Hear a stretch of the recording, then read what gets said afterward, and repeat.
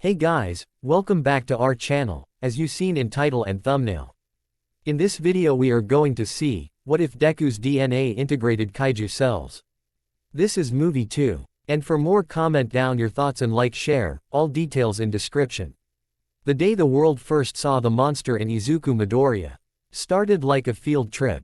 Nothing dramatic, no ominous music, just a line of first years filing onto a bus. Rescue training. Kirishima crowed, punching the air. That sounds so manly. Rescue is about more than manliness, Kirishima, Iida corrected, chopping the air. It requires precise coordination and prioritization. It's also super scary if you mess it up, Shiro added.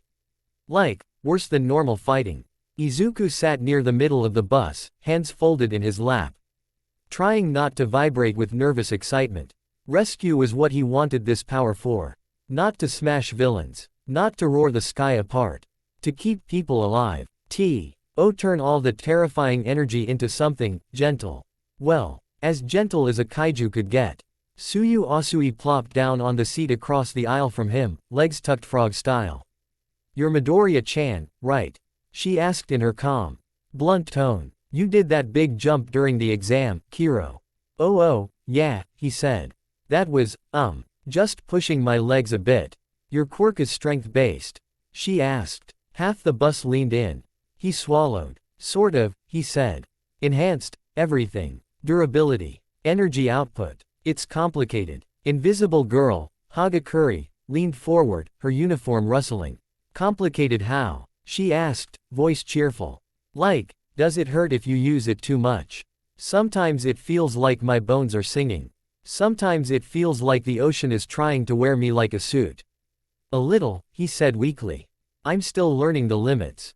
Bakugo, slouched near the back, snorted. Nerd gets a quirk and suddenly it's all complicated, he muttered. It's just power, Deku. Use it or don't. Izuku felt the second heartbeat twitch.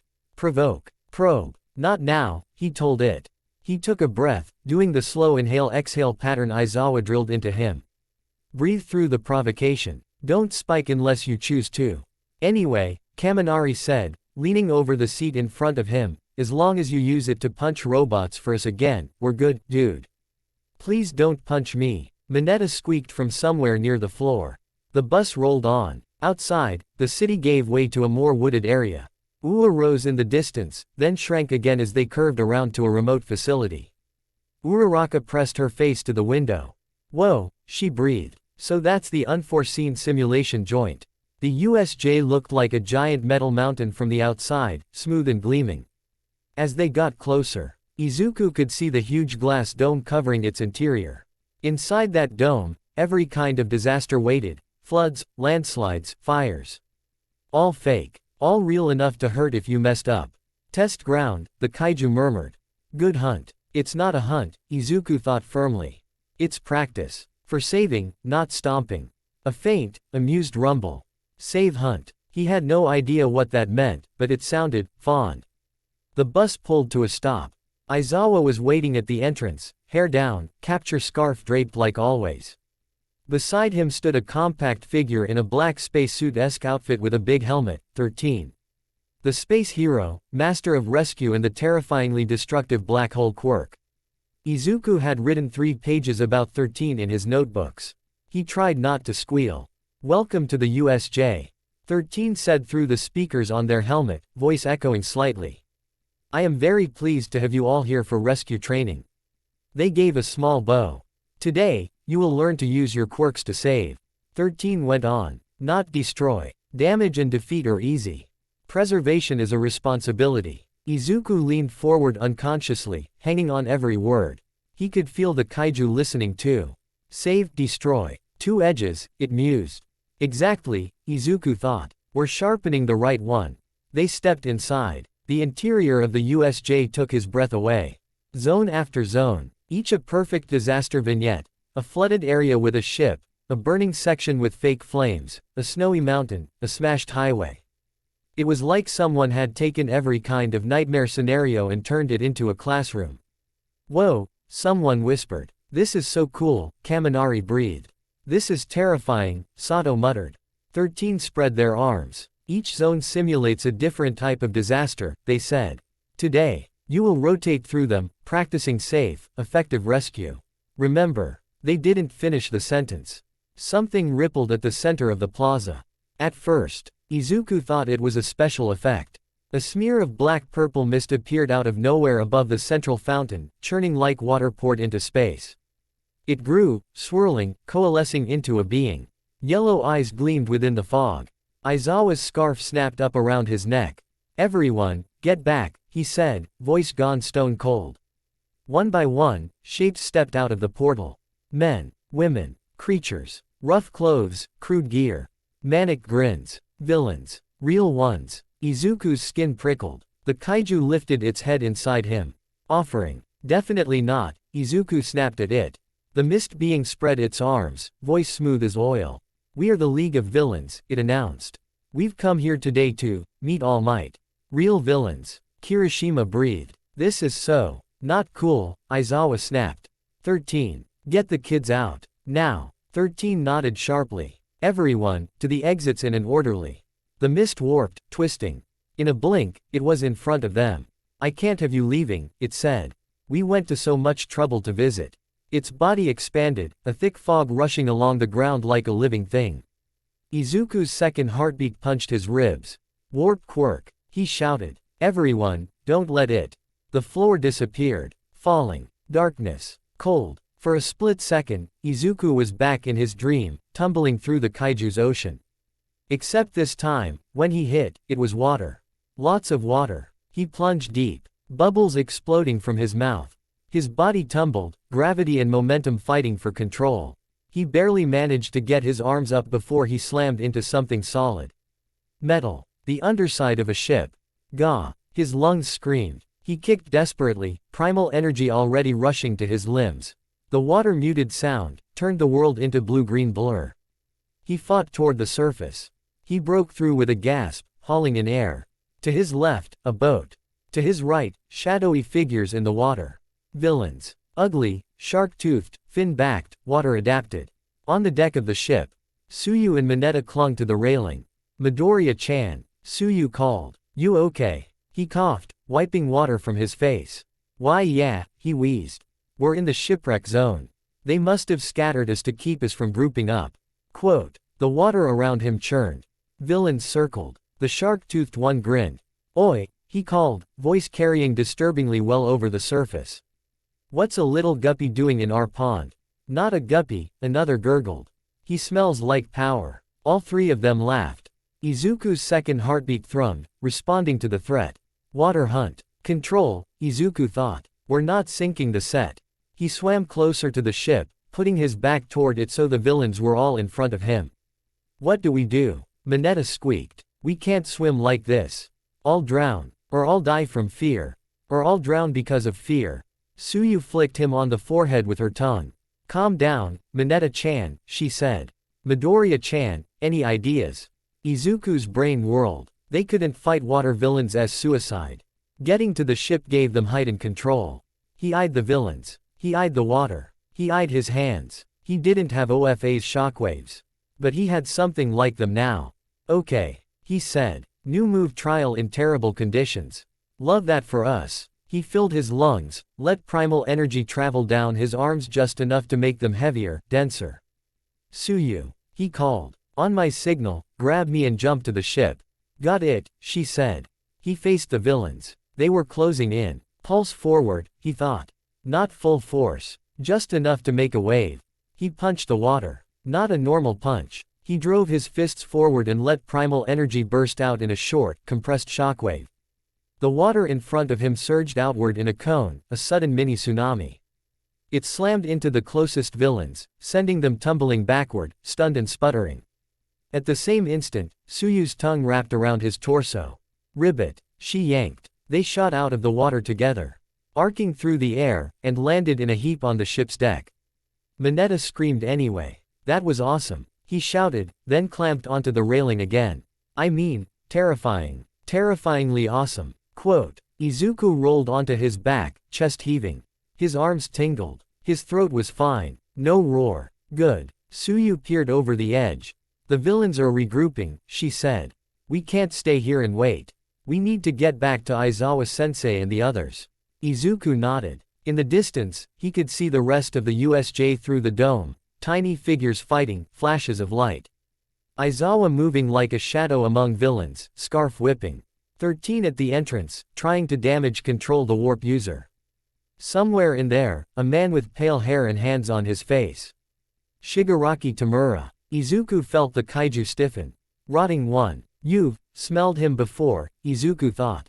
Images flickered. Decay, ash, a mocking laugh that had once echoed across ruined structures. A much bigger shape, kaiju-sized, crumbling under a tiny, hateful hand. Old pain. The feeling that accompanied it was strange. Not fear, not hatred, something like annoyance, like remembering a mosquito that once bit you. We'll deal with him later, Izuku thought. We need to get off this boat. Suyu nodded. I can jump as close to shore, she said. But after that, we're on our own. Izuku concentrated. Okay, he said. We head to the center. Help Sensei. We don't go off solo. We rescue each other. The second heartbeat pulsed agreement.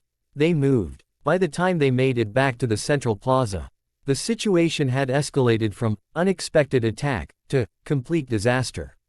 Aizawa was bleeding. That was the first thing Izuku saw.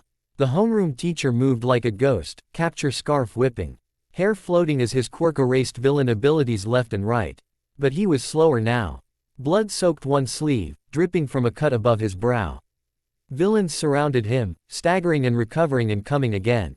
Near the entrance, 13 lay crumpled against a wall, their suit torn, a warped crater gouged into the floor. And at the center of it all, looming next to Shigaraki, was a creature. Izuku had seen pictures in reports. He'd never seen one in motion.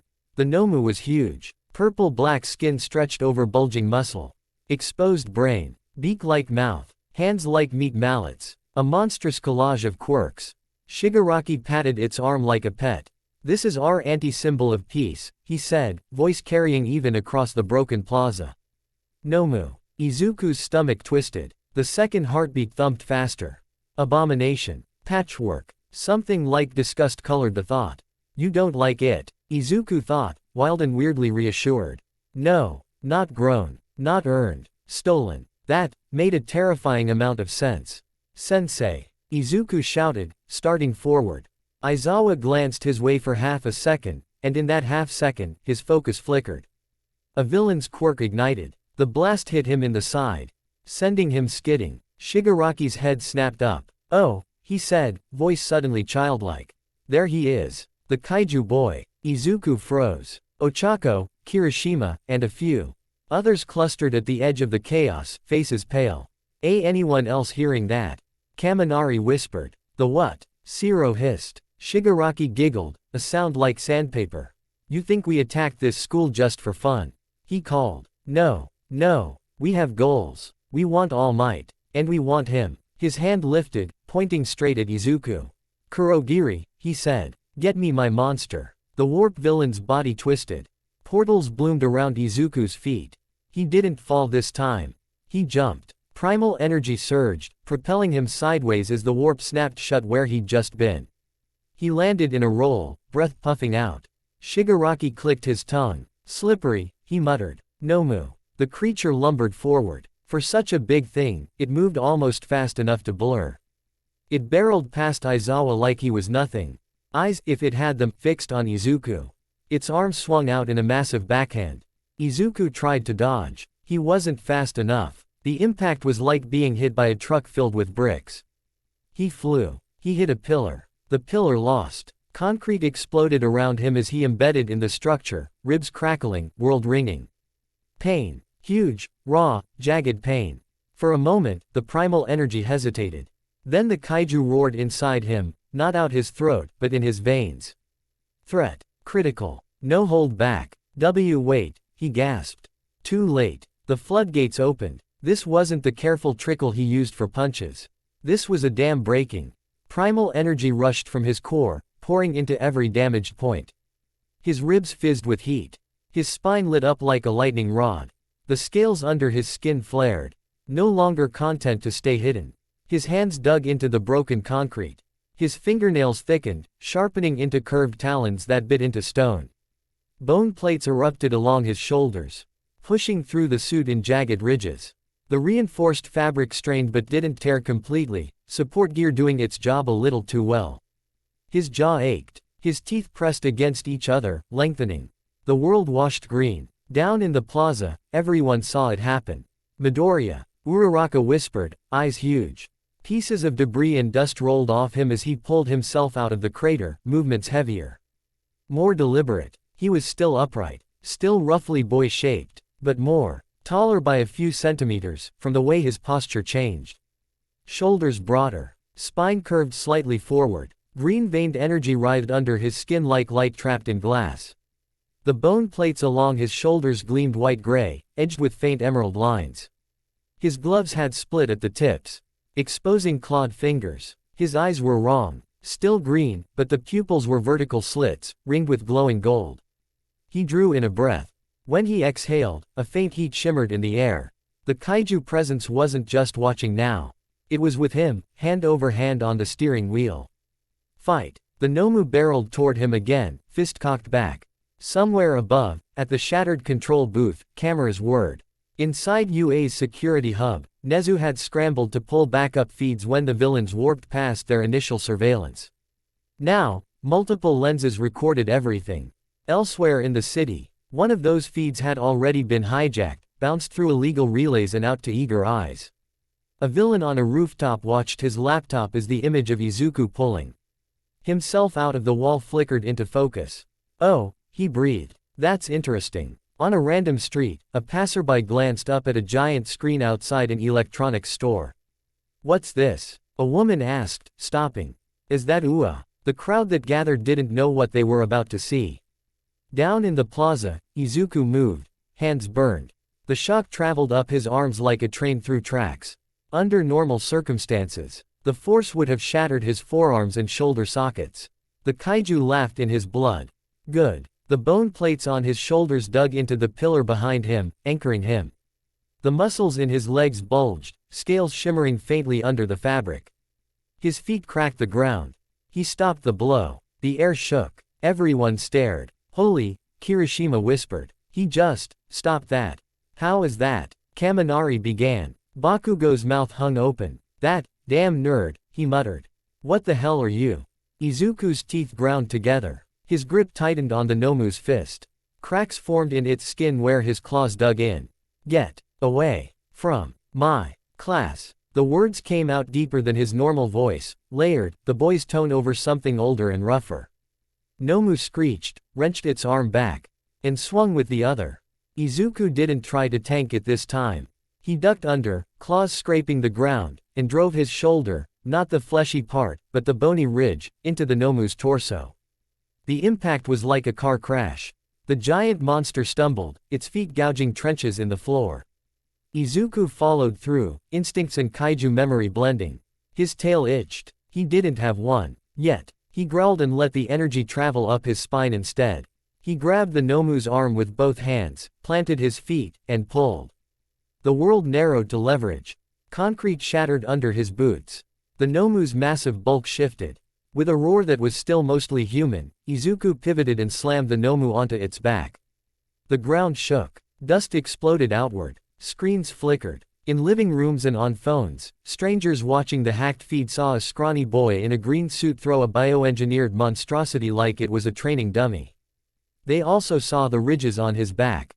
The claws. The eyes. They sucked in breaths. Is that a student? Is he a villain? No, he's fighting the monster. Shigaraki stared, scratching furiously at his neck. He wasn't supposed to be this loud yet. He hissed. You're evolving too fast, little lizard. The Nomu flailed, then slammed its fist into Izuku's side. Even enhanced, he wasn't invincible. He staggered, bone plates ringing like bells. Pain spiked again. Primal energy surged to meet it, compounding, layering more reinforcement. The kaiju rode the wave. More. Enough. Izuku snarled inside his own head. If we keep pushing, I won't fit in this building. Images flashed unbidden, him growing, bones stretching, USJ cracking like an egg around him. His breath hitched. Control, Aizawa had said. Anchors. He latched onto the simplest one. Human, he thought desperately. Human, human. The kaiju bristled. Human, monster, same. Human, he repeated, clawing back his focus. Midoriya Izuku. Student. Not colossal lizard exhibit. We fight small. For now. The presence seethed. Then, grudgingly. Small fight. Then bigger. He'd take it. The Nomu lunged again. Izuku met it halfway. He didn't fight like All Might. He didn't yell move names or wind up giant crosses. He fought like something old learning new steps. Every motion was rooted in weight and balance, in center of mass and leverage. He ducked under swings most people couldn't imagine dodging.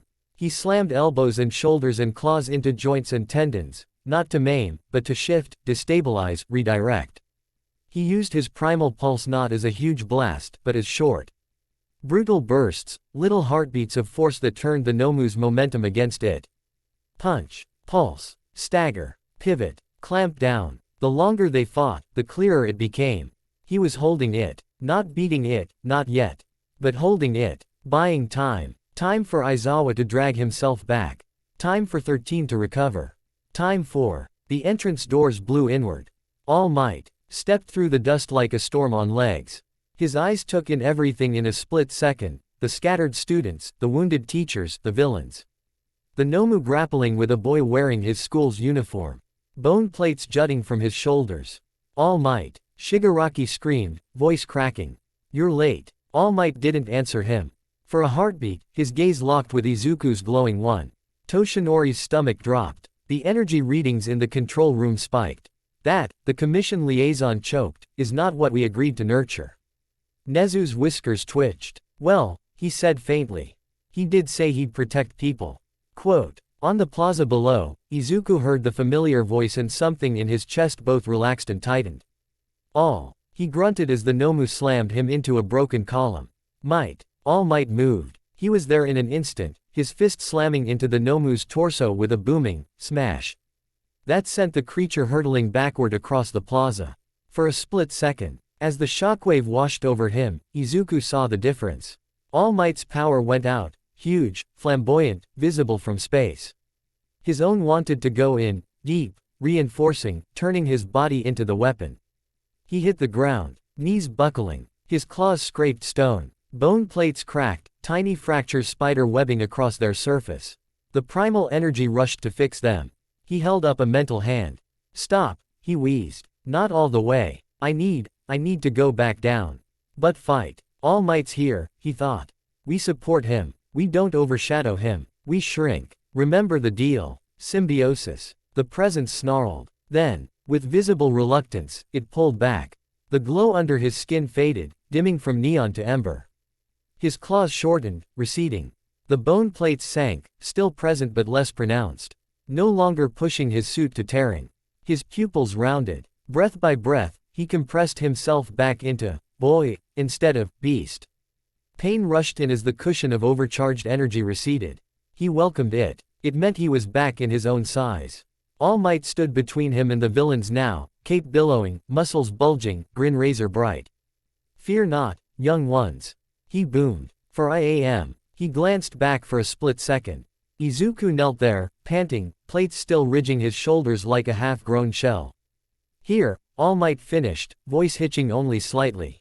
Shigaraki scratched his neck raw. Nomu was supposed to break you, he snarled. Instead he played with the lizard. That's not fair. That's not how this is supposed to go. He snapped his fingers. Nomu. He screeched. Kill All Might. Quote. The rest unfolded like in a dream.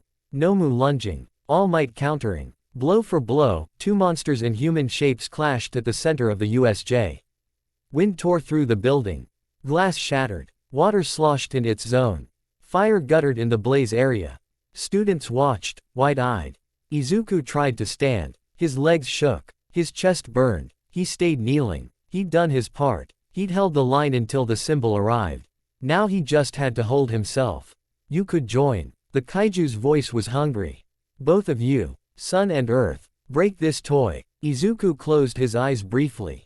No, he thought. If I jump in now, I'll go too far. And the world sees enough already. The hacked feed hadn't cut. If anything, more eyes had joined. On a couch somewhere, a kid with a villain dad watched. Eyes shining. At a commission building, serious faces leaned closer to screens. In a shabby bar, a certain doctor adjusted his glasses, intrigued. That boy, Garaki murmured. Such clean integration. No rejection. No visible scarring. He hummed. We must study him, he said. The man sitting opposite him smiled. Oh, I think Tamura is already quite interested, All for One replied. Back at Ua, the battle reached its climax. All Might, blood in his teeth and time limit ticking, unleashed a final, towering punch. United States of Smash. The Nomu through the dome and disappearing into the sky. Silence fell, stunned, ringing. Then, slowly, noise returned. Students cheering, crying, collapsing. Villains subdued, tied up, warping away or unconscious. Shigaraki, thwarted, screeching about unfairness as Kurogiri dragged him through a portal. Izuku stayed where he was for a few seconds longer, palms pressed to the fractured ground. He could feel dust under his broken gloves. He could feel his claws retract. He could feel eyes on him. Uraraka reached him first. She skidded to a stop, breathing hard, helmet askew. Deku, she breathed. Are you? I'm okay, he croaked. His voice scraped. You? She nodded. Yeah, she said. Just, holy crap. She gestured vaguely at his shoulders. He followed her gaze. The bone plates were smaller now but still there. Pale ridges peeking through torn fabric. His fingers were tipped in faintly curved nails, not full talons, but too sharp to be normal. His reflection stared back at him in a broken piece of glass. Green eyes, slit pupils slowly rounding, scales flickering and then sinking like embarrassed turtles. He looked wrong, and also like himself, both at once. The second heartbeat thumped. We held. He realized he was shaking.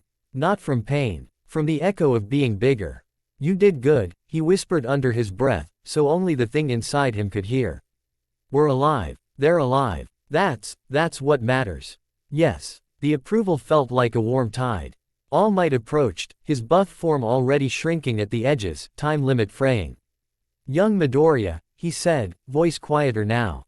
Izuku looked up. All Might's eyes ran over the ridges, the claws, the lingering glow. Pride warred with worry on his face. You did well, he said. Izuku's throat closed. Did I go too far? He asked, small. All Might hesitated. You went as far as you had to, he said finally. We'll talk about the rest. He glanced up at the shattered dome. At the distant, tiny glint of a news chopper circling like a vulture. Nezu's voice crackled over the emergency speakers. All students, please follow emergency procedures and gather at the designated evacuation point, he said, tone crisp. Teachers, triage and containment protocols are now in effect. Also, someone tell Hound Dog to handle the media, we're about to have company. Izuku followed his classmates out, steps heavy. As he walked, whispers trailed behind him. Did you see his hands? Those plates on his back. Is he part villain? He hunched his shoulders, trying to make himself smaller. That was going to be harder now. He could already imagine the headlines. Monster student saves Ua. Secret weapon or secret threat. The kaiju didn't understand words like monster the way humans did. But it understood tone. They fear. Yeah, Izuku thought, heart aching. They do. He drew in a breath.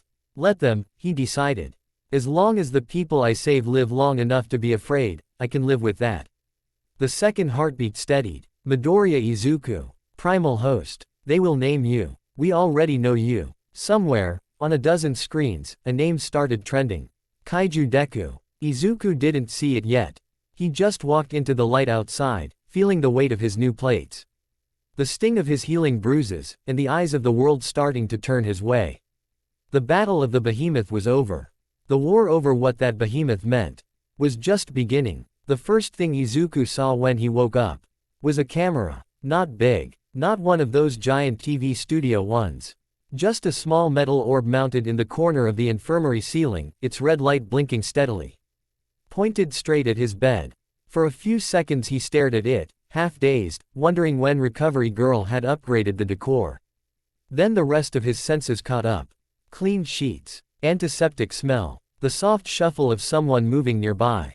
His body feeling like he'd gone 10 rounds with a building. Right. USJ. He shifted, wincing as every bruise woke up to complain. The kaiju inside stirred too, but in a sleepy, satisfied way. Fight over. Host intact. Good result. Debatable, Izuku thought back, eyeing the camera. Recovery girl appeared at his side like she'd just been waiting for his brain to boot up. Finally awake, she said, peering at his face. You gave that regeneration of yours a workout, boy. How long was I out? He croaked. His throat still felt a little raw.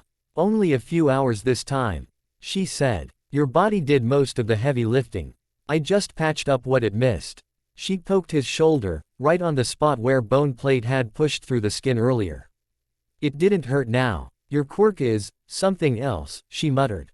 Every time I think I've seen everything, you kids show up with weirder and weirder biology. He flinched, glancing down at himself. Someone had cut his ruined costume away and changed him into a plain infirmary shirt and shorts. His hands were mostly normal again, fingernails a bit longer and more stubborn looking than he remembered, but not claws. His shoulders. He reached up, fingers tracing. The plates were still there, under the skin. Smaller than in the fight, but hard ridges just beneath the surface. Like someone had installed armor from the inside. Those aren't going away, are they? He said quietly. No, recovery girl said. Bone doesn't just vanish after it's grown. It adjusts. You're hitchy. Kerr seems to be making permanent structural changes now. He swallowed. So I'm stuck? He asked, half transformed. Her expression softened. You're alive, she said. With a body that held the line until All Might arrived. Cute worries about aesthetics can come later. He winced. It's not just, yeah, I'm not thrilled about the lizard shoulders, he admitted. But also, that camera. Recovery girl's mouth turned down. That, she said, was installed by the Hero Public Safety Commission. Their representative is waiting outside to talk to you. Along with Principal Nezu. And All Might. And Aizawa. Oh, Izuku said faintly. So a small meeting. Finish your juice, she said, pushing a bottle toward him. Then steel your nerves. They're not here to praise your fashion sense. He drank in quick gulps. The sweetness sharp on his tongue. The kaiju watched through his eyes, unusually quiet. More humans coming, it observed. Not attack. Interrogate. Yeah, Izuku thought, setting the bottle down with shaking hands. Interrogate. He pulled the blanket a little higher over his lap. Recovery girl shuffled to the door. Come in, she called. The room felt smaller by the time everyone filed in. Nezu hopped up onto a stool. Aizawa leaned against the wall, arms crossed, scarf loose. All Might, in his thin true form, stood near the foot of the bed, eyes shadowed but kind.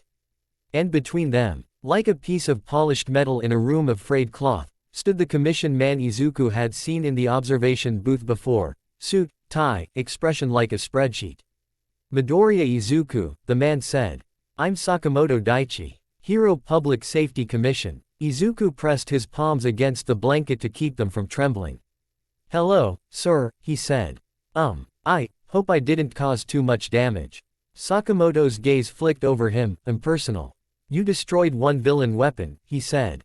Helped delay another. Assisted in protecting your classmates. And revealed a previously unknown level of your quirk's potential in front of multiple unauthorized feeds. He smiled slightly. So yes, he said. You caused quite a lot. Unauthorized feeds. Izuku echoed. Nezu cleared his throat. We discovered, too late, that one of our camera relays had been hacked from the outside, he said. A few minutes of the USJ incident were broadcast, more widely than we'd like. How widely? Izuku cites. Social media. A few, less savory channels, Sakamoto said. The phrase, Kaiju Deku, is already trending on 4 platforms. Izuku's stomach dropped. He knew immediately which parts they'd latched onto. Not the moments he'd stopped the blow. Not the way he'd turned the pulse into a shield. The claws. The eyes. The plates. The roar he hadn't actually released, but they'd probably added their own sound effects anyway. But you will not concern yourself with outside noise, Sakamoto went on. For now, we are here to talk about your status, internally. The way he said, internally, made Izuku's skin crawl. All Might stepped in slightly, just enough that his frail frame partially blocked Sakamoto's line of sight. Young Midoriya is a student, he said. A first year. He did what we want heroes in training to do. He stood between his classmates and danger. At great personal risk. Indeed, Sakamoto said smoothly. And we are not here to dispute his courage. Simply to clarify his classification. Classification. Izuku repeated, throat dry. Nezu's ears twitched. Midoriya-kun, your quirk, or rather, the power integrated into you, is unique, the principal said. Extraordinarily powerful. The commission has concerns. Some of them are justified. Some, in my opinion, are premature. Sakamoto ignored the jab. Last year, he said, we instituted protocols for high-risk quirk users in public institutions. Quirks capable of mass destruction, wide-scale mental influence, or uncontained biological spread fall under special oversight. Izuku flinched. Biological spread. The lab. The kaiju cells. He twisted the blanket between his fingers. So you want to kick me out, he said, voice small. Aizawa spoke up for the first time. We've already had this conversation, he said. We're not expelling him. His tone brooked no argument. Sakamoto's jaw tightened for a fraction of a second. Principal Nezu and Eraserhead have made their positions clear, he said. The commission is compromising. You may remain enrolled in UA's hero course. Relief burst in Izuku's chest like a firework. On conditions, Sakamoto added.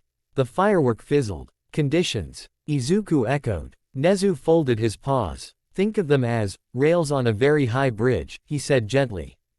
Uncomfortable, perhaps, but better than falling. Sakamoto reached into his briefcase and took out a small rectangular device with a green band attached. This is a quirk regulator and activity monitor, he said. QRAM, for short. It tracks and records energy spikes linked to your quirk. In extreme cases, it can trigger a suppressive response. Izuku stared at it. Like a shock collar, he blurted, then immediately cringed. Sorry, I didn't mean. You're not wrong, Aizawa said bluntly. Sakamoto didn't flinch. We do not use electricity, he said. The device links to a temporary injectable nanotech network that responds to your specific energy signature. In an emergency, if your output exceeds an agreed SAW threshold without authorization, it will release a dampening agent to forcibly reduce your quirk activity. Izuku felt sick. So if I lose control, he said slowly, it'll sedate my power. Correct, Sakamoto said. Think of it as a safety cutoff. Breaks, as your principal called them. Izuku's mind whirled. Will it hurt? He asked. Sakamoto hesitated. There may be discomfort, he admitted. The kaiju bristled like a threatened animal. Chain. Muzzle. Unacceptable. Shut up for a second, Izuku thought, heart pounding. We don't get a say if we're not even here. Out loud, he forced himself to ask. And if I say no? The room shifted. Aizawa's eyes narrowed. Nezu's smile turned sad. Sakamoto didn't blink. Then the commission will formally request your removal from the hero course, he said. And your relocation to a secure facility designed to study and contain high-risk quirks. You would not be jailed. But you would not be free to train as a normal student. Izuku's mouth went dry. A cage, he whispered. An observation environment, Sakamoto corrected. Sounds like a fancy cage, Izuku snapped before he could stop himself. All Might's hand landed gently on the bed railing. Easy, he murmured. Izuku bit his lip so hard he tasted blood. He didn't want a collar. Every part of him recoiled at the thought of something inside his veins that didn't belong to him or the kaiju. Another layer of foreign control. But more than that, he didn't want to leave Ua. Didn't want to stop learning how to be a hero. Didn't want his mom to get a letter saying, your son is too dangerous to be outside. Nezu's voice cut through his spiraling thoughts. We argued for the least invasive option, the principal said. The original draft used words like, binding contract, full-time handler, and military asset. Izuku's stomach lurched. Military, he whispered. Sakamoto shifted his weight. With the kind of power you displayed, he said, some in the government believe you could be useful as a deterrent. Beyond civilian hero work, a living warning to hostile forces. Izuku pictured standing on a coastline, glowing, roaring so loudly other countries shook. His throat closed. I'm not a weapon, he said. Voice cracking. I want to be a hero. All Might stepped even closer. And Ua intends to train you as one, he said firmly. Not as a cannon. That is why we are accepting this compromise. Limited monitoring, to appease frightened bureaucrats, in exchange for your continued presence with us. He looked Izuku in the eye. You will not be drafted into anything, he said.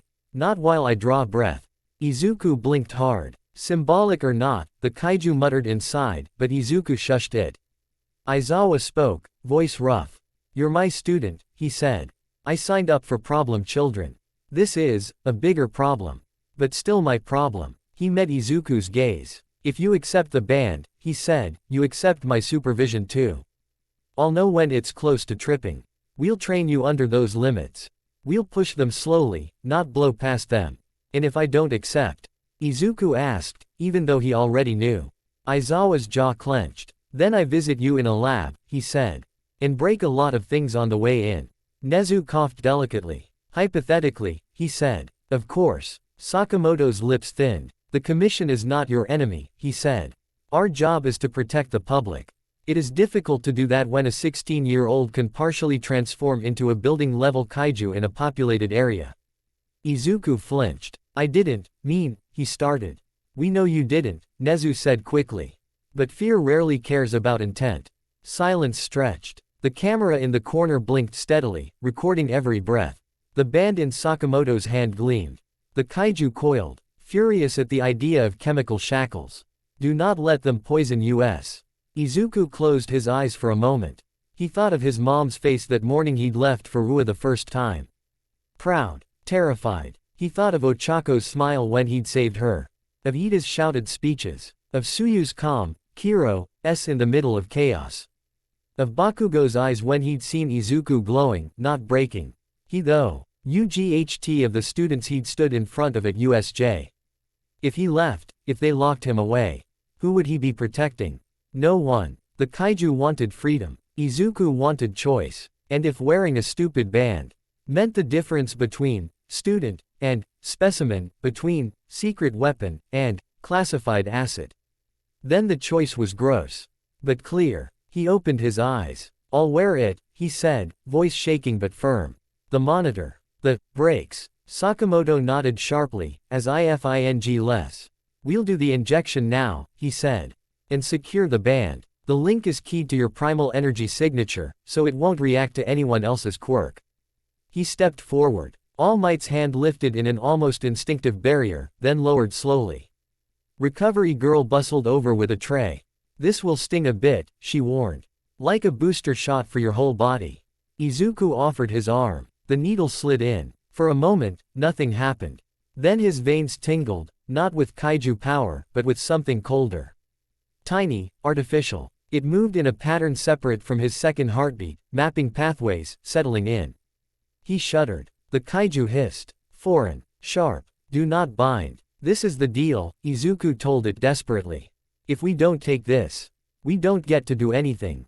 No hero work. No training. Just cages. Please, let this one go. The presence growled. But it didn't push. The green band clasped around his wrist with a soft click. Tiny lights blinked once, then settled to a calm, pulsing glow. We'll be watching your readings, Sakamoto said. If you feel the device react, you are to stop. Wait. Veer you're doing immediately and signal a teacher. Understood. Izuku nodded, throat tight. Good, Sakamoto said. We'll schedule regular evaluations. He turned to Nezu and Aizawa. And for the record, he said. If he ever crosses the line into full kaiju form in a populated area. His gaze flicked back to Izuku. The commission will revisit this arrangement. Then he left. The door closed behind him. Izuku stared at the band. He tapped it once with his finger. It felt solid, warm from his skin, heavy in his mind. I hate that man, Aizawa said conversationally. Izuku let out a strangled laugh. Nezu hopped down from his stool and patted closer. Midoriya-kun, he said gently, I won't lie to you and say this is nothing. It's not. It's intrusive. Unfair. It is also, for now, what is letting us keep you here instead of sedated in some underground bunker. Izuku swallowed. I know, he said. I just don't want to scare people. All Might's hand squeezed the bedrail again. Some will be scared no matter what you do. He said quietly. Because of what you could be. Your job is not to erase their fear. It is to prove, over and over, that you choose to use that potential to save. Even if they still see a monster. Izuku asked. All Might smiled, tired but warm. Especially then, he said. The world did not wait politely for Izuku to finish his emotional crisis before forming opinions. By the time he was discharged later that day, scrolling through his phone felt like diving into a minefield. Every platform he checked, his name, or some mutated version of it, trended. Screen shots from the hacked feed looped endlessly, the moment he stopped the Nomu's punch. The shot of him digging himself out of the wall, bone plates gleaming. The still of his eyes, white and glowing. People had clipped them, slowed them, zoomed in, some added dramatic music and text overlays. Ua's secret monster. Meet Kaiju Deku, hero or threat. New bioweapon enrolled at Ua. He nearly threw up at that last one. Mixed in were comments, thousands of them, a tidal wave of words. He saved them though. Did you see how he stepped in front? Feels like a Nomu but with a uniform. No thanks. He's literally a kid, calm down. If he loses control, we're all dead LMAO. Kinda cool NGL. Would merch. Protect that boy. And maybe stand a little behind him. He shut the screen off, heart hammering. They name you. The Kaiju murmured. Monster. Weapon. Cool. Fear. All the same. It's not the same, Izuku thought, shoving his phone into his pocket. But, yeah, they're loud. Nezu had arranged for a discreet exit. Which apparently meant, send them out the back and let the paparazzi focus on All Might's decoy. By the time Izuku got home, exhausted and quieter than usual, his mom already knew. She crushed him in a hug so tight even his new ribs squeaked. Izuku, she sobbed. My baby, are you okay? They said there were villains. And injuries. And then I saw. She pulled back enough to touch his shoulders. Fingers brushing the ridges under his shirt. He flinched. Her hands stilled. Oh, she whispered. Oh, sweetie. He looked away. Sorry, he mumbled. I didn't mean to turn into a thing on live TV. She cupped his face, turning him back gently. You turned into someone who held a monster long enough for help to get there, she said, tears spilling over. I saw it. Everyone saw it. I was terrified. And so proud.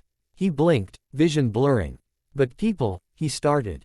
I don't care what people say, she cut in. They don't know you. They don't know how you still cried Urring sad commercials and apologize to furniture when you bump into it. Mom, he groaned, mortified. She hugged him again. I don't care how many plates you grow, she whispered into his shoulder. You're still my son. Not a weapon. Not a deterrent. Mine. The band on his wrist felt a little less heavy after that. Just a little. Back at Ua, the mood was complicated. The next day, when Izuku walked through the gates in his uniform, whispers followed him like a shadow. That's him. Look at his wrist. Is that a monitor? Did you see the way he caught that thing? Didn't he almost transform? He kept his eyes forward. Shoulders tense, trying not to hunch. Hunching made the plates more obvious. In Class 1A, the chatter died instantly when he stepped in. Every head turned. For a second, he thought his legs might actually give out. Then Uraraka waved. Deku, she called. You're back. Something unclenched in his chest. He managed a small smile. Yeah, he said. Same class. New accessories. He lifted his wrist, wiggling the band weakly. Kaminari leaned forward, eyes wide. Whoa, he said. They really put a limiter on you.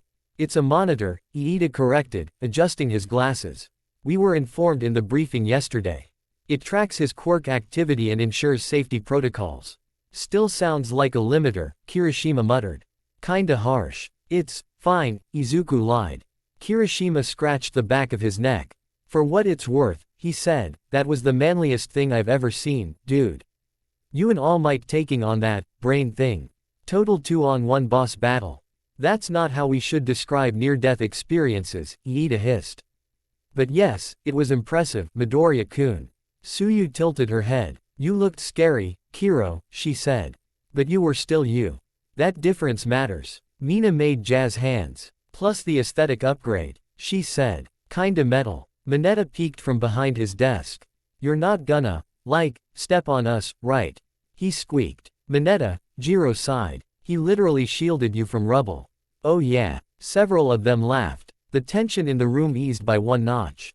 Not everyone joined in. Bakugo sat at his desk, arms crossed, eyes hidden under his bangs. He hadn't said a word since Izuku walked in. Izuku's second heartbeat picked up. Rival watches. Let him, Izuku thought.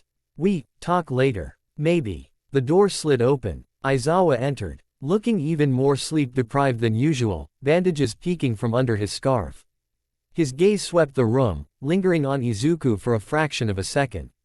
Good, he said. No one exploded overnight. Let's keep that streak going.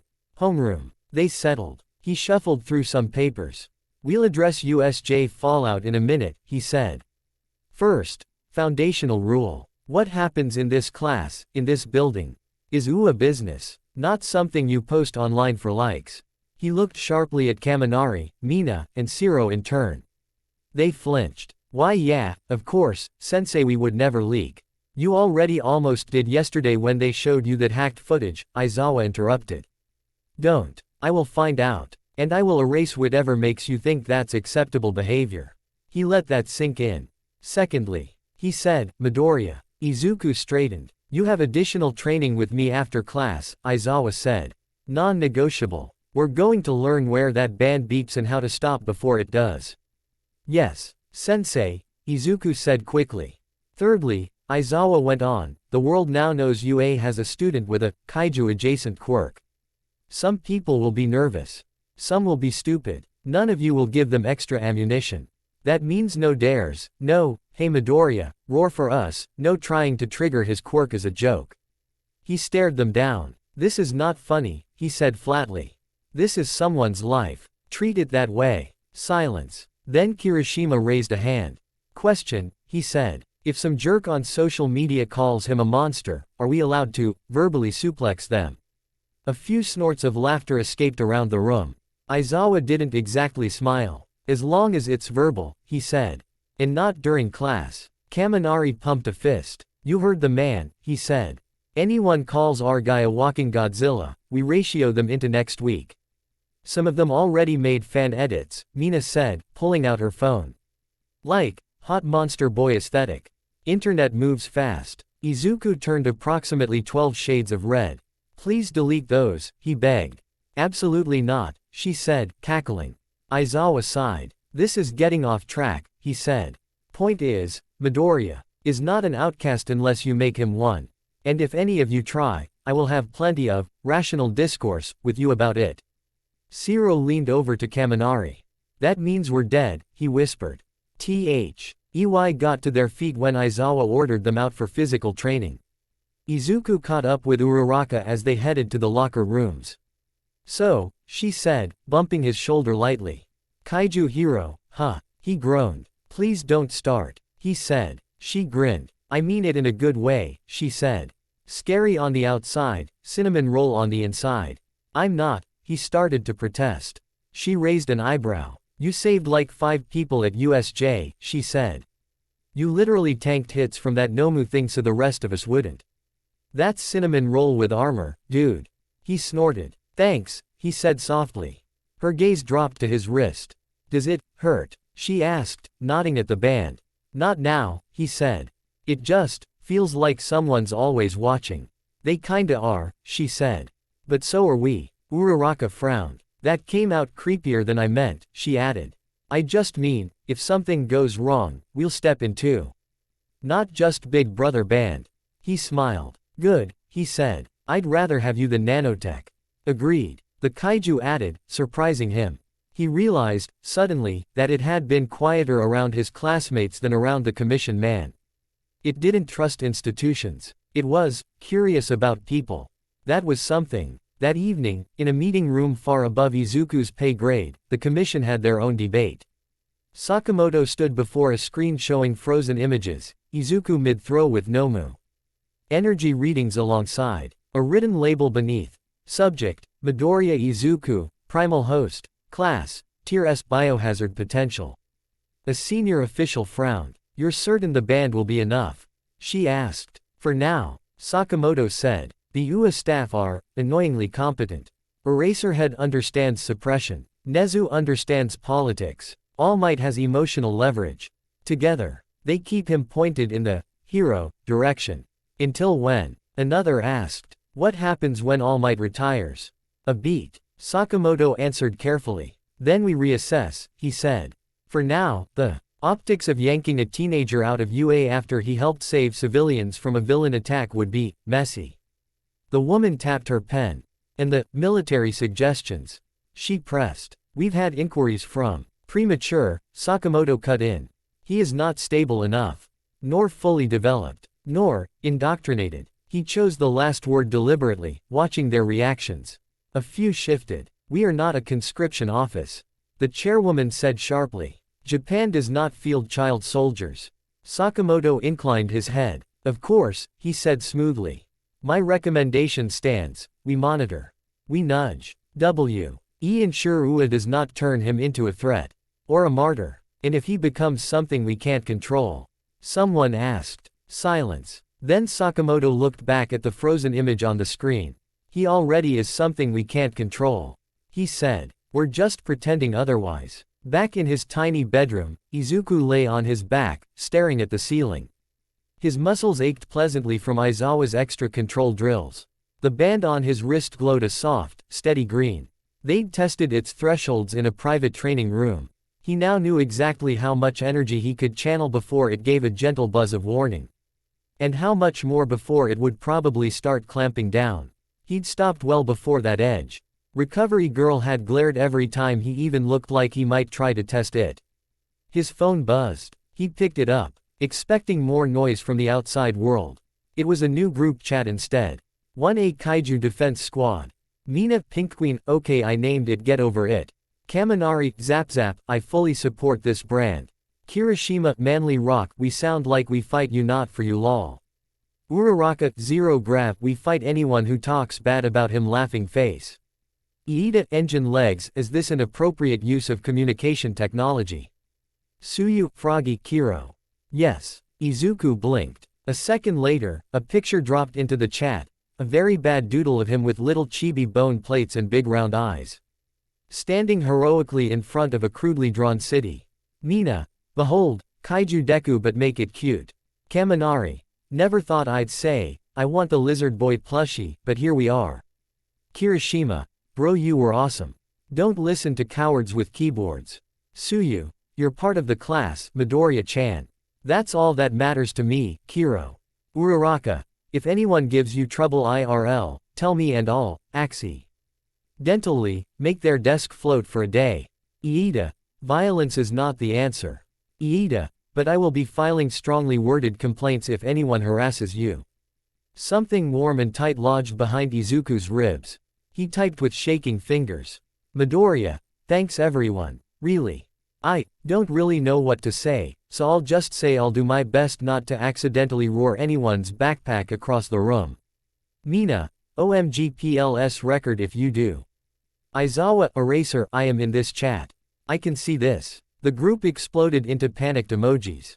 Izuku snorted, covering his face with his pillow. Pack accepts, the kaiju rumbled, oddly pleased. We are not outcast. Not here. Not here, Izuku agreed softly. He rolled onto his side, curling loosely around his phone. Out there, maybe, he admitted. On screens. In headlines. To people who only see claws. He touched the band again. But in here, he thought, picturing the classroom, the ridiculous group chat, Aizawa's tired glare, All Might's smile, his mom's hug. I'm just Midoriya. Midoriya Izuku. The kaiju echoed. Primal host. Kaiju hero. Hero in training, he corrected. Hero in training, it amended. He smiled into his pillow. Outside, the city argued with itself about the kaiju boy of Ua. Was he a monster? A deterrent? A symbol? People yelled in comment sections and wrote think pieces and made fan art and fear posts. Inside a cramped apartment, a boy in the ancient thing in his blood agreed on one quiet truth. He was not the outcast of his own story. He was the one writing it. And if the world wanted to then fine. He would make that name mean. The hero who scared the monsters worse than he scared the civilians. Even if it took every roar he learned to control, and every heartbeat he turned into a shield, to get there. The first time someone asked Izuku for a selfie because he was Kaiju Deku, he almost dropped his groceries. It was a week after USJ. He'd just finished extra training with Aizawa and been allowed, for once, to walk home alone instead of being escorted by 3 paranoid pro-heroes and the Commission's invisible stare. The sun was low. The convenience store near his apartment glowed warm and familiar. He had on his hoodie, hood up. Band on his wrist covered by his sleeve. He'd been careful. He still got spotted. Excuse me. He turned. The girl was maybe middle school age, backpack slung over one shoulder, uniform blazer half buttoned. She looked like she'd run 3 blocks to catch him, cheeks flushed. "You're Midoriya Izuku, right?" she panted. "From the USJ video." She faltered. "The Kaiju one." His stomach squirmed at the word. But her eyes weren't afraid. They were shining. He swallowed. "Why yeah," he said. "That's me." She held up her phone, hands shaking. I just wanted to say thank you," she blurted. "My little brother thought those villains were cool because they looked strong, and she stopped herself, blurting instead, "Then he saw you stand in front of your friends and he was like, I wanna be like that, and not like them so, see can I?" She wiggled the phone helplessly. It was just a picture. Just a few seconds. Still, his brain flashed through 100 worst-case scenarios. Someone sees. Someone sends it. Another wave of edits. The second heartbeat hummed. Small risk. Small human. He looked at the girl again. At the way she was trying to be respectful even as she bounced in place. He smiled. Small and awkward. "Sure," he said. "Just, no filters that give me laser breath, okay." She giggled. "Okay." They took the selfie. She thanked him 3 more times. He waved as she ran off. The whole thing took less than a minute. It lingered with him the whole walk home. People weren't just afraid. Some of them were watching. Choosing. He could live with that. Probably. In a lab far from UA. Surrounded by humming machines and walls of old-fashioned filing cabinets, drive. Garaki rewound the USJ footage for the 7th time. He paused it at the moment Izuku caught the Nomu's punch. "Fascinating," he murmured. He traced the outline of the boy's shoulders on the screen with a gloved finger. "Subdermal ossification along the scapula and clavicle," he mused. "Orga. Nick armor plating grown in response to acute trauma. No visible scarring. No necrosis." He scanned further. Paused again as Izuku pulled himself from the wall, bone plates gleaming. "Adaptive morphology," he breathed. "Triggered by pain and threat, yes, but look, no cellular breakdown. No viral shedding. Stable. Integrated." He pulled up Nomu schematics on another monitor. Muscle cross-sections, quirk graft charts, failure logs. He frowned. "Their bodies take the grafts," he said, "but they never become the grafts. They're patched Frankensteins held together by my genius and sheer stubbornness." He flipped back to Izuku's slowed frames. "This boy," he whispered, "is a naturally occurring fusion." Behind him, shadows shifted. "You see why I'm interested," All for One's voice said, smooth and amused.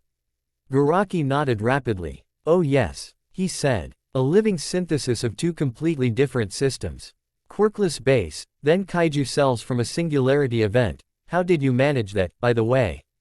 "All in good time, Doctor." All for One said. "For now, we focus on what we can use." He leaned forward slightly, eyes gleaming behind his mask. "We need a sample," he said. "Blood, tissue, perhaps even a small piece of that delightful bone plating."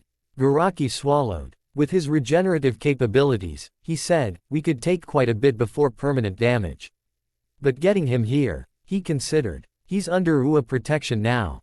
Garaki said. "Enhanced perimeter, erasure hero on standby, All Might hovering." And, he pulled up a grainy still of Izuku's wrist, a regulator band keyed to his energy signature.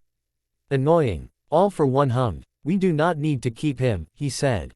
"Not yet. We simply need to destabilize him. Overload that primal energy, force it to react defensively. In the process, we collect what we need from the fallout."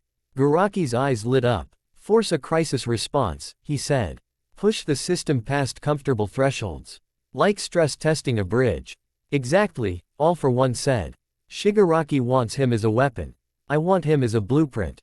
Both goals can be served if we're precise." He turned. "Kurogiri," he said. "Bring in our specialist." The warp mist swirled. A figure stepped through, casual as if entering a cafe. He was tall and lean, dressed in simple black clothes that somehow made him look sharper at the edges. Short dark hair, faint stubble. Eyes like someone who'd seen a lot and cared about very little. On his belt hung knives. Not flashy ones. Functional. "Doctor," he said, nodding once. "Ah, there you are," Garaki said, smiling. "Welcome, Butcher." Izuku would later learn his actual name was Hoshino Ryu. No one in the underworld used it. His quirk name was simpler. Butcher. He could cut things that weren't supposed to be cut. Force, heat, sound, even, with effort. The edge of a quirk field. He couldn't erase them like Aizawa. But he could slice them. Redirect bits. Turn a straight surge into jagged shards. He twirled one of his knives between his fingers. "So," he said, "you want me to carve up a kaiju, but leave the host alive?" Garaki nodded enthusiastically. "Apply pressure," he said. "Agitate his energy. Force the integration to show its limits. His body will do the rest. We pick through the scraps." Butcher raised an eyebrow. "And Ua?" he asked. "All Might. Kurogiri will provide a window," All for One said calmly. "We've studied their patterns. There are moments of lower surveillance. Split seconds. That's all you need." Butcher pocketed the knife. "And when you're done fiddling with his cells?" he asked. Shigaraki, sitting nearby, scratched his neck until flakes of dry skin floated up. "Then we see if the lizard boy still wants to be a hero," he said, voice sing-song. "Or if he'd rather rip the city apart." He smiled, white and cracked. "Either way," he said, "it'll be fun." Ua did not feel like a fortress from the inside. It felt like homeroom and homework and training and Aizawa's exhausted threats. Izuku's days fell into a strange new rhythm. Morning classes. Afternoon heroics. Evening control sessions with Aizawa. Late-night meditations, whispering, human, to a heartbeat that answered, host. The band on his wrist became just another piece of him. Sometimes he forgot it was there until it warmed faintly under his sleeve, reacting to a spike during sparring. Aizawa would snap his name like a whip.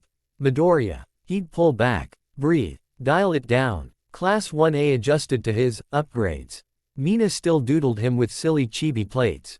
Kaminari tried to name his partial form, Midorzilla, once and got a scarf thrown at his head.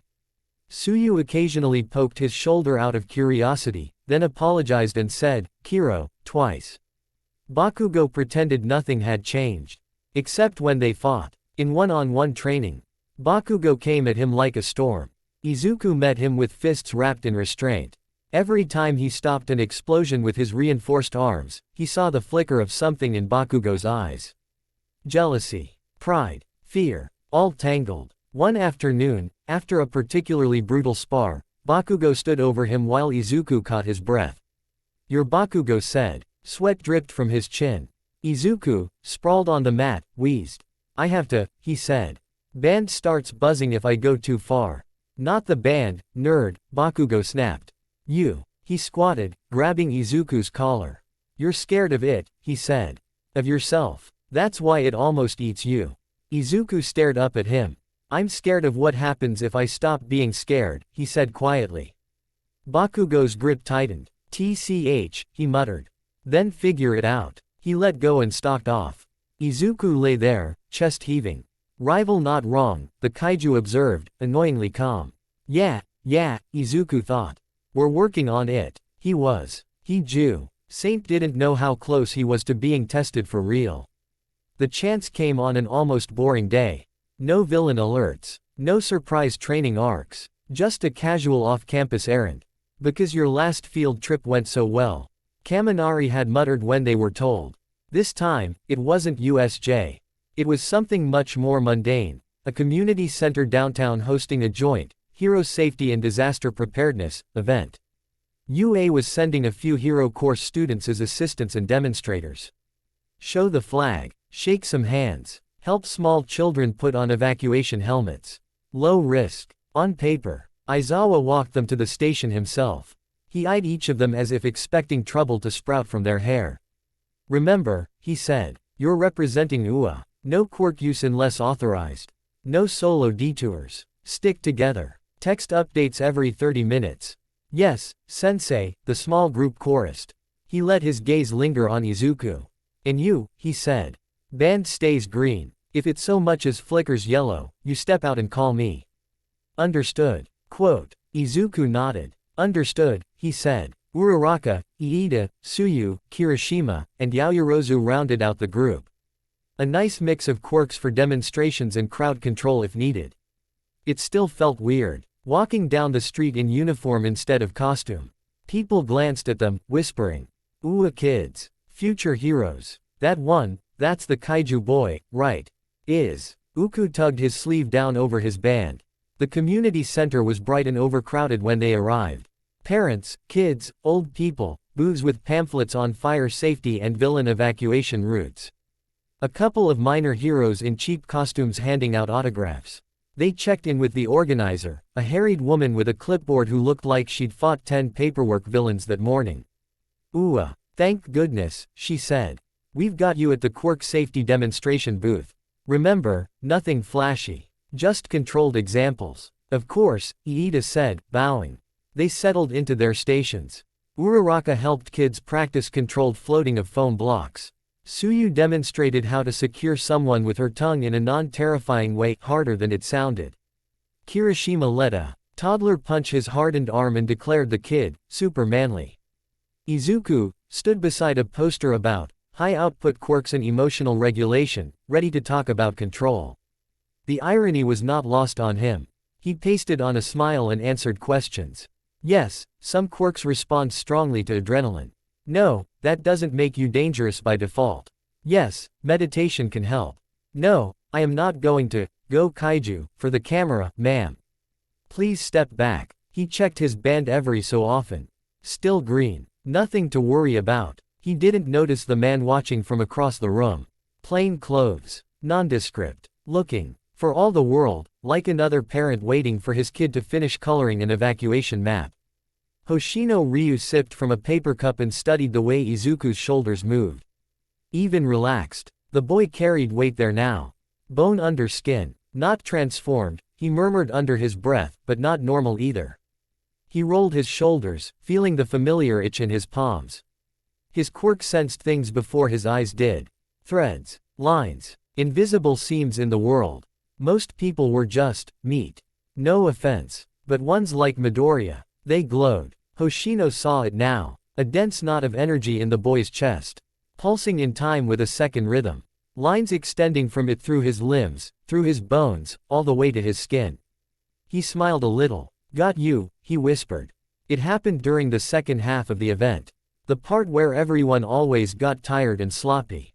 Izuku was midway through explaining to a skeptical dad that, no, giving your angry toddle. Our sugar was not a good quirk regulation strategy, when his band warmed slightly. Just a fraction above baseline. He glanced at it. Still green. False alarm. He frowned. Then the lights flickered. It was subtle. Half a second of dim. Then back. He felt the kaiju stir. Field shift. Wrong. The hair on his arms rose. He looked around. Most people didn't seem to notice. The fluorescent buzz returned, the chatter continuing. Only a few sensitive kids looked up, frowning. Tsuyu met his gaze across the room.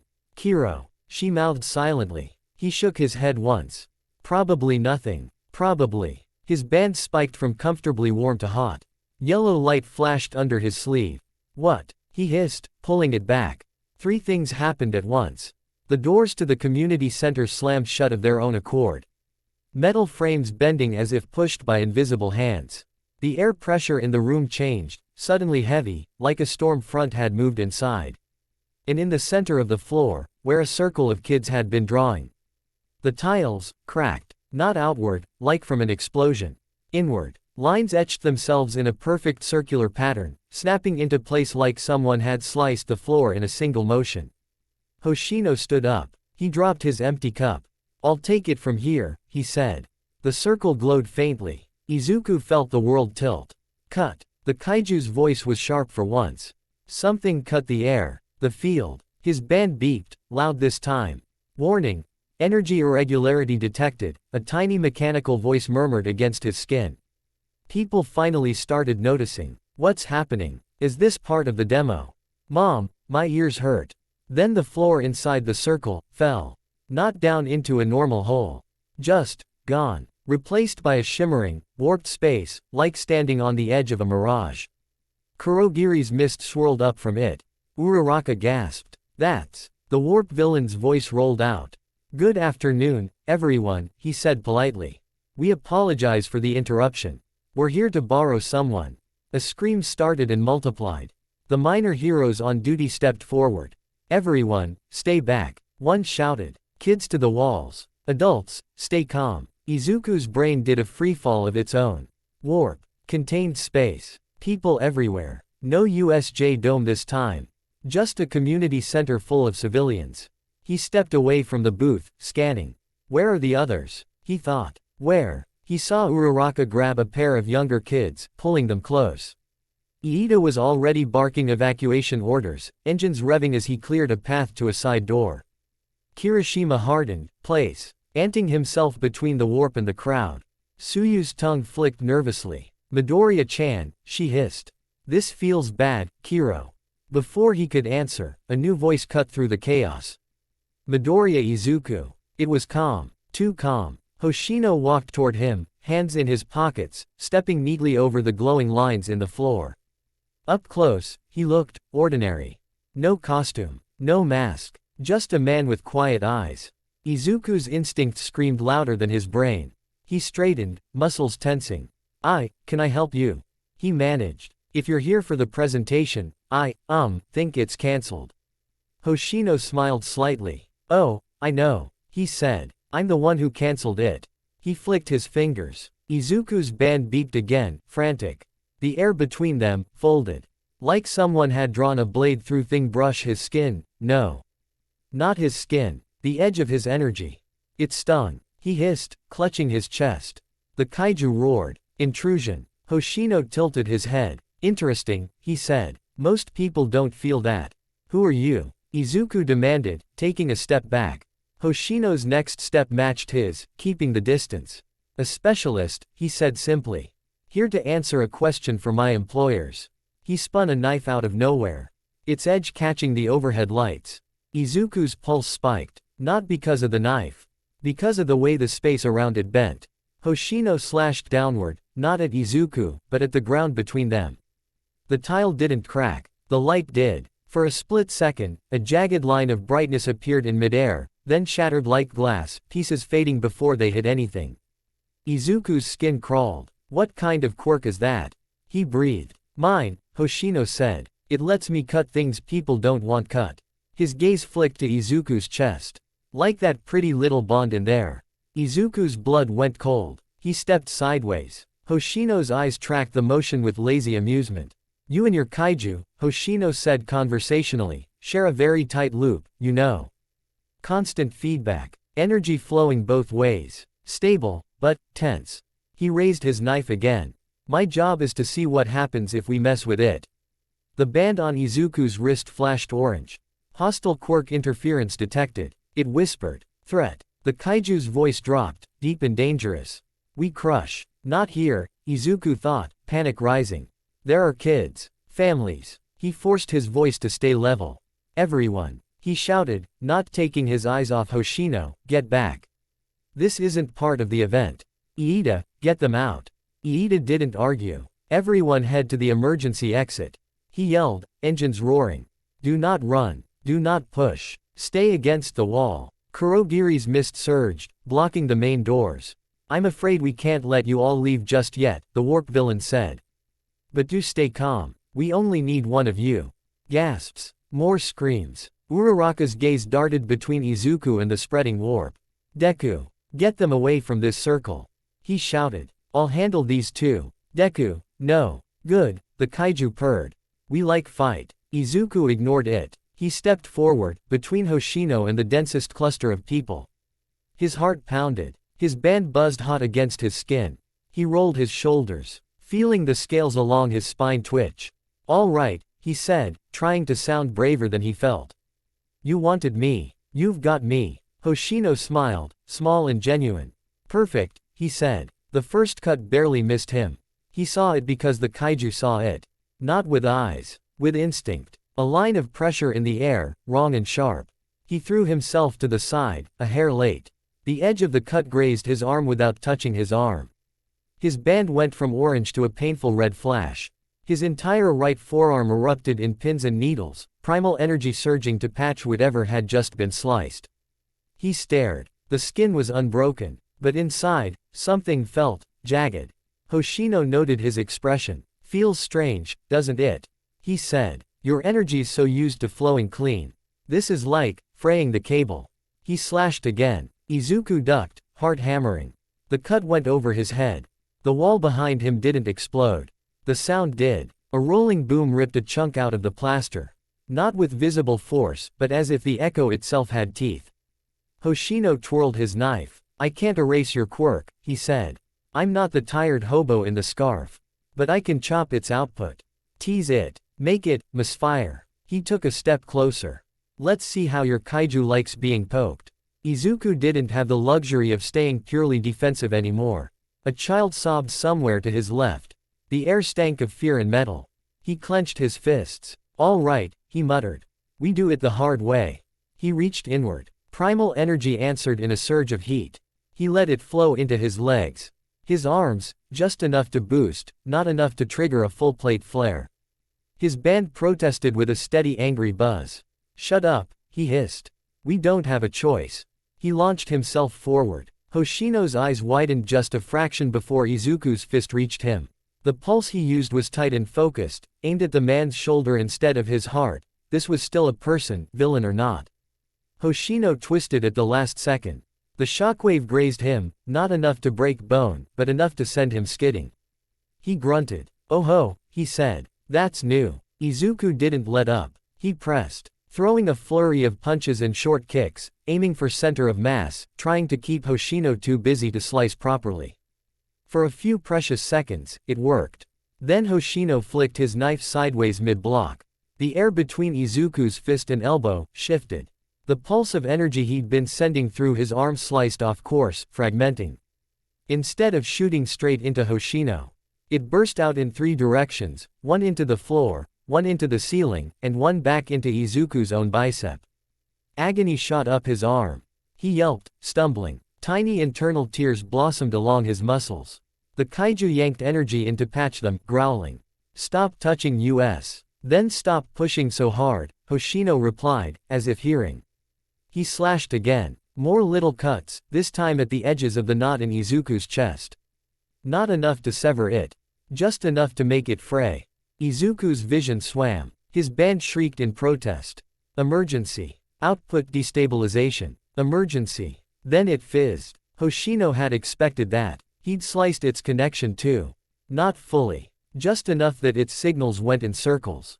Izuku felt the nanotech network inside him twitch, trying to release dampening agents. NLY to find the trigger pathways, cut and pasted somewhere else. Internal chaos. The kaiju snarled. Intruder in the nest. We crush. Don't. Izuku gasped. Hold. Hold. Pain radiated from his chest outwards. Every beat of his hearts, both of them, sent jagged energy along frayed paths, sparking in places it wasn't supposed to go. His shoulders burned. Bone plates itched. Hoshino took a step back, breathing slightly harder now. Fascinating, he said. Your system keeps trying to self-correct. Very stubborn. Let's see how much you can take before something breaks. He raised both knives. Space around him wobbled. Izuku's knees buckled. The kaiju threw itself at the breaches, trying to smooth them, but every patch was greeted with another slice. It was like trying to heal a wound while someone kept writing on it with a razor. He tasted copper. Not blood. Energy. It was in his mouth, on his teeth. He gagged. Host compromised, the kaiju warned. We could take over. Steady the flow. No, Izuku thought desperately. We do this, together or not at all. No, full override. He tried to anchor. Human. Izuku. Student. Friend. Another cut. Another stumble. His back hit a pillar. Gray spots danced at the edges of his vision. Kurogiri's warp spread wider now, mist curling along the floor toward them. Time is short, the warp villain said. Heroes will respond soon. I know, Hoshino said, calm as ever. He looked at Izuku. Last test, then, he said. Let's crank that kaiju up and see what spills over the edge. He slashed both knives across his own chest. Izuku jerked. Not because Hoshino bled. He didn't. The cuts weren't on skin. They were in pressure. Force. The room lurched. All of the ambient tension, the fear in the air, the weight pressing on everyone's bodies, even the subtle gravity pull, shivered. Then, as if Hoshino had taken all those threads and yanked them, they snapped back into Izuku. For a heartbeat, he became the center of a horrible, invisible whirlpool. Every bit of stray energy in the space ound. Heat, pressure, emotional residue. His primal core gulped it down, reflexively, like it always did with excess. It wasn't built for this much. The kaiju howled in his bones. Too much. Too fast. His band went dead. The last thing it managed was a flicker of red. Then his chest exploded. Not literally. But it felt like someone had dropped a star in there and asked him to hold it. His back arched. A scream ripped from his throat, more pain than rage, half human, half something lower. Bone plates burst fully through his skin, tearing his shirt. His fingernails shattered and regrew as curved talons, dripping faint green light instead of blood.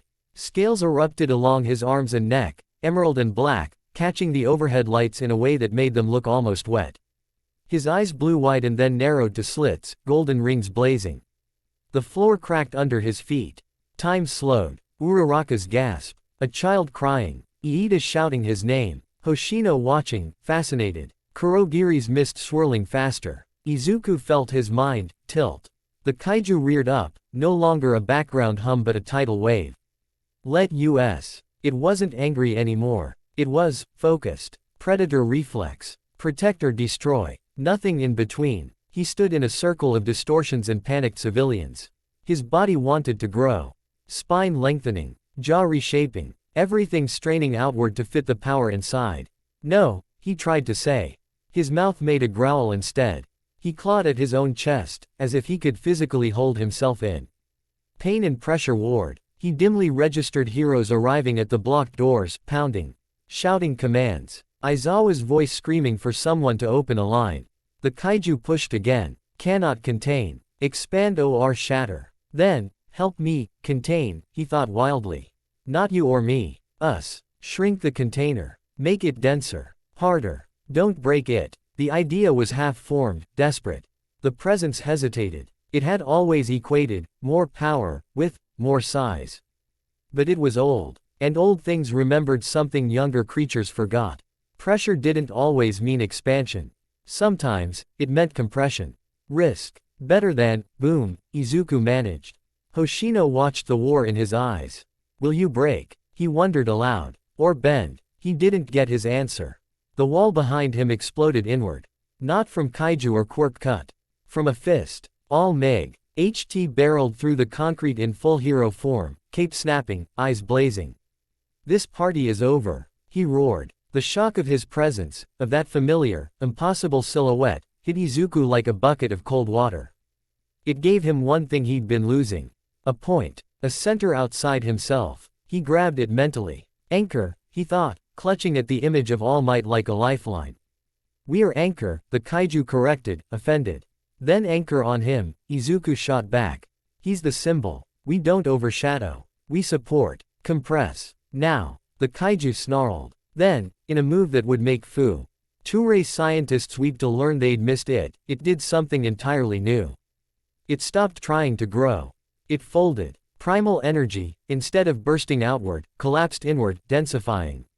Izuku's muscles didn't get bigger. They got harder. His bones didn't lengthen. They thickened. The plates on his shoulders fused more tightly with his skeleton. His veins glowed like molten metal under translucent skin. He groaned, teeth grinding. The urge to expand screamed in every cell. He crushed it under will and borrowed discipline. From Aizawa's drills. From his mom's hug. From All Might's smile. Fr. Owned the class group chat that had his name and the word, defense, in the same sentence. He forced himself smaller. But in doing so, he concentrated the storm. To Hoshino's quirk, he must have looked like a compressed knot of dangerous light. The villain clicked his tongue. Huh, he said. You're not breaking yet. Doctor's going to be disappointed. All Might took the scene in at a glance. The warp. The panicking crowd. The villain with knives. The boy in the middle, part scaled, part human, shaking from the effort of not exploding. He moved. He went for the civilians first. Always. One gust of wind from a controlled punch cleared a path, scattering mist and sending Hoshino skidding back. Everyone to the exits. All Might boomed. Young heroes, support evacuation. UA students leapt to obey. Iida became a blur, hurting people. Uraraka floated debris out of the way. Tsuyu grabbed stragglers with her tongue and deposited them near the doors. Kirishima hardened and acted as a moving shield. Izuku barely registered any of it. His world was pain and pressure and light. His legs gave out. He hit one knee, claws gouging the floor. The band on his wrist, half fried, flickered weakly. Emergency, core, unstable, it whispered. Hoshino steadied himself against a pillar. He felt the space around Izuku. Still chaotic, still fraying, but not flying apart. Impressive, he admitted. Didn't think you had that kind of restraint. Kurogiri's mist gathered at his shoulder. We must go, the warp villain said. We have guests. On cue, several more heroes burst through side entrances, shouting. Hoshino exhaled. Ah well, he said. We got what we came for. He twirled his knife one last time. Invisible lines of cut energy hung in the air like spiderwebs. Static prickled Izuku's skin. More coming, the kaiju warned. Wave has no path. I know, Izuku thought, eyes burning. I can't hold this much. Hoshino eyed him. Try, he said. For all our sakes. Then he stepped backward into Kurogiri's warp and vanished. The invisible threads he'd scattered remained. They hummed. All Might saw the tension in the air, the way dust motes moved wrong. Everyone down, he shouted. It wasn't enough. The cut-up force Hoshino had dragged into Izuku and then left half redirected finally snapped. It surged inward one more time. Izuku couldn't absorb it all. It hit his core like a hammer. For a heartbeat, he saw everything. Not just the room, street, sky, horizon. Lines of force running through the city, through the ground, through people. Energy. Potential. He was at the center of a web he hadn't known existed. Then the web collapsed. The world went white. The sound that tore from his throat wasn't the full kaiju roar he dreaded. It was worse. It was an incomplete roar. A strangled bellow of power that had nowhere to go. Windows shattered inwards. Light fixtures burst, showering everyone with sparks. The floor spider webbed with cracks. Everyone, hero, student, civilian, felt the pressure hit their chests and then roll off. Barely deflected by Izuku's frantic compression. All Might was at his side in an instant, grabbing his shoulders. Young Midoriya, he shouted. Stay with me. Izuku's eyes rolled. Golden light flickered. The room spun. He couldn't tell up from down. The kaiju's voice sounded far away suddenly, distorted. Host. Core. Unstable. Someone else's voice cut through. Aizawa. Having sprinted from UA the second his phone and quirk alerts lit up like emergency flares, stood in the shattered doorway, scarf already floating. He took one look at Izuku and swore under his breath. Nezu was right, he muttered. This kid's going to kill me. He snapped his scarf out, wrapping it around Izuku's torso, trying to anchor him physically if not energetically. Emergency containment protocol. He barked to the arriving heroes. We have a quirk overload. Get a transport ready. We're taking him to secure Ward 7. 7. One hero echoed, wide-eyed. That's now. Aizawa snapped. All Might gritted his teeth. Can he hold? He asked. Aizawa met his gaze, eyes already reddening as he pushed his erasure at the fringes of Izuku's mutated field. I don't know, he said. But if he blows, it's not happening in the middle of a community center. Izuku's world shrank to V. Aizawa's. His mom's, faint and imaginary.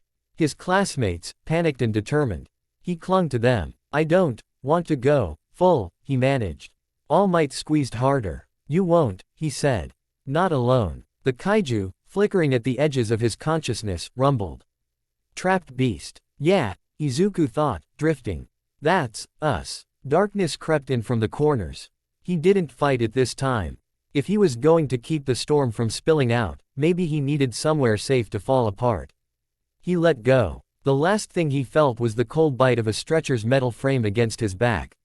And the distant, echoing click of the regulator band on his wrist trying, desperately, to reboot. When he woke again, it wasn't in the UA infirmary. The ceiling was different, so were the walls, so was the quiet. He was strapped down. Soft restraints. Cushioned. Not cruel. but firm. His band glowed a deep, steady blue he hadn't seen before. A status light on the wall read, Secure Ward 7, High Risk Quirk Containment, Subject, Midoriya Izuku. His second heartbeat thumped weakly. Host, Cage. He swallowed. Tubes ran from a machine into the band, and from the band into his veins. He flexed experimentally. Tight. Calm. For now. Footsteps approached. A familiar mop of tired hair appeared in the doorway. Aizawa stepped inside, looking like he'd slept even less than usual. All right, problem child, he said. Welcome to the cage we swore we'd try to keep you out of. Izuku stared at him. Am I? His voice cracked. Am I, a prisoner? Aizawa rubbed the bridge of his nose. For now, he said. You're a patient. He nodded at the machines. Your core is a mess, he said bluntly. What ever that villain did to you sliced your energy pathways to pieces. If we'd left you out there, you would have either gone full kaiju or burned out. Literally. Izuku shivered. So we brought you here, Aizawa continued. Nezu insisted on UA oversight. The commission insisted on locks. I insisted on being your handler. He pulled a chair up to the bed and sat, scarf rustling. Welcome to Secure Ward 7, he said dryly. We're going to put you back together. Izuku closed his eyes. Can I still be a hero, he whispered, if I keep ending up in cages? Aizawa was silent for a long moment. Then he leaned forward. Kid, he said, voice softer than Izuku had ever heard it. Heroes don't stop being heroes because they get locked up. They stop when they decide the fight isn't worth it. He smirked faintly. You're too stubborn for that, he added. The kaiju rumbled in agreement. Fight not over. Just, underground. Izuku opened his eyes. His band pulsed steadily. His chest hurt. His shoulders itched. The world had shrunk to 4 walls and a monitor. But the story wasn't done. Okay, he whispered. Then let's fix the core. Aizawa nodded. Good, he said. Because in a few days, the League UE of Villains is going to realize you're not in your dorm. And they're not going to like that. Izuku swallowed. Let them come, the kaiju murmured. He almost smiled. We'll be ready, he thought back. Even if, ready, for now, meant learning how to be a trapped beast that didn't break its cage, or the people trying to help it, when the next wave hit. The beeping was the worst part. It wasn't loud. It wasn't shrill. It was a soft, regular chime from the machine at Izuku's side, rising and falling with his heartbeat. Every time his primal energy twitched, the pitch shifted just enough to remind him. You're not just being watched. You're being measured. He stared at the ceiling of Secure Ward 7 and tried not to breathe too hard. It didn't look like a prison. That almost made it worse. The room was clean and white. Edges rounded, no sharp corners. The walls were thicker than at UA, though, and the door looked like it could stop a tank. He couldn't move much. Soft restraints held his wrists and ankles. Not cruel. Just, absolute. His band glowed a cool blue now, the color of containment engaged. Tubes ran from it to a sleek machine that hummed in counterpoint to his pulse. So methy. Ink cold seeped through the line into his veins, like sipping ice water with every beat. Numbing poison, the kaiju muttered, offended. It's a stabilizer, Izuku thought back. You almost blew the roof off a community center. Intruder almost ripped us apart, it snapped. We held. He flinched, more from the memory than the reproach. Hoshino's knives. The invisible cuts in his energy.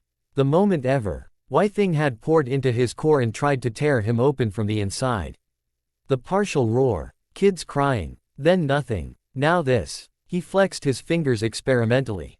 The restraints allowed a small range of motion. Enough that he wouldn't cramp, not enough to do anything stupid. Aizawa had left an hour ago, after making sure he was awake and not dissolving. He'd promised to be back after yelling at half the faculty and 2 commissioned people. You're not a prisoner, he'd said. You're a problem I refuse to let them solve without me. Izuku had believed him, mostly. Footsteps approached again. This time, the door opened with a soft buzz, and All Might ducked inside in his emaciated form, coat hanging off his narrow shoulders. Nezu rode on his own little platform at his side, glasses gleaming. Behind them, Sakamoto from the commission hovered, tablet in hand. Izuku's second heartbeat gave an anxious little stutter. Suit man again. Behave, Izuku warned under his breath. Good afternoon, young Midoriya. Toshinori said quietly, closing the door behind him. How are you feeling? Like someone tried to slice my soul into confetti, Izuku said, then winced. Sir. Nezu gave a small, sympathetic smile. That's actually not a bad metaphor, he said. Your quirk signature looks like it's been frayed. But you're mending, slowly. Sakamoto flicked through pages on his tablet. Quote, the stabilizer cocktail seems to be working, he said. Core output is down to 30% of USJ levels. Variability within acceptable range. Izuku glanced at his band. The blue light means I'm not about to explode in my sleep, right? He asked. Yes, Nezu said. It also means the dampening nanites are active. They're helping your primal energy re-knit its pathways instead of spraying everywhere. The kaiju growled. They crawl. Then chew on them later, Izuku thought. We kind of need them. He shifted, the restraints tugging gently. Is this necessary? He asked, nodding at the straps. Sakamoto looked up. Yes, he said bluntly. Your attempts at compression during the incident were commendable. They were also untested. If you try something like that in your sleep, we need you anchored. Izuku swallowed. I'm not planning to transform in my sleep, he said. I barely want to transform when I'm awake. That's not how subconscious triggers work, Midoriya-kun, Nezu said kindly. The body remembers things the mind tries to forget. Toshinori stepped closer, resting a hand lightly on the rail of the bed. None of this is punishment, he said. You protected those people. If you hadn't contained as much as you did, the damage would have been catastrophic. Izuku's throat tightened. How bad was it? He whispered. Really? Nezu tilted his head. Bad enough that the heating system will need replacing, he said.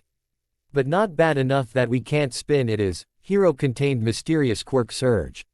You didn't kill anyone. You didn't even seriously injure the civilians.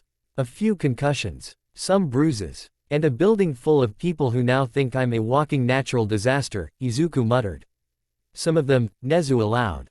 Others are sending UA emails with subject L. Ines like, thank your kaiju boy for saving my kid. Humans are, Kanto cleared his throat. Sentiment aside, he said, we still need to discuss long-term management.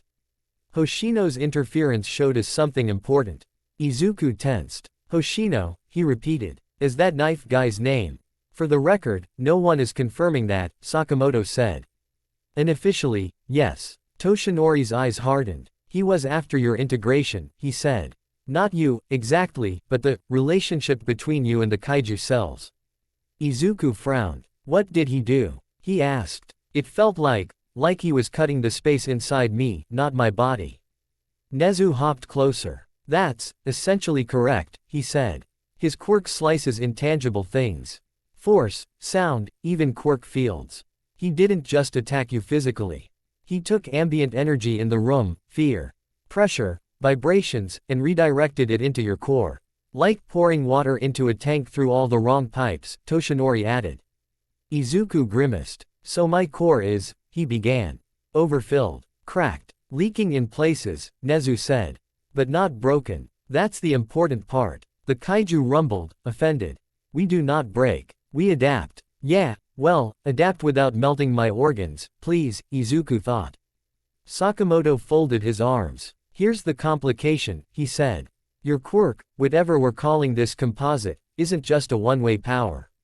It's a symbiotic system. There's something in there with you. Izuku's skin prickled. Yes, he said carefully. We've noticed. Nezu nodded. At USJ, you allowed it to surface partially, then pulled it back, he said. In the community center, Hoshino's interference forced it to surface more violently. Both times, you chose compression over full expansion.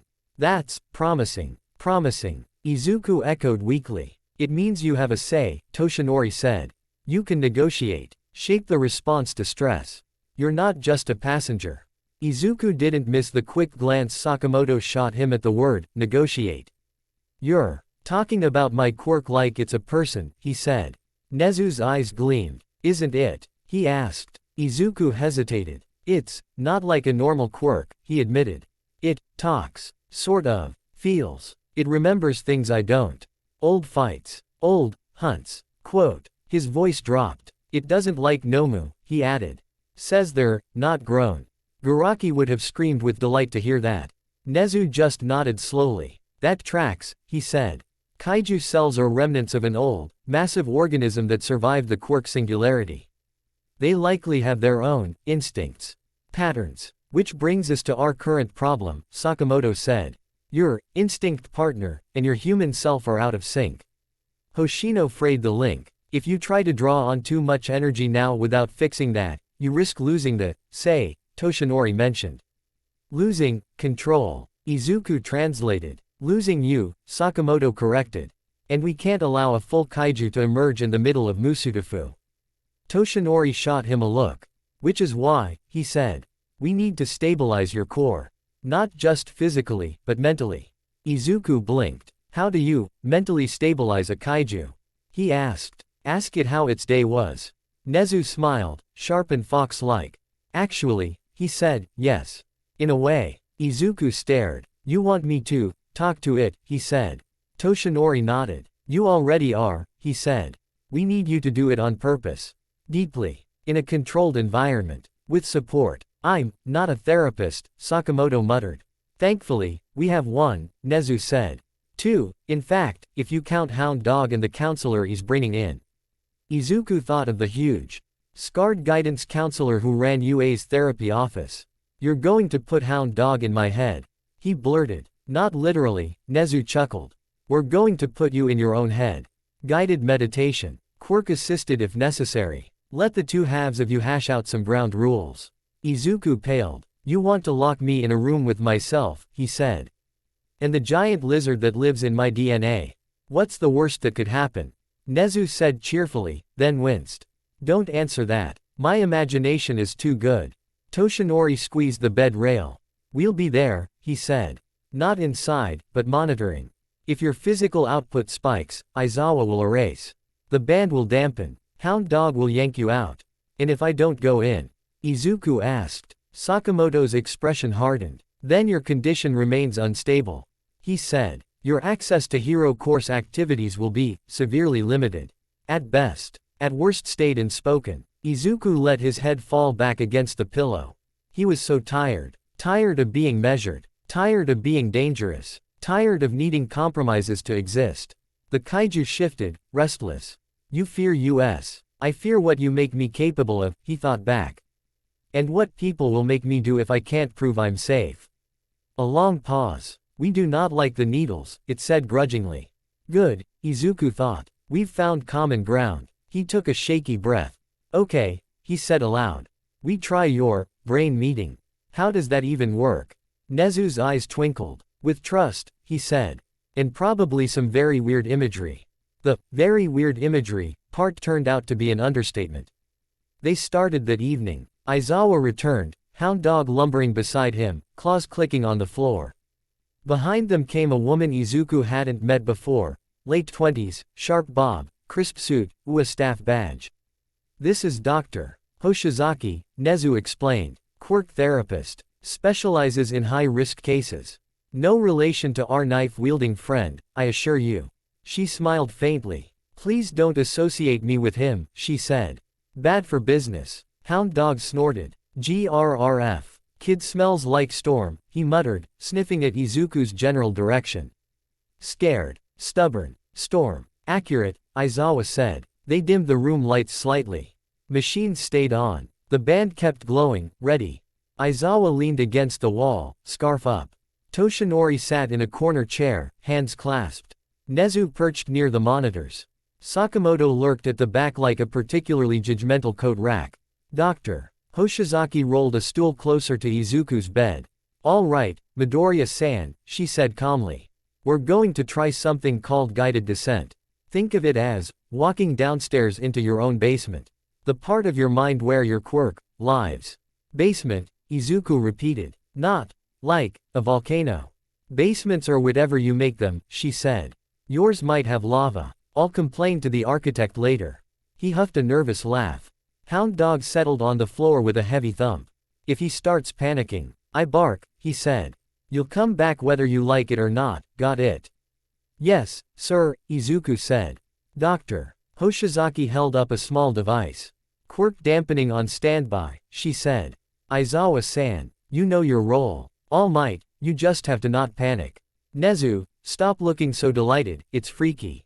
Nezu's smile didn't fade. Izuku closed his eyes. Okay, she said gently. Start with your breath. In through your nose, out through your mouth. Count with me. 1, 2, 3, 4. He followed the numbers. His hearts, both of them, synced to the rhythm. One for him, one for the kaiju. They'd always been slightly offbeat before. Now, slowly, they aligned. Picture a staircase, drive. Hoshizaki murmured. Not fancy. Not scary. Just, stairs. Each step is a layer of your awareness. At the top, you're here. Listening to my voice. At the bottom, there's a door. The breath carried him down. Step by step. He hadn't had much luck with meditation before all of this. His brain always wanted to chase 100 thoughts at once. Now, eac those thoughts away. Homework. Training. USJ. Community Center. Commission. Band. The echoing beeps grew fainter. In their place, another sound grew. A slow, deep thrum. Like a distant engine. Your feet touch the bottom, drive. Hoshizaki said softly. There's the door. What does it look like? Izuku's mind obliged before he could decide. Big. Metal. Riveted. Like something on a ship. Painted green once, now scarred. A handprint burned into the center, too big to be his. It's heavy, he whispered. Like a bulkhead. There's a claw mark on it. Does it feel dangerous to open? She asked. Yes, he said honestly. And, like I'm supposed to. That's the right answer, she said. Put your hand on it. Remember, you're not going in alone. Everyone out here has your back. Hound Dog, say something reassuring. GRRF, Hound Dog said. You mess up, I chew your pillow. That's something, Izuku muttered. He put his hand, his mental hand, on the bulkhead. It was warm, hotter under the burned imprint. He pushed. It swung inward with a groan that echoed in his bones. Light poured out, not gentle. Green gold, harsh and alive, spilling over him like a wave. He stepped through. Inside his own core, the world was an ocean. Not water. Energy. It stretched in all directions, a churning expanse of luminous green, shot through with darker veins. The surface wasn't really surface, it was more like being suspended in a medium that had opinions. Islands of memory bobbed here and there, flashes of his life held together by primal energy. There he was, age 4. Watching All Might on TV. There, age 10, being told he was quirkless. USJ, the Nomu's fist stopped in his hands. The community center, Hoshino's knives, invisible lines slicing through everything. And in the middle, half submerged like a continent rising, was the kaiju. It didn't look exactly like any monster he'd seen in movies. Pieces of many. A long, powerful body like a sea serpent. Scales overlapping in emerald and charcoal. 4 limbs tucked close to its sides, claws clicking on invisible stone. A tail that trailed off into the swirling energy. A head hat was wrong in all the right ways, angular, horned, eyes like molten gold. He'd seen hints in dreams.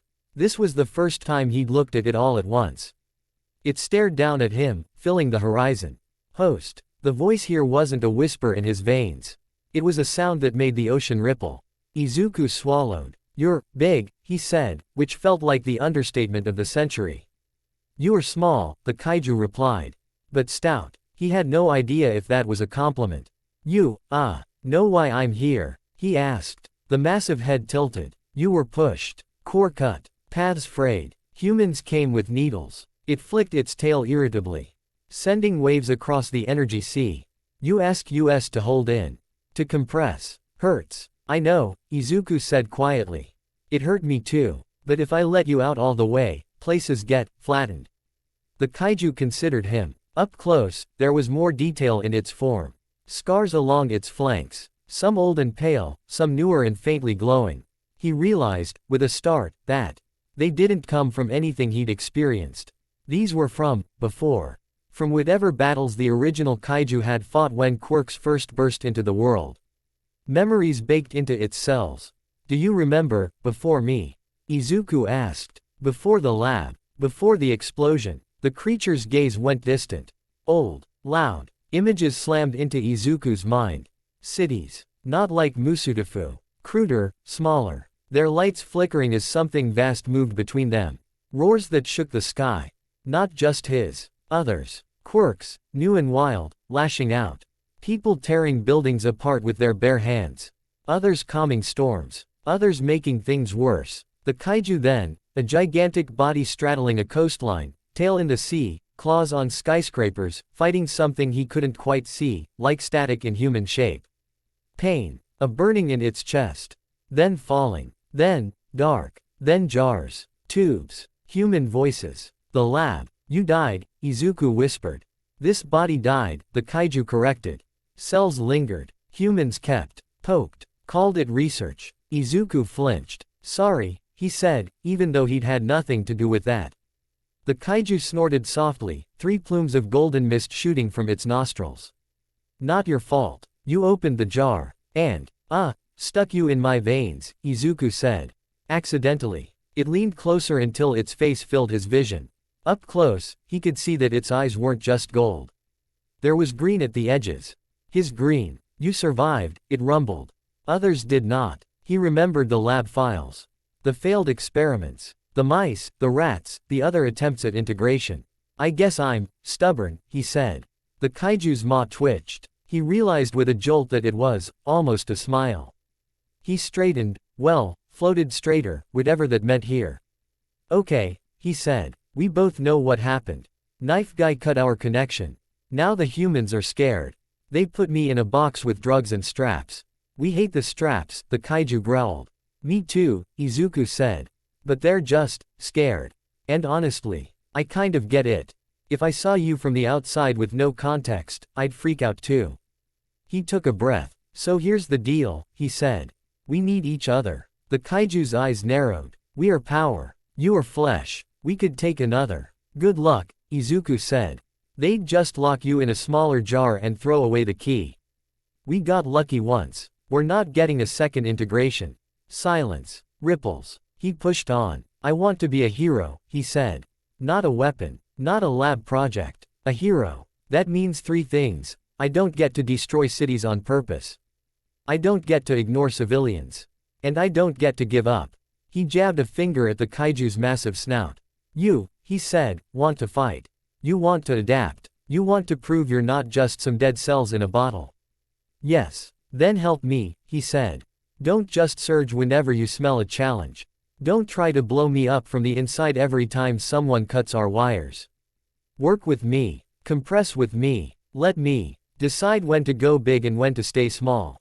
Small is weak. Small saved those kids, he shot back. If I had gone big in that community center, they'd be dead. Their parents too. And then you know what happens. No more hosts. No more fights. Just containment forever. Maybe dissection. The kaiju's pupils constricted. Humans would not. They already tried once, he said. You think they won't again if you give them a reason. The ocean around them heaved. For a moment, he thought he'd pushed too hard. Then the kaiju's great head dipped. Not much. Just enough. What do you want, host? His heart skipped. I want us to be symbiotic. He said. You make me stronger. I give you purpose. We both get to live. He pointed at the scarred flanks again. We don't get those, he said. Not like that. No more dying on beaches. No more falling alone. We go down together. We stand together. The creature studied him. Its massive tail swished, stirring the green sea. We do not like the band, it said. Same, Izuku said. But if I don't wear it, they don't let me out. And we both know we hate cages more than we hate ugly jewelry. A rumbling chuckle shook the space. True. So here's my offer, he said. Summoning every ounce of courage he had. You stop trying to break it. You stop trying to override me when things get rough. In exchange, I stop treating you like a bomb. The kaiju's head tilted. You do. I've been scared, he admitted. Every time you show up, I freak out about what you could do. I don't ask what you can do carefully. That's on me. So we experiment. Together. Push the band's yellow line, not the red. Learn how much force east without shattering the room. He grinned, nervous and earnest. We make primal, mean, precision, not panic. Energy crackled between them. For a heartbeat, he thought the kaiju was going to laugh him out of his own brain. Then it did something he hadn't expected. It lowered itself. The massive body coiled, bringing its head down until it hovered just above him. Very gently, one of its horns tapped his forehead. The contact was electric. Pact, it said. Shared purpose. Images flooded his mind. Smaller forms. Not full kaiju looming over cities. Something in between. His own body, not gigantic, but wrapped in a tighter, denser armor. Plates that stayed under the skin until called. Claws that sheathed and unsheathed like knives. Eyes that could see shockwaves. Partial forms, he whispered. You cannot hold our full shape yet, the kaiju said. Maybe never. You're framed too small. But we can give you pieces. He swallowed. Pieces that won't explode the neighborhood, he clarified. If you control. It flicked a claw. Something rose out of the energy sea between them, a small, glowing sphere. Half green, half gold. Core, the kaiju said. He realized, with a start, that he was seeing the knot in his chest from the outside. Threads frayed and stitched, some dark, some too bright. Can we fix it? He asked. Together, it replied. They reached for it at the same time. His smaller human hand, its massive spectral claw. They didn't touch the core itself. They touched each other. Where claw met hand, energy flowed. The frayed threads shivered. Some untangled. Some tightened. Some snapped and reformed. It hurt. But not like Hoshino's cuts. This hurt like setting a bone. When they let go, the core sphere looked cleaner. Still scarred, but whole. Izuku exhaled. The ocean calmed. You're really okay with this? He asked, letting me be the one on the outside. Choosing small most of the time. The kaiju snorted. We are tired of dying big. That, more than anything, sealed it. He straightened. Then we have a deal, he said. Primal partners. Primal host. Primal guardian. It sounded almost proud. Light began to fade at the edges of his vision. Guess that's my cue, he said. As he turned toward the metaphorical stairway, the kaiju spoke one last time. When they come, it said, something like anticipation curling in its tone. We hunt smart, not wild. He froze. When who comes? He asked. But the ocean was already receding. The bulkhead door swung shut. The beeping came back. His eyes opened on the white ceiling of Ward 7. Someone was barking. Literally. GRRF. Back up, kid. Hound dog snapped from somewhere near his left. You almost chewed through your restraints. Izuku blinked. His wrists ached. He looked down. The straps were intact, but they were pulled taut, his fingers curled, knuckles white. The band glowed a steady green-blue now, no longer throbbing erratically. The machine beside him hummed at a smoother pitch. Aizawa's eyes were red, hair floating. He blinked his quirk off, squinting. All right, he rasped. That's enough tripping on kaiju juice for one day. Doctor. Hoshizaki was writing furiously on a tablet. Eyes very wide. So, she said. On a scale from 1 to, you're possessed by a vengeful god, how did it go? Izuku let out a shaky laugh. He said. Less vengeful. More, grumpy. He swallowed. We talked, he said. The kaiju and me, really talked. Nezu leaned forward. And, he asked. Did you come to an understanding, Midoriya-kun? Izuku flexed his fingers. For a moment, his nails lengthened, just a fraction, then retracted.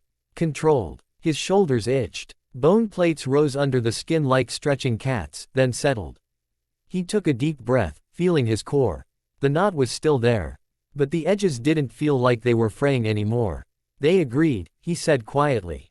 No more trying to blow past the band. No more surprise overrides. We're partners now. Not host and parasite. The second heartbeat thumped, in perfect sync with his own. Agreed, the kaiju said. Hound dog sniffed. You smell different, he said. Still storm. Less lightning out of nowhere.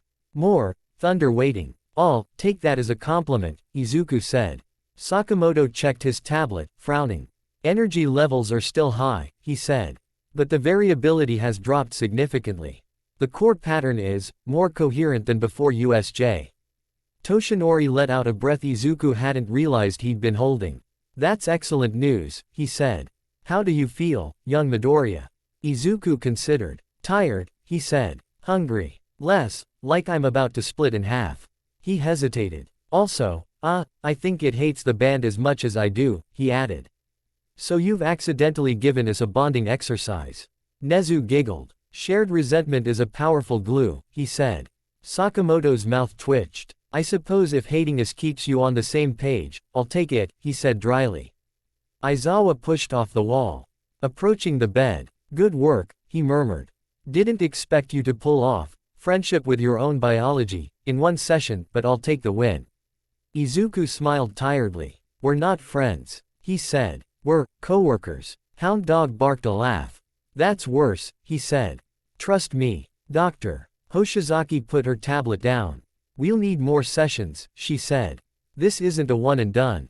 But you've got something most high-risk quirk users would kill for, Midoriya-san.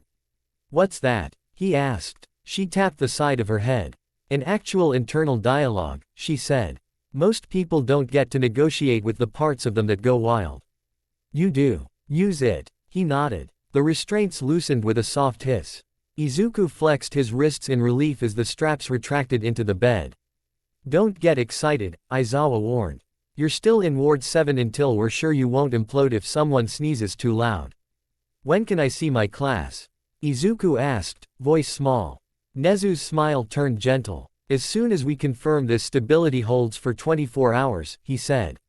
They've been concerned. Izuku's chest squeezed. Our group chat? He asked. They've been blowing up my phone, Aizawa said. Mina tried to start a hashtag #FreeDeku. I told her if she made it trend, I'd assign her 5 extra essays.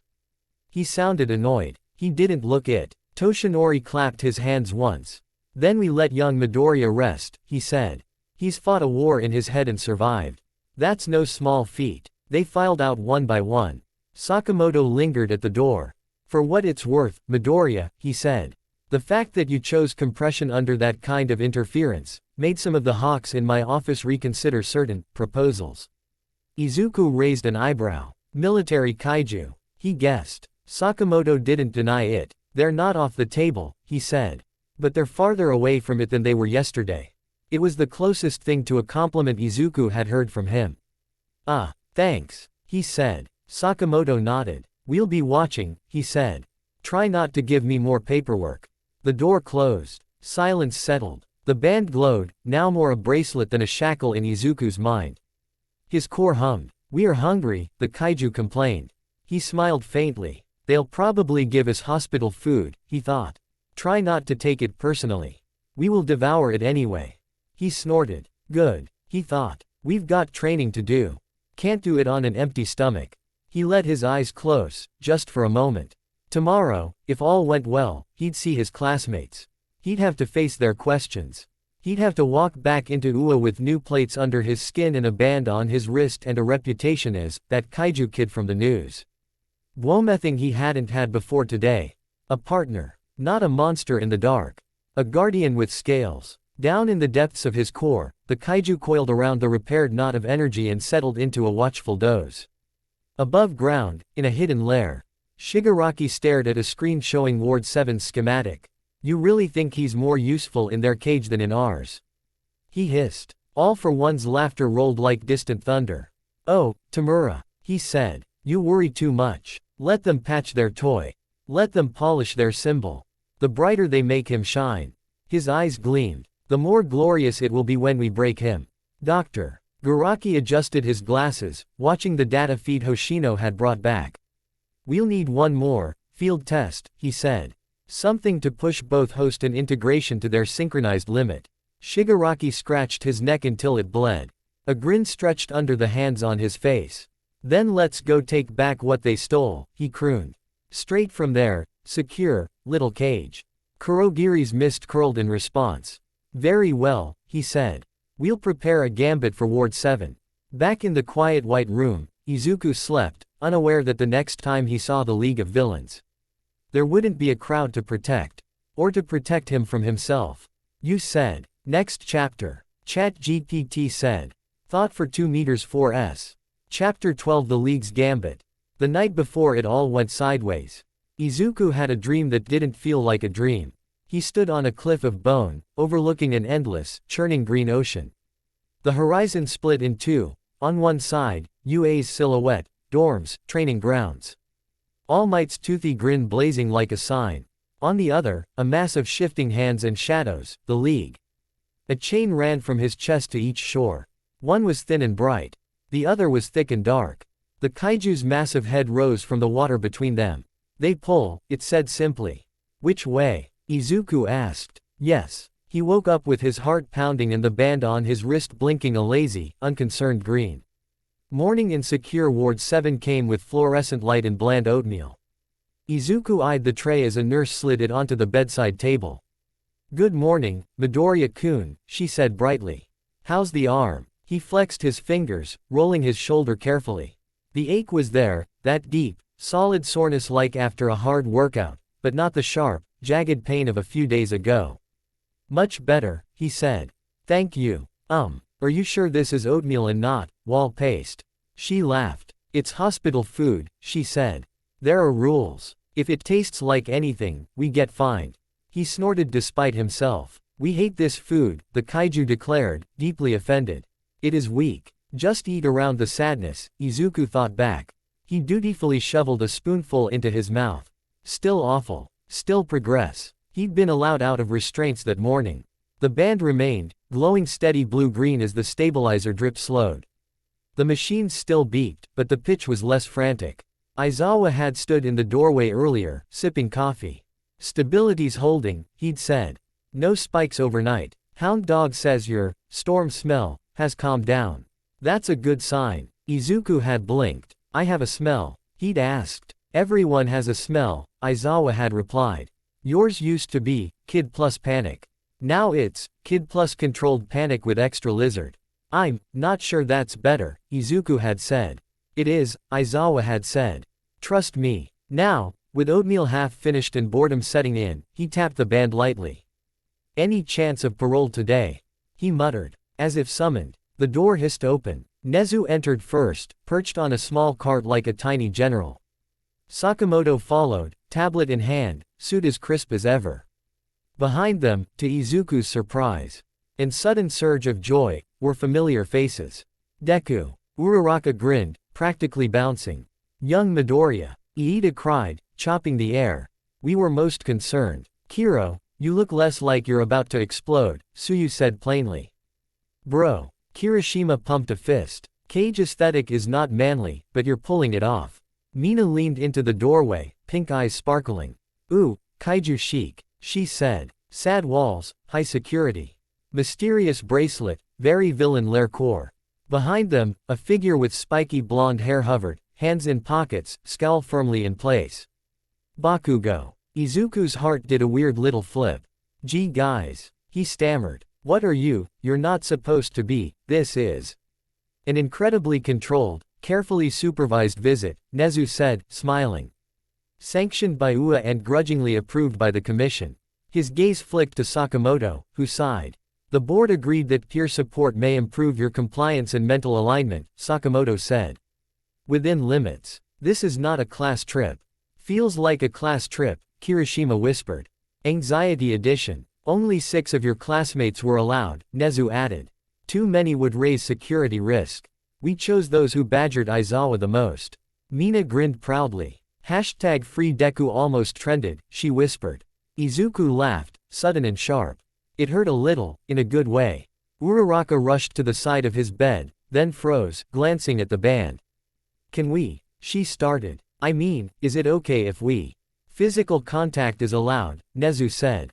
Just, no poking the core, please. Kiro, how would we even do that? Tsuyu asked. Metaphorically. Nezu clarified. Uraraka took that as permission and grabbed Izuku's hand. Her grip was warm, solid. We missed you, she said softly. Class feels weird without your muttering. I only mutter like 40% of the time, Izuku protested. 70, Iida corrected. At minimum. Bakugo didn't move from the doorway. He sniffed once, eyes cataloging the machines, the tubes, the band. The way Izuku's shoulders still bulged slightly where bone plates sat under the skin. TCH, he said. You look like trash. Good to see you too, Kachan, Izuku said, smiling faintly. Bakugo's eyes narrowed. You holding it together? He asked, voice low. Izuku didn't respond right away. He let his awareness slide inward for a second. The core hummed. The kaiju coiled around it like a watchful dragon. We are content, it said. For now. He exhaled. Yeah, he said. We had a talk. Set some boundaries. We're on better terms now. Mina gasped. You had a heart-to-heart with your own quirk, she said. That's like next-level character development. Suyu tilted her head. Kiro. Did it go, roar, or, I'm proud of you, son? She asked. More, stop dying big, let's live smart, Izuku said. But, yeah, something like that. Nezu clapped his tiny paws together. Excellent, he said. From the readings we've seen, your internal synchronization improved dramatically overnight. The current plan, pending the outcome of today's review, is to transition you back to UA within the week. Izuku's heart leapt. Back, to school. He breathed. To controlled dorm life, supervised training. And Aizawa hovering like an angry bat, Nezu confirmed. Yes. Aizawa, who had slipped in during the commotion, yawned. I do not hover, he said. I lurk. There's a difference. Sakamoto cleared his throat. The commission still requires periodic evaluations, he said. The band stays. Ward 7 remains available for emergencies. But for now, yes. The recommendation is to move you back into a less confining environment. Izuku sank back against the pillows, relief washing over him. Thank you, he said. Really? I promise I won't. Don't promise you won't lose control, Aizawa cut in. That's unrealistic. Promise you'll close. Izuku nodded. I will, he said. We will, the kaiju echoed grudgingly. Bakugo's eyebrow twitched. He couldn't hear the kaiju. But he could read Izuku's face. Good, he said. Because if you turn into a skyscraper and step on any of us, I'm blowing your ankle up. That's oddly comforting, Izuku said. The moment held warmth, jokes, hope. Then, faint and far away, something rumbled. At first, Izuku thought it was his imagination. Then the lights flickered. The machines hiccuped. Hound Dog, who'd been lazing in the hall, shot upright, fur bristling. GRRF. He growled. That's not construction. The kaiju rose in Izuku's chest like a wave. Storm, it said. Coming. 2 hours earlier, beneath an anonymous warehouse on the outskirts of Musudafu, Shigaraki paced. Hands twitched at his neck. Scratch, scratch, scratch. Is it ready yet? He snapped. I'm bored. Bored and irritated. Mostly irritated. Doctor. Garaki muttered to himself, fingers flying over a console. Behind thick glass, something shifted. The Nomu in the tank was different from the others. Smaller than the USJ Brute, but denser. Its skin was patterned in irregular dark plates. Faintly glowing green veins traced its arms and chest, pulsing like a heartbeat. Primal energy imitation. Ugly, imperfect, powerful. I told you, Tamura, All for One's voice floated lazily from a speaker. Art takes time. I don't want a painting, Shigaraki snapped. I want a monster that can fight their monster. Garaki cackled. And you shall have it, he said. A Nomu tuned not just to All Might, but to Midoriya Izuku's signature. This one won't just punch. It will resonate. Make his core sing in all the wrong ways. Like hitting a cracked glass with just the right note, All for One mused. Shigaraki grinned under his hand mask. Good, he said. Let's shatter him. Kurogiri's mist swirled at his side. Our window is narrow, the warp villain said. Ua's visits to Ward 7 increased security. Not decreased it. Except they brought students, Shigaraki cooed. Children. From their precious hero class. Such leverage. Such chaos potential. He tapped the glass with a finger. Watching the Nomu's eyes twitch. Get ready, little lizard, he murmured. We're coming to rescue you. He laughed. It wasn't a kind sound. Back in Ward 7, the second rumble shook dust from the ceiling. Red emergency lights flared on in the corners. The beeping machines at Izuku's side chirped protests as the stabilizer drip shuddered. Sakamoto's tablet buzzed violently. He glanced at it, face tightening. Report. He snapped, hitting a comm button. Unidentified impact on outer perimeter, a tinny voice replied.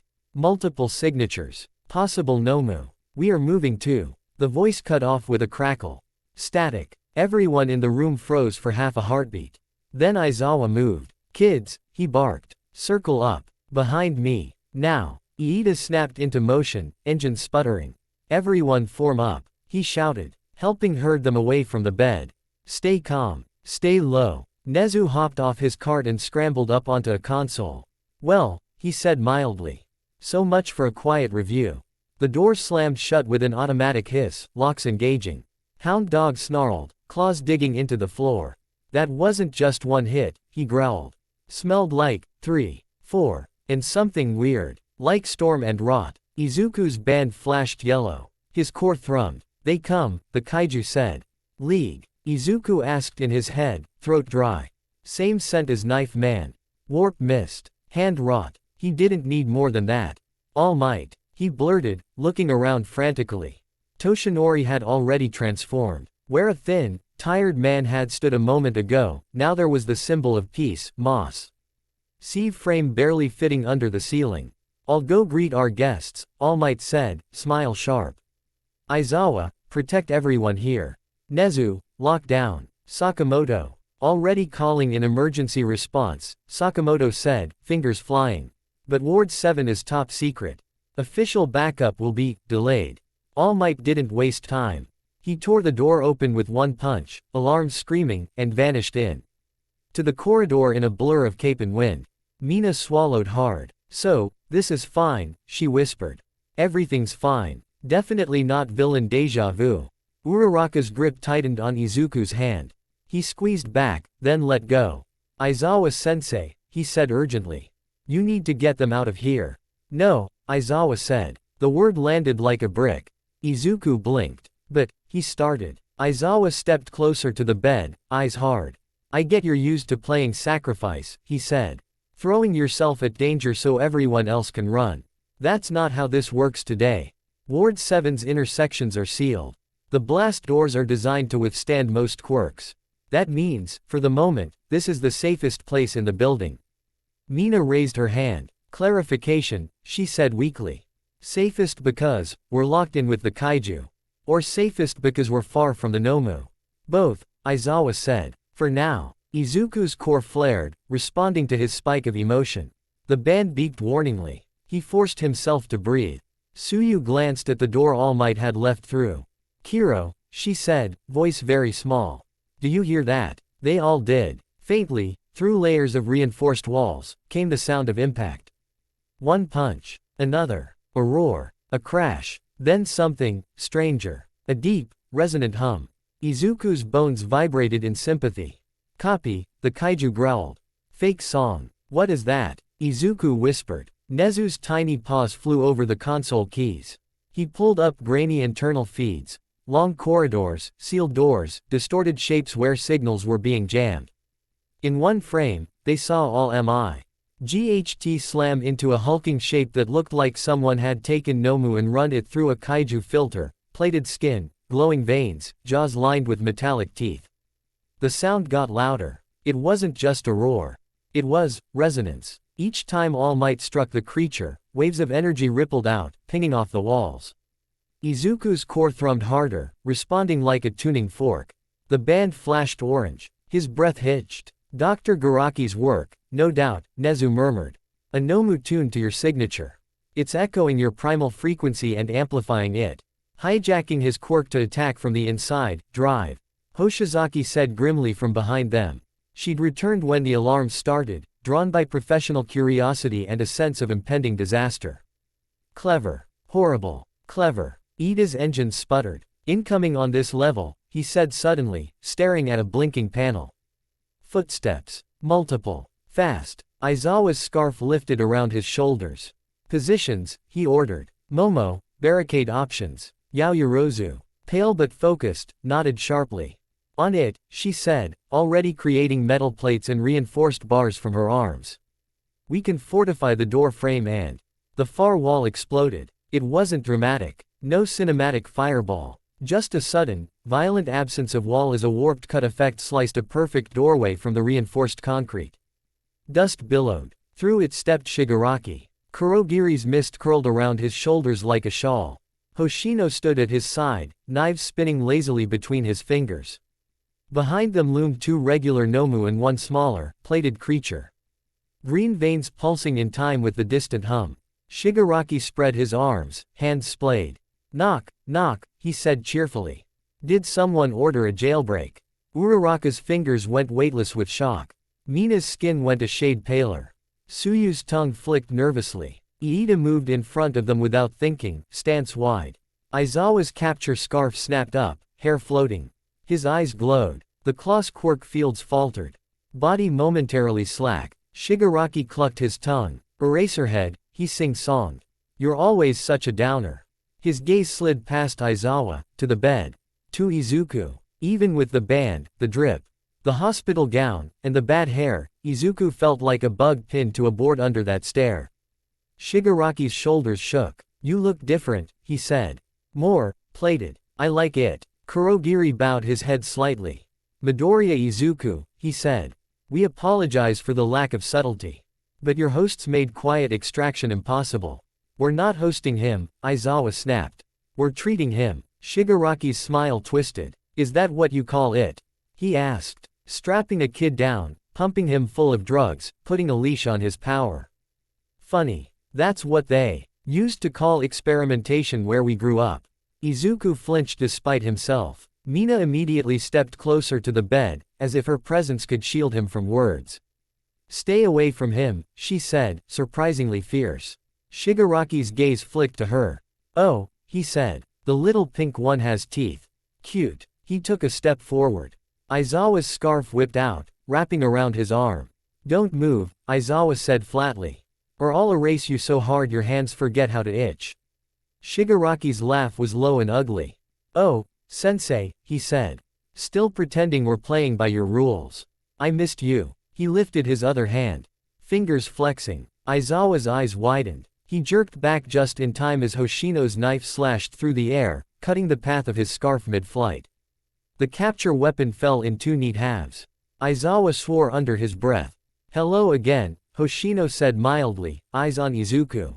How's the core? Izuku's band flashed orange-red. His chest twinged. Cutter, the kaiju snarled. Hate. Join the club. Izuku thought grimly. Nezu's voice crackled into the room via a speaker. Eraserhead, we're sealing secondary bulkheads, he said.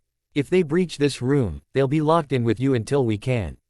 The speaker fizzled. Hoshino twitched his knife. Communications cut, he said. Rooms isolated. Just us. Shigaraki spread his arms again, taking a deep, theatrical breath. You smell that? He asked. Fear. Hope. Antiseptic. Yuck. He walked closer to the bed. Aizawa stepped between them, eyes blazing, but the moment he did, the primal-tuned Nomu behind Shigaraki took a step as well. Even from across the room, its presence hit Izuku like a bass note. His core vibrated, helplessly echoing. The band squealed. Emergency. External resonance detected. Hoshino FL. Icked his knife and the band's voice cut out with a strangled crackle. Izuku's stomach dropped. He felt the stabilizer drip sputter too as its control lines were severed.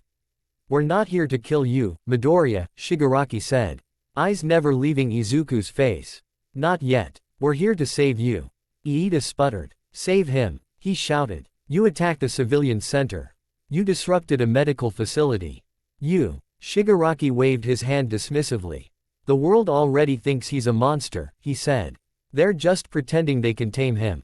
You really believe these people? He flicked his fingers T. Sakamoto, won't put him on a leash and point him at whatever they're scared of next. Sakamoto's jaw clenched. That's not, he began. Shigaraki cut him off, leaning around Aizawa like a nosy neighbor peeking over a fence. Did they tell you, Kaiju boy? He asked, head cocked. About the discussions, the memos, potential military applications, emergency deterrent, all the ways they'd love to use your roar to shut other countries up. Izuku's mouth went dry. His eyes darted to Sakamoto. The commission man looked away first. That's not his path, Toshinori said, voice low and controlled as he stepped back into the doorway. Breathing slightly harder from his fight. Not while I'm here. Shigaraki laughed. You're here now, he said. But you're running out of here, aren't you, All Might? Toshinori's eyes hardened. Shigaraki looked back at Izuku. Here's the thing, he said. Ua loves you because you're strong. The commission hates you because you're uncontrollable. Both of them want you to fit into a neat little box. Midoriya Izuku, future symbol of peace, carefully calibrated kaiju who only roars when asked. He leaned forward, eyes gleaming. He said softly, like you the way you are. Messy. Scary. Too much. We won't cage you. We'll let you be as big as you want. The kaiju shifted in Izuku's chest. No cage, it murmured, tempted. Izuku's fingers tightened on the sheets. You'll let me crush people, he said quietly. Use this power to tear things down instead of holding them up. Shigaraki shrugged. Details, he said. The world's broken. Some things need tearing down. Why not use the biggest claws available? Mina hissed through her teeth. He's trying to gaslight you, Deku, she snapped. Don't listen. Kirishima slammed his fists together, hardening. Yeah, he shouted. Manly isn't about being as big as possible. It's about choosing what you stand for. Uraraka took a step closer to the bed, putting her hand on the rail. We like you how you are too, she said. Scared and trying and pushing through it. Not as a weapon. As, you. Suyu nodded. Kiro. If they try to use you as a tool, we'll get mad, she said. At them. Not you. Ida's engine muffled voice shook. You are not a deterrent, he said. You are our friend. Bakugo hadn't spoken. His eyes were locked on Shigaraki. On Hoshino. On the Nomu. He bared his teeth. You're all talk, sandpaper, he growled. You say you accept him, but the only thing you really accept is power you can use. You don't care about him. You just want his roar on your side. Shigaraki's fingers twitched. And what about you, Pomeranian? He sneered. You've been competing with him your whole life. How long before you get scared when he's taller? Bakugo's explosions crackled faintly in his palms. I've always been scared of how strong he could get, he said. That's what makes him worth chasing. He glanced at Izuku, scowl softening just a fraction. If you're gonna go nuclear, he said, do it where I can still yell at you. Not in some villain hole as their pet dragon. Izuku's throat closed. He looked at his friends. At Aizawa. At All Might, breathing hard but unbowed. At Nezu on the monitor, tiny and fierce. At Sakamoto, torn between duty and doubt. 2 chains. 2 shores. The kaiju waited. Choose, it said quietly. Izuku swallowed. I already did, he said. He met Shigaraki's eyes. I'm not your monster, he said. I'm our monster. Mine and theirs. And we're learning to roar on purpose. Shigaraki's smile dropped. For a heartbeat, pure, childish fury flickered across his face. Then he laughed. It was a broken sound. Wrong answer, he said. Fine. If you won't walk out, we'll drag you. I wanted the kaiju without the cage, but I can work with both. He snapped his fingers. The primal-tuned Nomu stepped forward. Up close, its presence was suffocating. Every pulse of its glowing veins hit Izuku's core like a drum. His chest burned. The band flickered wildly, half-fried sea. Urcutes trying to regulate a resonance it was never designed for. Offspring, the kaiju hissed, offended.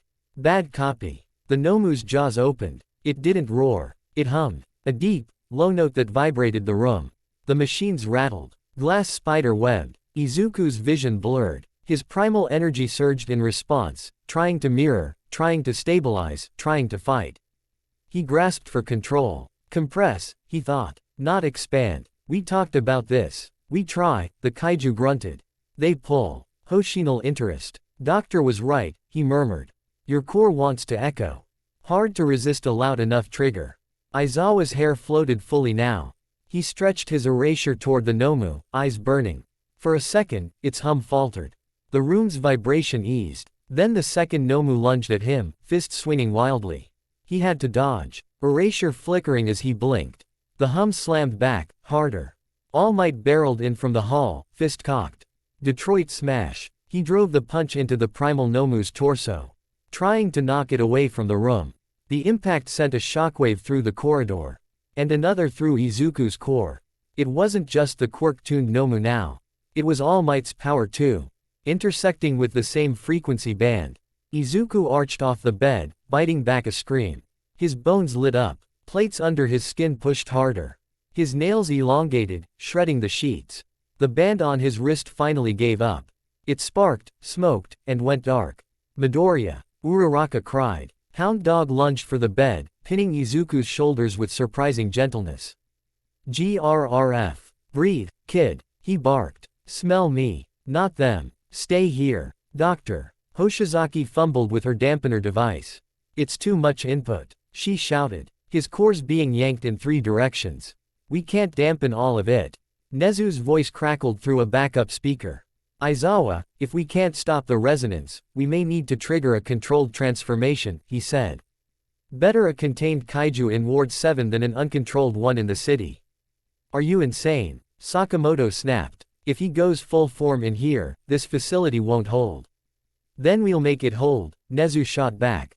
We designed 7 to contain level S quirks for a reason. Izuku barely heard them. The world had narrowed to the storm in his chest. The kaiju strained. Too many songs, it snarled.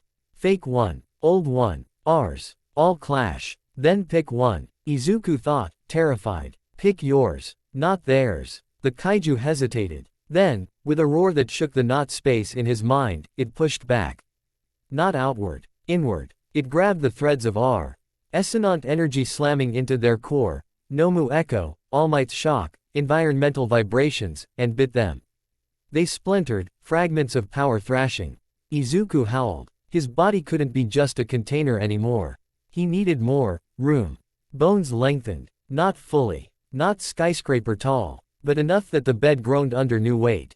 His spine arched. Plates punched through skin along his shoulders and back, jagged and gleaming. Scales erupted along his arms, emerald and black, catching the red emergency light in strange ways. His teeth sharpened. His pupils narrowed. The restraints, already loosened, snapped. Hound Dog stumbled back. Oh, great, he wheezed. Partial transformation in a broom closet. My favorite. Class 1A stared, wide-eyed.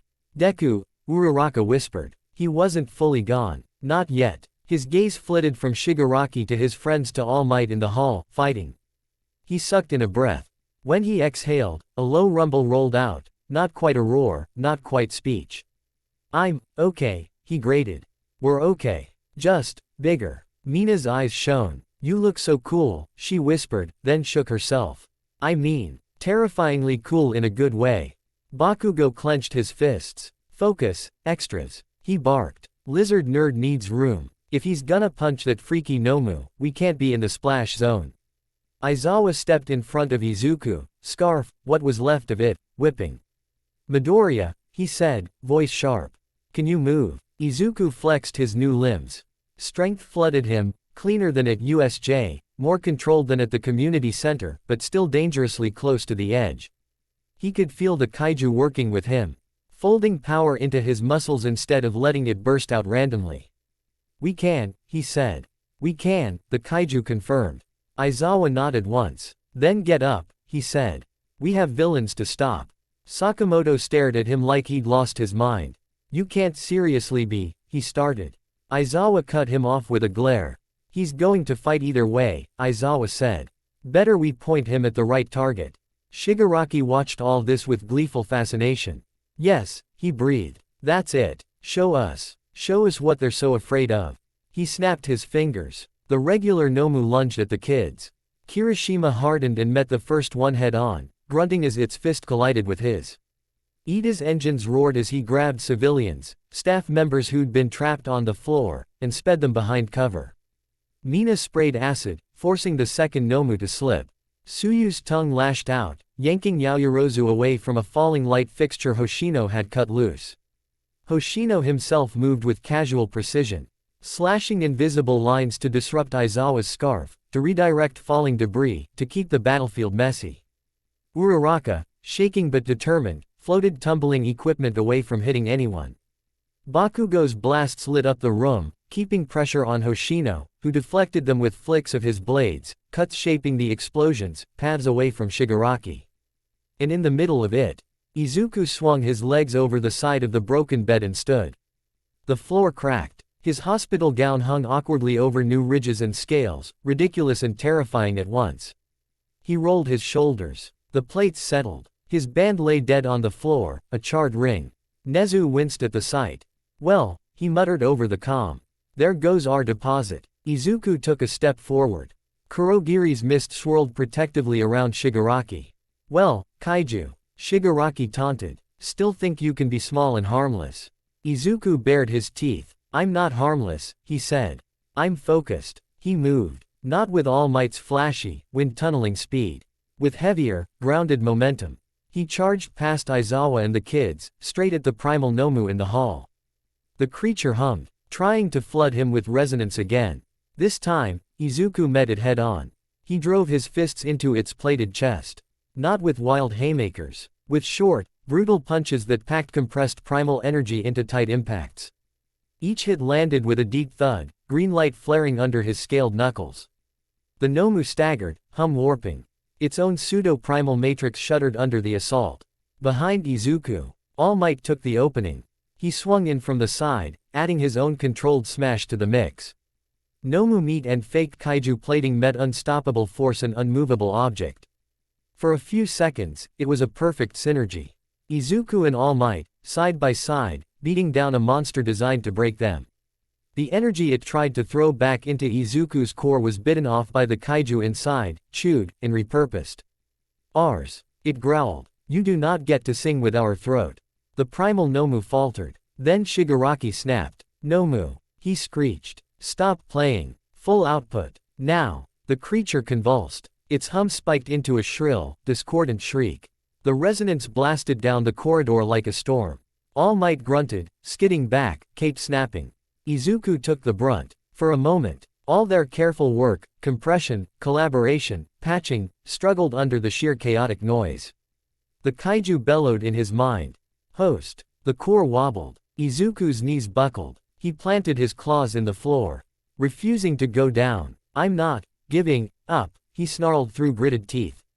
Behind him, someone screamed. He risked a glance back. A stray blast of cut-up force from Hoshino had sliced a support beam in the ceiling. It fell toward the cluster of students just as the regular Nomu shoved Kirishima aside. Bakugo darted in, blasting up to intercept.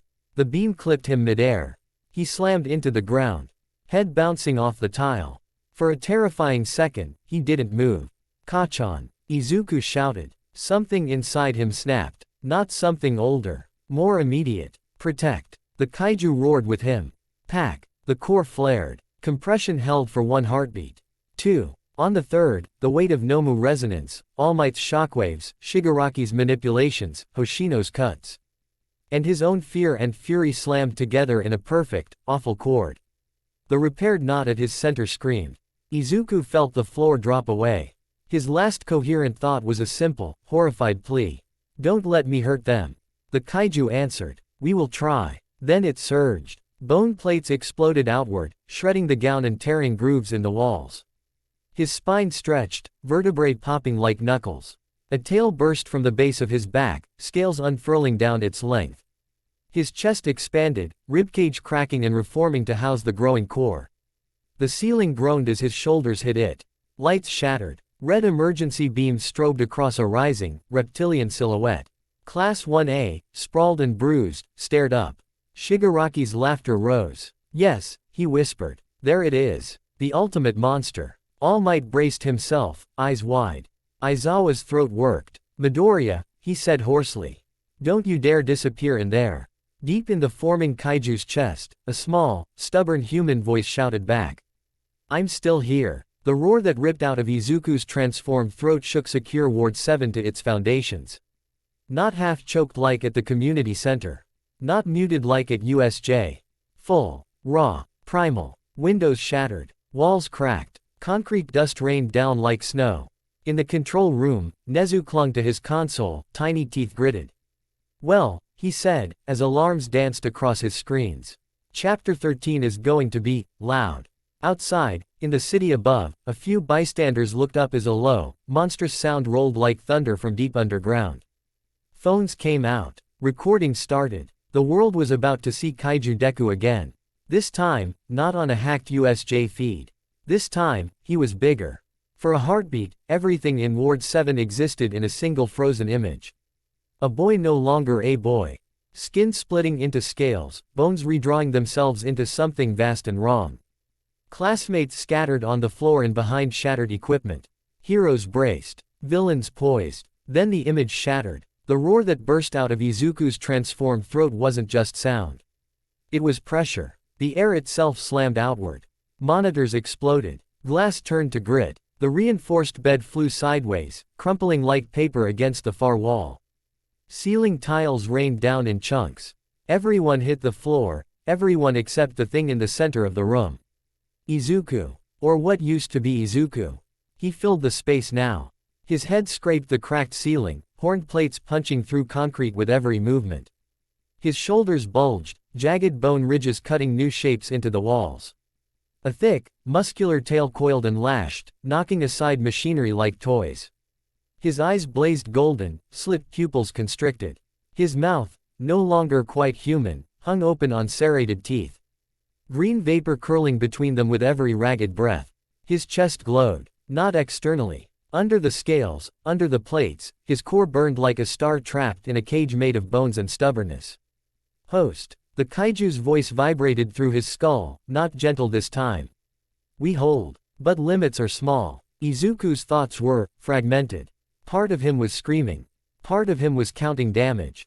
Part of him, the part wrapped around his friends' faces, clung to one single order. Don't step on them. He dug his claws into the floor, gouging deep furrows. Deku. Uraraka whispered from somewhere beneath him. Her voice tiny in the ringing aftermath. Can you hear us? His head jerked instinctively toward her voice. The motion alone sent another shower of dust and concrete chips across the room. Shigaraki, half covered in debris, laughed breathlessly. Yes, he croaked. That's it. That's the face. That's the monster they're afraid of. Aizawa rolled to his feet.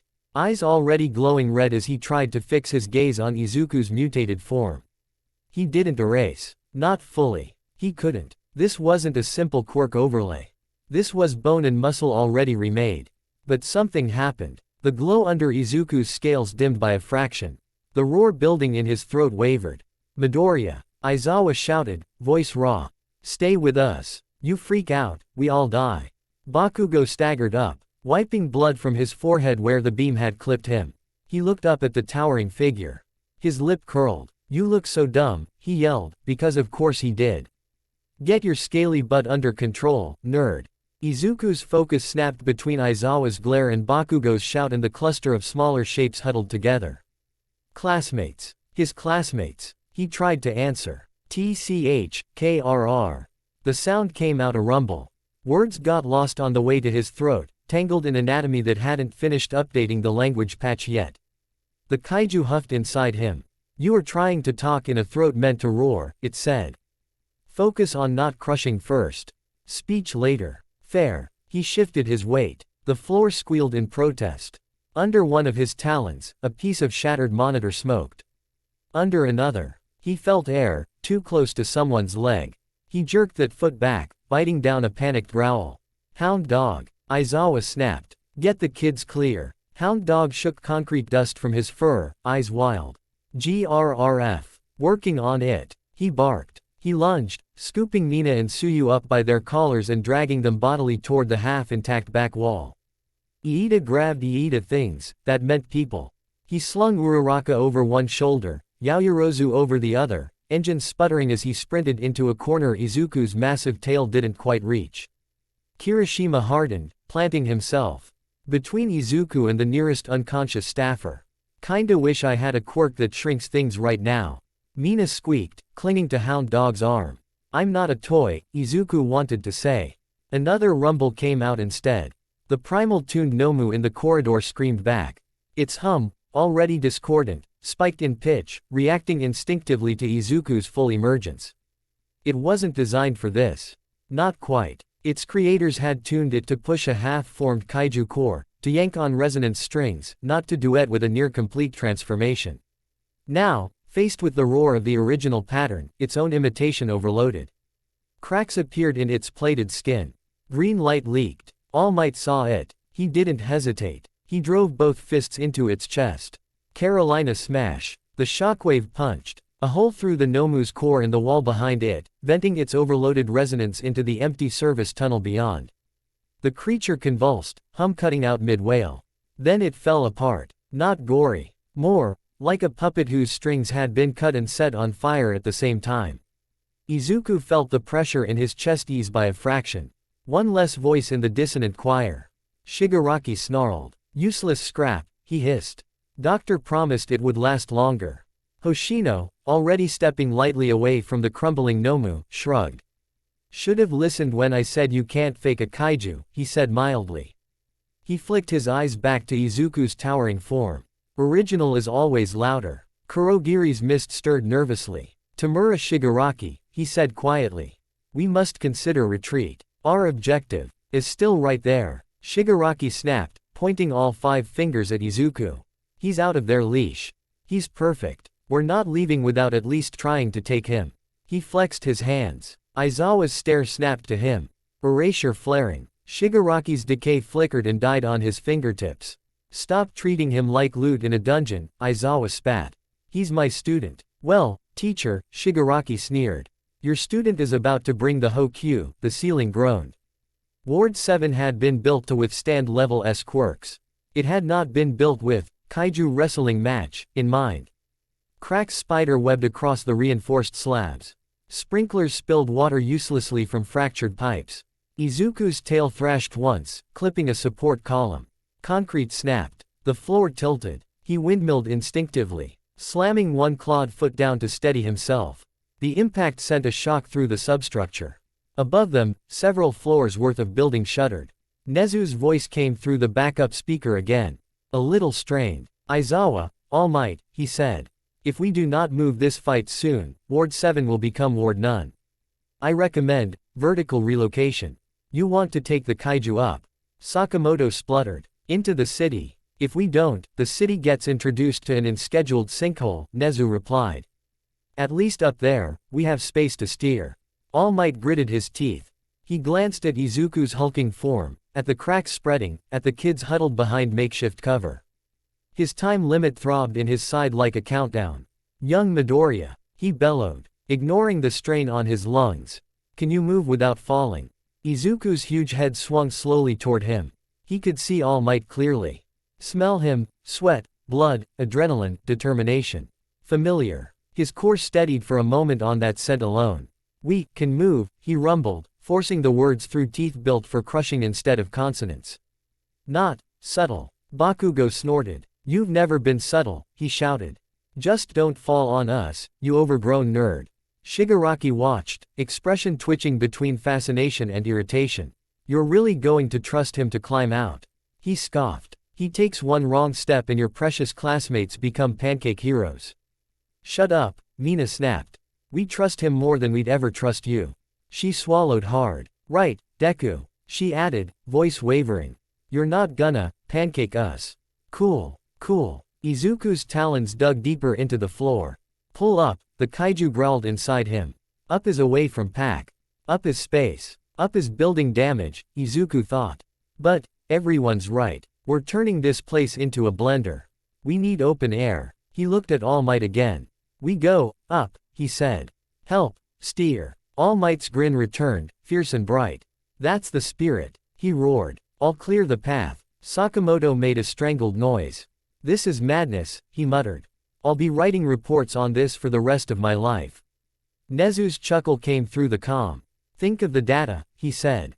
Now, everyone, brace for structural reconfiguration. Aizawa groaned. That's one way to say, we're about to ride a kaiju through the ceiling, he muttered. Kids, move. Hound Dog barked. To the corners. Away from the center. Iida didn't need telling twice. He scooped up Bakugo, who protested loudly, and Uraraka, dragging them toward the far wall. Put me down. 4 eyes. Bakugo yelled, blasting weakly. Apologies, but your stability is compromised. Iida shouted back. And at this point, so is the building. Kuroshi. Ma hardened and planted himself between Tsuyu, Yaoyorozu, and falling debris, arms spread. Mina scooted on her hands and knees, cursing the lack of traction on hospital tile, until she was behind Hound Dog again. Aizawa leapt up, capture weapon stump wrapping around a dangling pipe as he swung to a more stable perch, eyes never leaving Izuku. Toshinori, in full All Might form, took a deep breath. On 3, he bellowed. 1, 2. Izuku didn't wait for 3. He pushed. His claws punched into concrete. His legs, thicker now, muscles like coiled cables, straightened. He drove his head up. The ceiling tried to argue. It lost. Reinforced slabs shattered under the immense, focused force. Rebar twisted around his horns like wire on a tree. Alarm sirens shrieked at new, exciting volumes. Chunks of building rained down around him as he punched a kaiju-sized hole through level after level. For a moment, he was surrounded by darkness and dust, a tunnel of breaking stone and screaming metal. His core blazed. Up. He climbed. Up through Ward 6, startling a cluster of very confused high-security guards. Up through Ward 5's storage level, turning shelves of emergency equipment into confetti. Up through an empty maintenance floor. Pipes bursting like veins as his shoulders tore past. Each time he broke through, he focused on up. Each time he felt the building lean, he adjusted, tail whipping to counterbalance. Claws digging in at angles that minimized direct collapse. Somewhere below, Nezu frantically redirected structural supports with emergency systems, sealing off compromised sections, rerouting power. Obviously having the time of his life. All according to the very improvised plan, he murmured to himself, eyes darting across schematics. Above ground, the first sign anyone outside had that something was wrong was when a manhole cover in an industrial district popped 3 meters into the air from a gust of underground wind. Then the ground bulged. Then it broke. Izuku erupted. Ted from the earth in a geyser of concrete and dust, jaws open on a half-formed roar that shook nearby warehouses. He wasn't as big as a movie kaiju. Not yet. But he was big enough. 3 stories tall at the shoulders. Tail as long as a city bus. Plates along his back gleaming in the afternoon light like a forest of jagged shields. He sucked in air that wasn't filtered through recycled ventilation systems and nearly choked on the scents. Smoke. Oil, asphalt, people, so many people, so many small, fragile things clustered in tall, oddly fragile boxes. World, the kaiju whispered, momentarily stunned. Izuku's heart lurched. He'd wanted open space. He'd forgotten that open space in Musudafu came with buildings. He froze, forcing his new body to go still. Below, clinging to the remains of the shaft he'd carved, All Might hauled himself up, cape torn, hair dusted with concrete powder. He landed on Izuku's shoulder as if it were perfectly normal to perch on a kaiju. Good job, young Midoriya. He hollered against the wind. You missed the residential blocks. Izuku dared a glance down. They'd surfaced in the industrial zone, warehouses, factories, wide lots. No pedestrians in immediate stomping range. Thank All Might. Thank Nezu. Thank luck. Screams echoed from farther away as people saw the towering shape. Phones came out. He tried not to think about it. Shigaraki and the League emerged from the ragged hole a moment later. Riding up on a wave of Kurogiri's mist. They landed on the roof of a nearby warehouse, concrete dust settling around them like gray snow. Shigaraki spread his arms, grinning like a kid on a new playground. Now this is more like it, he crowed. Our very own kaiju showdown. Hoshino balanced easily on the edge of the roof, knives out. Even at this distance, Izuku could feel the subtle distortions around him, like heat off asphalt. Aizawa, Hound Dog, and the kids scrambled out after them, looking very small on the cracked ground.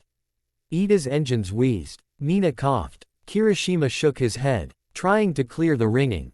Bakugo staggered, caught himself, then immediately blasted up onto a low storage container for height. Don't you dare go on a rampage, Deku. He shouted. You hear me? You break one apartment building and I'm shoving a grenade so far up your tail. Language. Iida yelled reflexively. Not helping. Hound Dog barked. Suyu squinted up at Izuku, tongue flicking. Kiro. She said softly. He's really big. Uraraka swallowed hard. Deku, she called, cupping her hands around her mouth. Remember what we talked about. You're not a disaster. You're a hero. Hero. Not hazard. Hero, not hazard. Yaoyorozu, shaking, started creating metal spikes never leaving Izuku's claws. In case we need anchors, she said. To pin something. Aizawa landed atop a partially collapsed truck, scarf stump fluttering. He looked up at Izuku, the student who'd once been a scrawny kid with freckled cheeks and notebooks, and did the most Aizawa thing possible. He sighed. You are such a hassle, he muttered. Then he squared his shoulders. Okay, he said loudly, to everyone.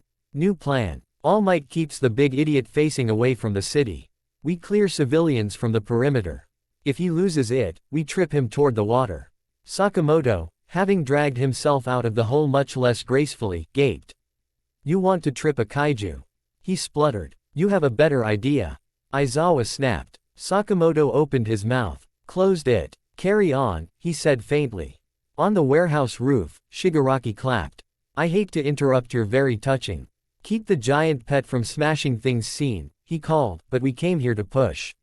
He snapped his fingers. Kurogiri spread his mist, warping portals into the air around Izuku.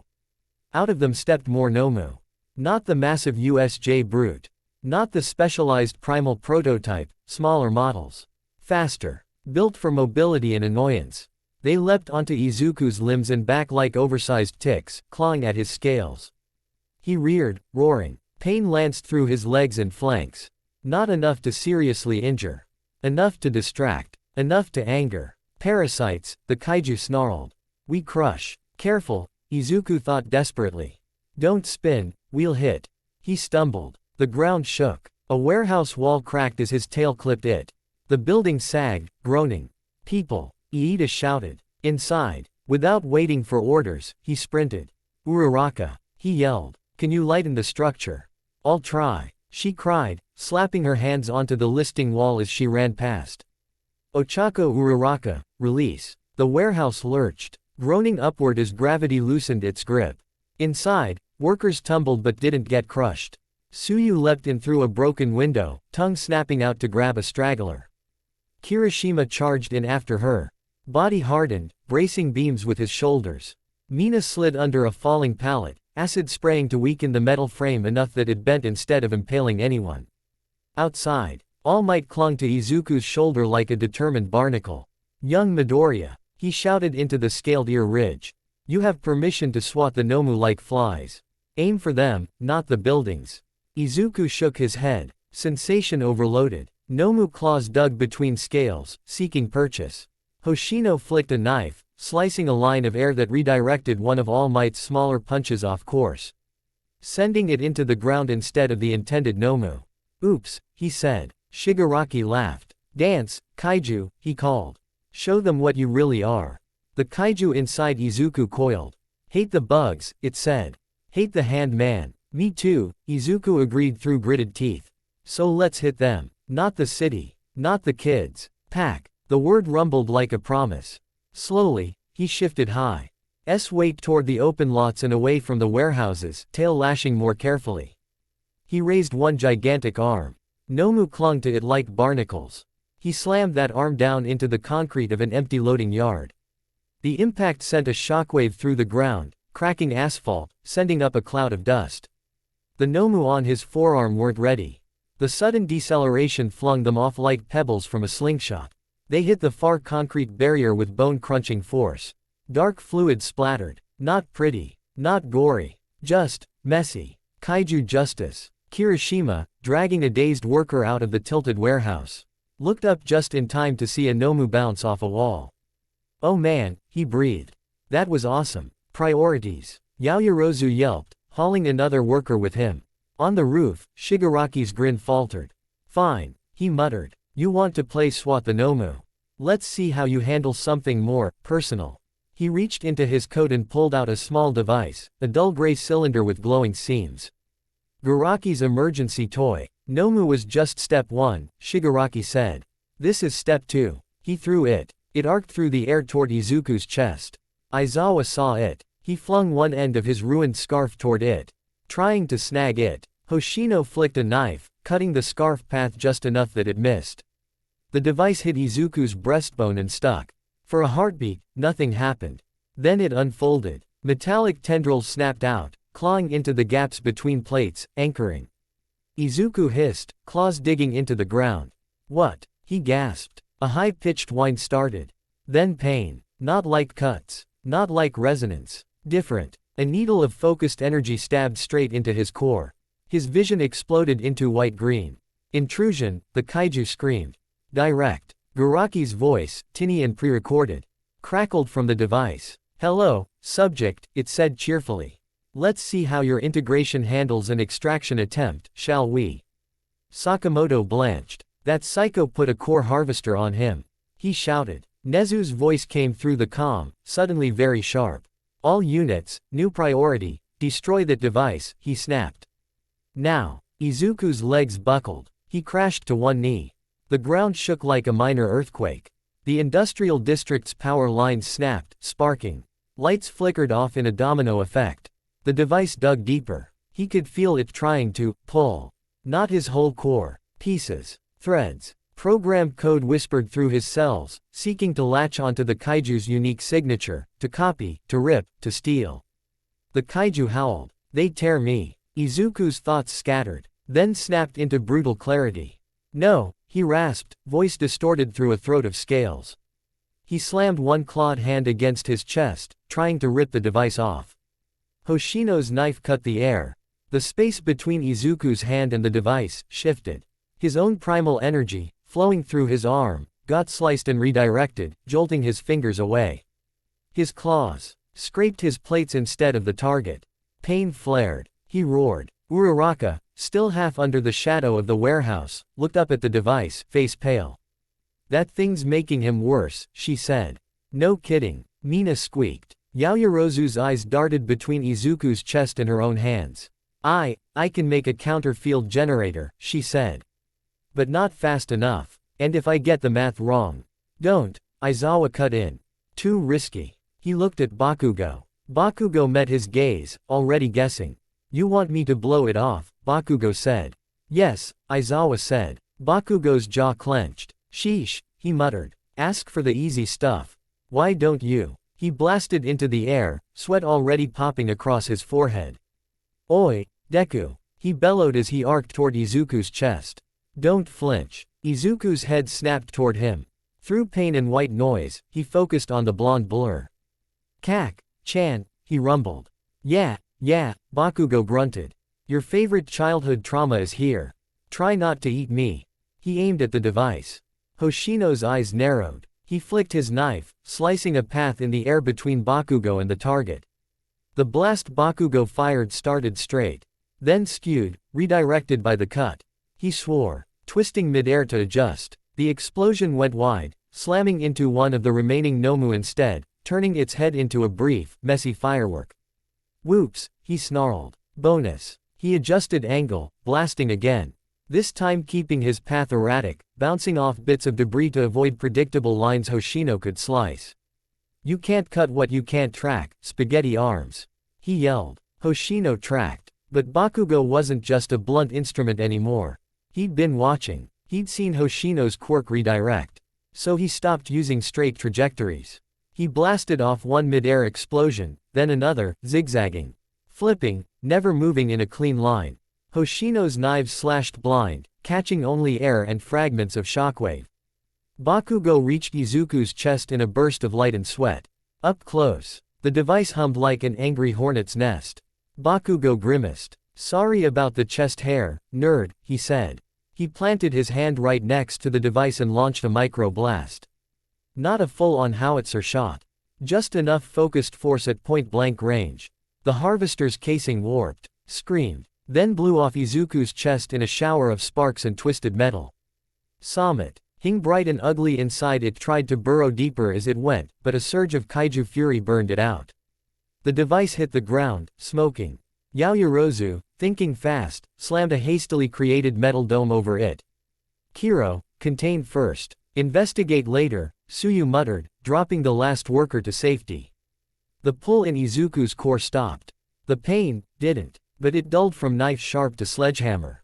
Bakugo, breathless, hovered in front of Izuku's massive chest. They were almost eye level now. Golden slits met ruby-red glare. Remember what I said, Bakugo panted. You go nuclear, do it where I can yell at you. Izuku's lips pulled back in something that might have been a grin, might have been a snarl. Yell, later, he managed. Fight, now. Bakugo barked a short, disbelieving laugh. Finally saying something smart, he said. He blasted backward, landing on a rooftop. Below, Shigaraki's face twisted with fury. You little gremlin, he shrieked at Bakugo. Do you know how long that device took to calibrate? Bakugo flipped him off. Bill you later, he shouted. All Might took the opportunity. He leapt from Izuku's shoulder toward the league's rooftop. This ends now, he roared, fist cocked. Kurogiri warped. Shigaraki and Hoshino vanished into mist just as All Might's punch obliterated half the roof. He landed in the rubble, teeth gritted. Kurogiri reformed a safe distance away, league in tow. Tamura Shigaraki. The warp villain said urgently. Our window is closing. All Might's time is not infinite, but neither is our margin for error. We have failed to secure Midoriya, and additional heroes are en route. Distant sirens wailed. Helicopter blades chopped the air. On the horizon, specks of color indicated flying heroes approaching. Shigaraki's hands trembled, itching. He looked at Izuku, towering, panting. Shredded, but still standing. Not rampaging. Not leveling the skyline. Choosing. He hated it. You could have been glorious, he spat, words flung like knives. The perfect symbol of how wrong their world is. Instead you're clinging to their stupid rules. Izuku's great head turned. He stared down at the man who'd tried to make him a weapon. His plates rattled softly. He forced his throat to work. Not your symbol, he rumbled. Not theirs, either. Ours. Shigaraki's eyes narrowed. He wanted to stay. To push again. To keep scratching at this crack in the hero world until it split. But he wasn't an idiot. Not entirely. He saw the line of oncoming heroes. He heard All Might's labored breathing. He felt the warp mist twitch at his shoulder, anxious. TCH, he clicked. He jabbed a finger at Izuku. This isn't over, Kaiju boy, he said. Next time, I won't be trying to take you. I'll be trying to take you apart. He glanced at Bakugo. And you, he added. You're still on my list. Bakugo's explosions flared. Get in line, he snarled. Hoshino gave Izuku a small, almost respectful nod. Hold that cord together, he called. I like my puzzles in one piece. Then Kurogiri's mist engulfed them. In a blink, the league was gone. Silence, relatively, fell. Only the distant wail of approaching sirens and the crackle of tiny fires broke it. Izuku Street. Ood in the middle of the ruined industrial yard, breathing hard. His chest hurt. His limbs shook. Nomu corpses steamed around him. Warehouses leaned but hadn't collapsed. His friends clustered at the edges of his vision, bruised but alive. All Might, chest heaving, looked up at him from a pile of rubble. For the first time since surfacing, Izuku let himself feel the full weight of what he was in that moment. A 3-story tall, half-controlled kaiju in the middle of Musutafu. Cameras pointed his way. News choppers circled at cautious distances. People a few blocks away pulled out phones and pointed. He could imagine the headlines already.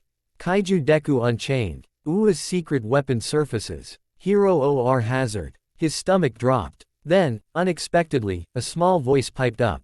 Wow, a kid whispered from somewhere behind a barricade. Voice barely carrying. He's so cool. Another voice, older, answered. He saved that warehouse, a woman said. And those workers. Did you see? He pushed the fight away from the houses. He's scary. Someone else muttered. But, he's on our side, right? Bakugo's voice cut through his spiraling thoughts. Hey, he yelled. Deku. Izuku lowered his head slightly, massive neck creaking. Bakugo grinned. Wild and exhausted. Remember this, he shouted, jabbing a finger at him.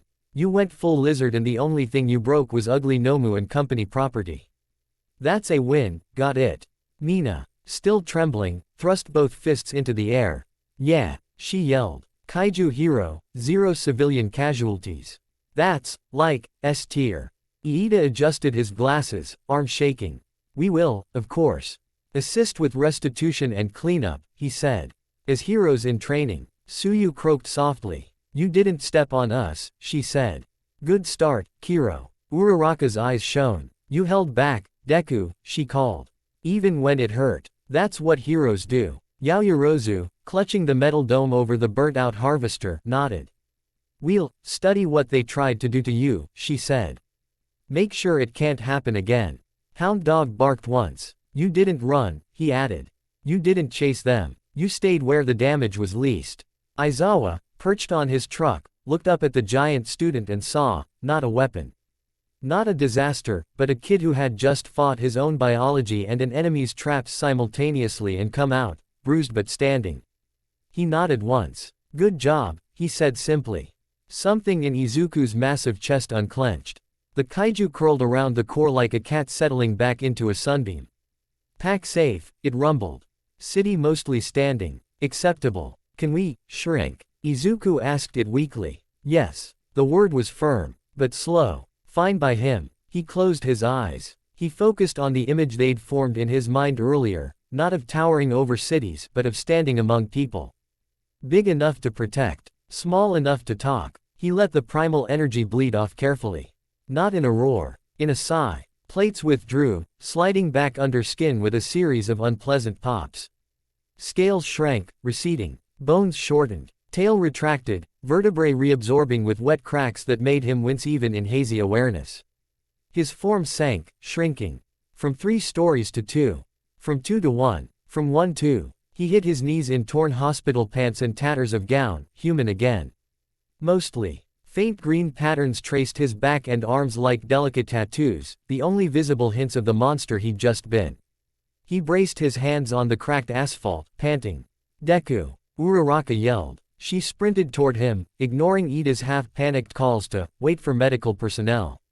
She dropped to her knees in front of him. Hey, she said softly. You still in there? He looked up at her. His eyes, still amber around the edges, cleared to green. I think so, he croaked. Bakugo limped over, hands in pockets. Scowl firmly in place. You better be, he said. I am not letting some overgrown iguana steal my you laughed weakly. It turned into a cough. All Might trudged closer, his massive form shrinking suddenly. The steam around him was subtle but definite. Time limit, pushed hard. In a blink, Toshinori stood there instead, hunched and wheezing, hand clamped over his side. He looked around at the destruction, the crater, the shattered pavement, the leaning warehouses, and then back at Izuku. You did well, he said, voice rough. Both of you. Izuku blinked. Both. He echoed. Toshinori tapped his chest. The boy and the beast, he said. You did not become the ultimate monster they wanted. You became the ultimate shield. Izuku's throat tightened. The commission will disagree, Sakamoto said quietly. Walking up with his tablet held like a shield. There will be intense discussions. Public outcry. Damage assessments. He looked around. But they will also have to accept this, he added. A Class S threat appeared. And the Class S asset you terrify them with, chose containment over carnage. He sighed. I'll spin it, he said. It won't be fun. But, you've given me something to work with. Nezu's voice chimed in from a rescue drone hovering overhead, a small screen showing his tiny, excited face. Consider this the worst-case field test of your kaiju form, he said. You passed. With a lot of room for improvement, mind you, but still. Passing. We'll debrief, retrain, and next time, we'll aim for 0 property damage too. Next time. Izuku squeaked, voice cracking. Nezu's eyes twinkled. This is your life now, Midoriya-kun, he said. Trespassing on Godzilla's trademark is not a one-time event. Hound Dog huffed. Come on, kid, he said, offering a clawed hand to help Izuku up carefully. Before the news vans get here and you end up on 10 talk shows you're not ready for. Izuku took his hand. His legs wobbled. Uraraka took one of his arms. Kirishima grabbed the other. Kaminari would have made a comment. Kaminari wasn't here, but Mina cheerfully took his place. Kaiju Deku's first rampage and he didn't level downtown, she said. That's, like, a 9/10. 1 point off for the wardrobe malfunction. He looked down and realized the tatters of the hospital gown were hanging in extremely unflattering ways. He yelped. Eep. Someone get me a blanket. Yaoyorozu blushed but created a large sheet and tossed it over his shoulders like a cape. There, she said. Now you look, distinguished. Distinguished disaster, Bakugo muttered. Aizawa pinched the bridge of his nose. We're going back to Ua, he announced. Ward 7 is closed until further notice. Nezu, coordinate transport. Sakamoto, you can ride along and glare at us in person. Sakamoto sighed. I was going to anyway, he said. Sirens grew louder. Pro-heroes landed at the edges of the scene, some familiar, some not. Edge shot, best genist, a few local responders. They took one look at the crater. The Nomu remains, the singed warehouses, the exhausted All Might and the half-naked green-haired boy wrapped in a blanket, and paused. Best genist adjusted his collar. Well, he said, it seems we missed the main event. Edgeshot nodded. But we got the best ending, he said, eyes on Izuku. The one where the city is still mostly intact. Izuku hunched under the blanket. Sorry about the, property. He said. Best Jeanist waved a hand. Buildings can be rewoven, he said. Lives cannot. He eyed Izuku critically. And your new proportions were quite stylish, all things considered, he added. We'll have to talk hero costume modifications later. Uraraka giggled. Izuku went red. The kaiju rumbled lazily. They approve, it noted. For now, Izuku thought. We still have to survive the news cycle. We are good at surviving, it replied. He couldn't argue with that. As they guided him toward the arriving ambulances and UA transport, he glanced back at the ruin. D-hole leading down to the remains of Ward 7. He'd gone into that place a trapped beast with an unstable core. He'd come out something else. Still dangerous. Still terrifying to many. But less alone. The cameras would show a monster. The headlines would scream. The commission would panic. Parliament would argue. Talk shows would rage. But the people who mattered, his mom, his class, his teachers, had seen something else. A boy who'd become the ultimate monster for a few terrifying minutes. And used that shape to fight monsters worse than himself. He tightened his grip on the blanket. Hey, Bakugo said, walking beside him. Hands shoved deep in his pockets. Don't get a big head about this, lizard nerd. Izuku snorted. Kind of hard not to, he said weakly. Head was literally big. Bakugo rolled his eyes. You get what I mean, he said. You did good. But this doesn't mean I'm letting you slack. You go kaiju again, you better be even more in control next time. Got it. Izuku smiled, tired but genuine. Got it, he said. Got it, the kaiju echoed, amused. As the transport doors closed around him, muting the chaos outside, Izuku exhaled. His body ached. His core hummed. His future looked complicated. But for the first time since the explosion in the lab, he didn't feel like he was at war with the thing inside him. They were facing outwards together. Toward villains who wanted to tear the world down. Toward a commission that wanted him safe and terrifying at the same time. Toward a hero society that didn't quite know what to do with a boy who could turn into a walking disaster and chose not to. Toward a world that would, inevitably, call him Kaiju Deku. He couldn't control the name. He could control what it meant. He leaned his head back, eyes drifting closed. Somewhere between waking and dreaming, a massive shadow curled protectively around a glowing core. We are symbol too, it murmured. Not of fear, of warning. A warning to who? Izuku thought, drifting. To monsters, the kaiju replied. There is bigger one. WHO stands in front of small things. He smiled as sleep stole him. Monster, weapon, deterrent, symbol, everyone else could debate the labels. He knew what he wanted to be. Not the ultimate monster. The ultimate defense. And with a kaiju at his back and a class at his side, that future didn't seem quite so impossible. Somewhere far away, in a dark lair full of screens and cables.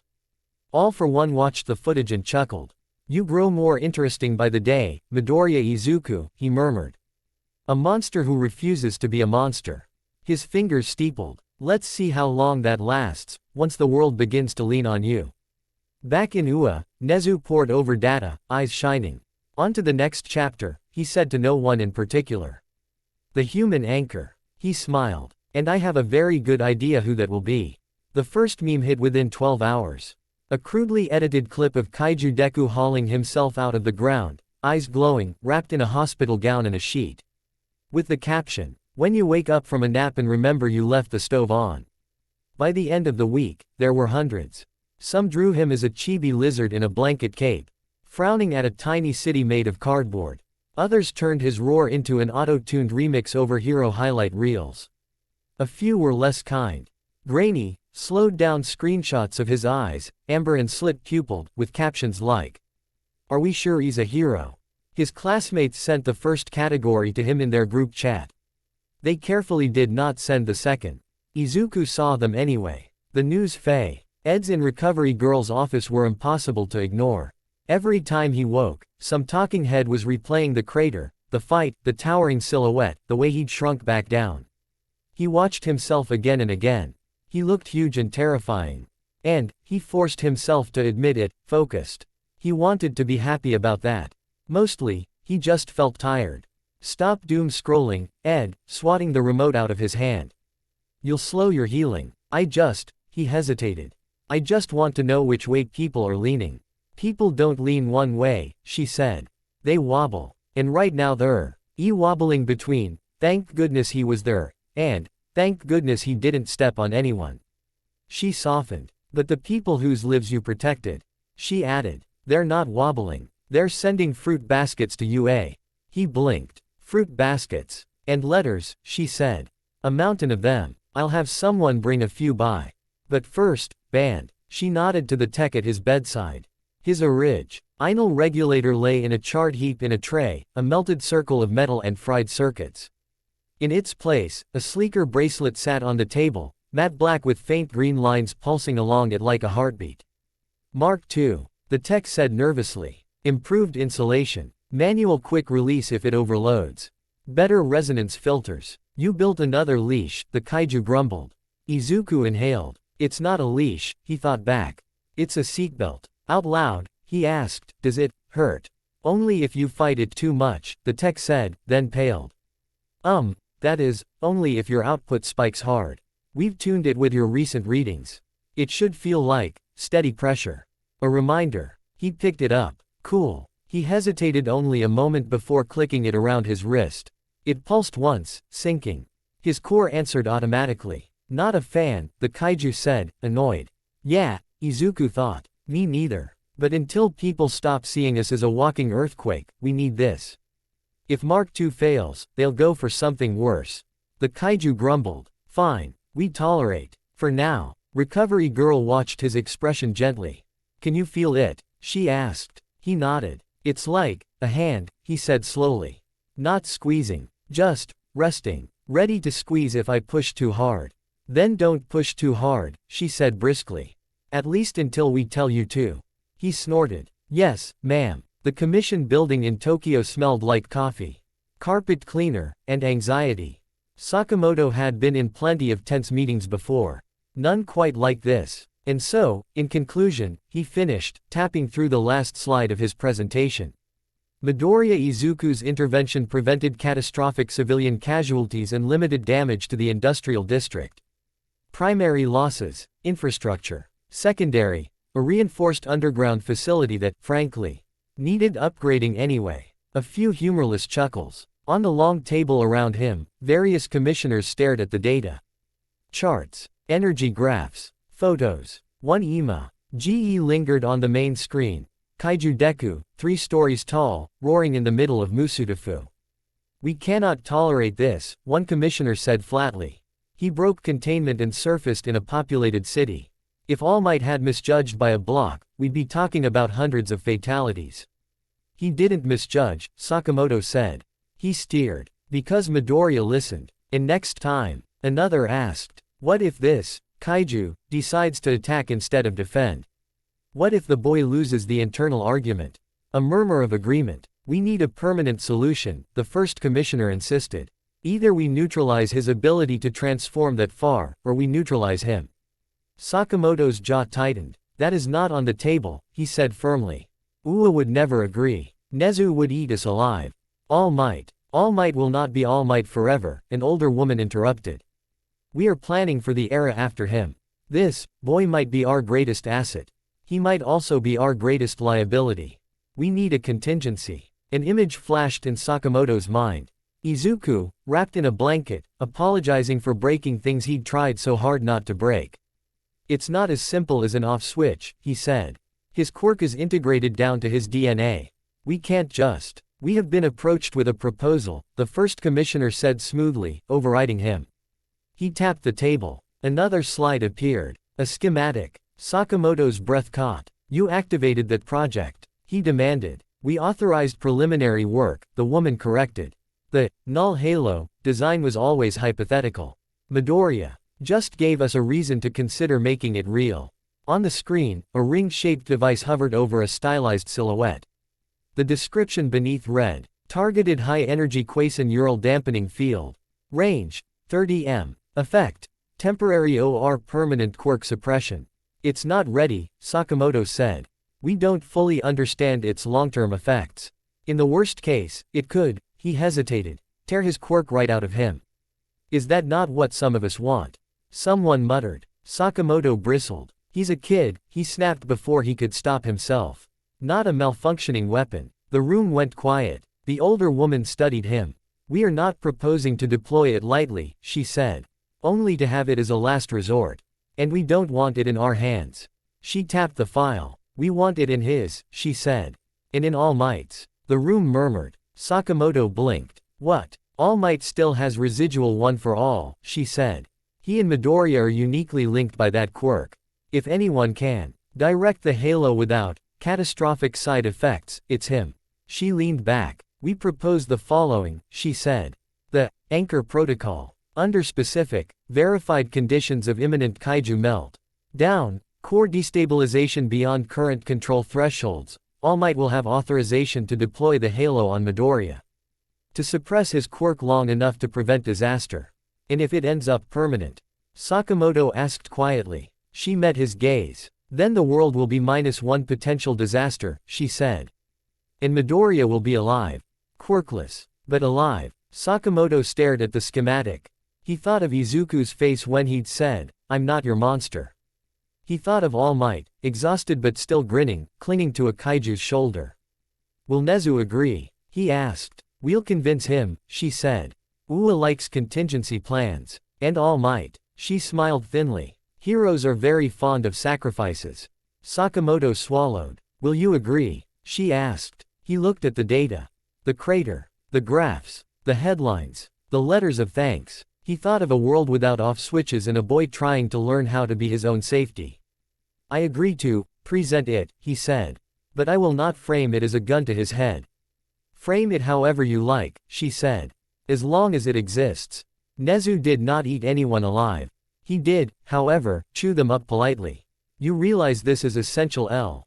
Why asking Toshinori to keep a mercy-killing device in his pocket," the principal said, tail flicking. "One that might erase the quirk he sacrificed his body to pass on." Sakamoto sat in the UA conference room. Halo schematic on the table between them. All Might sat opposite, in his thin form, fingers steepled under his chin. "I realize," Sakamoto said. "I'm not happy about it. But they are not wrong to want a last resort. People are rarely wrong to want to live," Nezu agreed. "The question is what they're willing to do to feel safe." He peered at the schematic. "How likely is permanent suppression?" he asked. "Unknown," Sakamoto admitted. "Best models say temporary dampening is probable. But if Midoriya's core is in full meltdown, the halo might have to hit very hard. Meaning it might freeze both Kaiju and host," Nezu said. "Or shatter them." All Might exhaled slowly. "You want me to be the one to pull the trigger," he said softly. Sakamoto's throat tightened. "I want you to be he one who decides if it ever needs pulling," he said. "Bedgement more than I trust a panel of commissioners who only know him as a graph." Nezu studied All Might's face. "Well, Toshinori," he asked. Quote, "How does it feel to be offered the role of his last line of defense, and his last threat?" Toshinori looked at the schematic. He saw not a device. He saw a moment. A possible future where Izuku's eyes were gone behind Golden Rage and the city was crumbling under his feet. A future where he had a choice: let the boy rampage and hope his friends could reach him, or end his quirk in a burst of light. He swallowed. "I don't like it," he said. "But I also don't like the idea of having nothing if everything else fails." He met Nezu's gaze. "Can we make it gentler?" he asked. "Key it to our bond. To one for all." Nezu tapped the schematic thoughtfully. "We might be able to align it to his existing suppressor band," he mused. "Make it less of a sledgehammer, more of a forced reset. Painful, but survivable." "Can it help him integrate?" Toshinori asked. "Force the core into a new equilibrium instead of just switching it off." "Now that," Nezu said, eyes lighting up, "is an intriguing thought." Sakamoto blinked. "You want to turn our last resort into therapy?"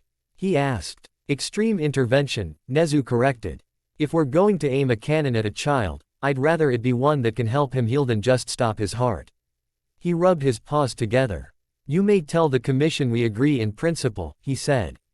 "Ua will co-develop the halo. Toshinori will hold it. And we will work to make sure, if it ever fires. It is an anchor, not a guillotine."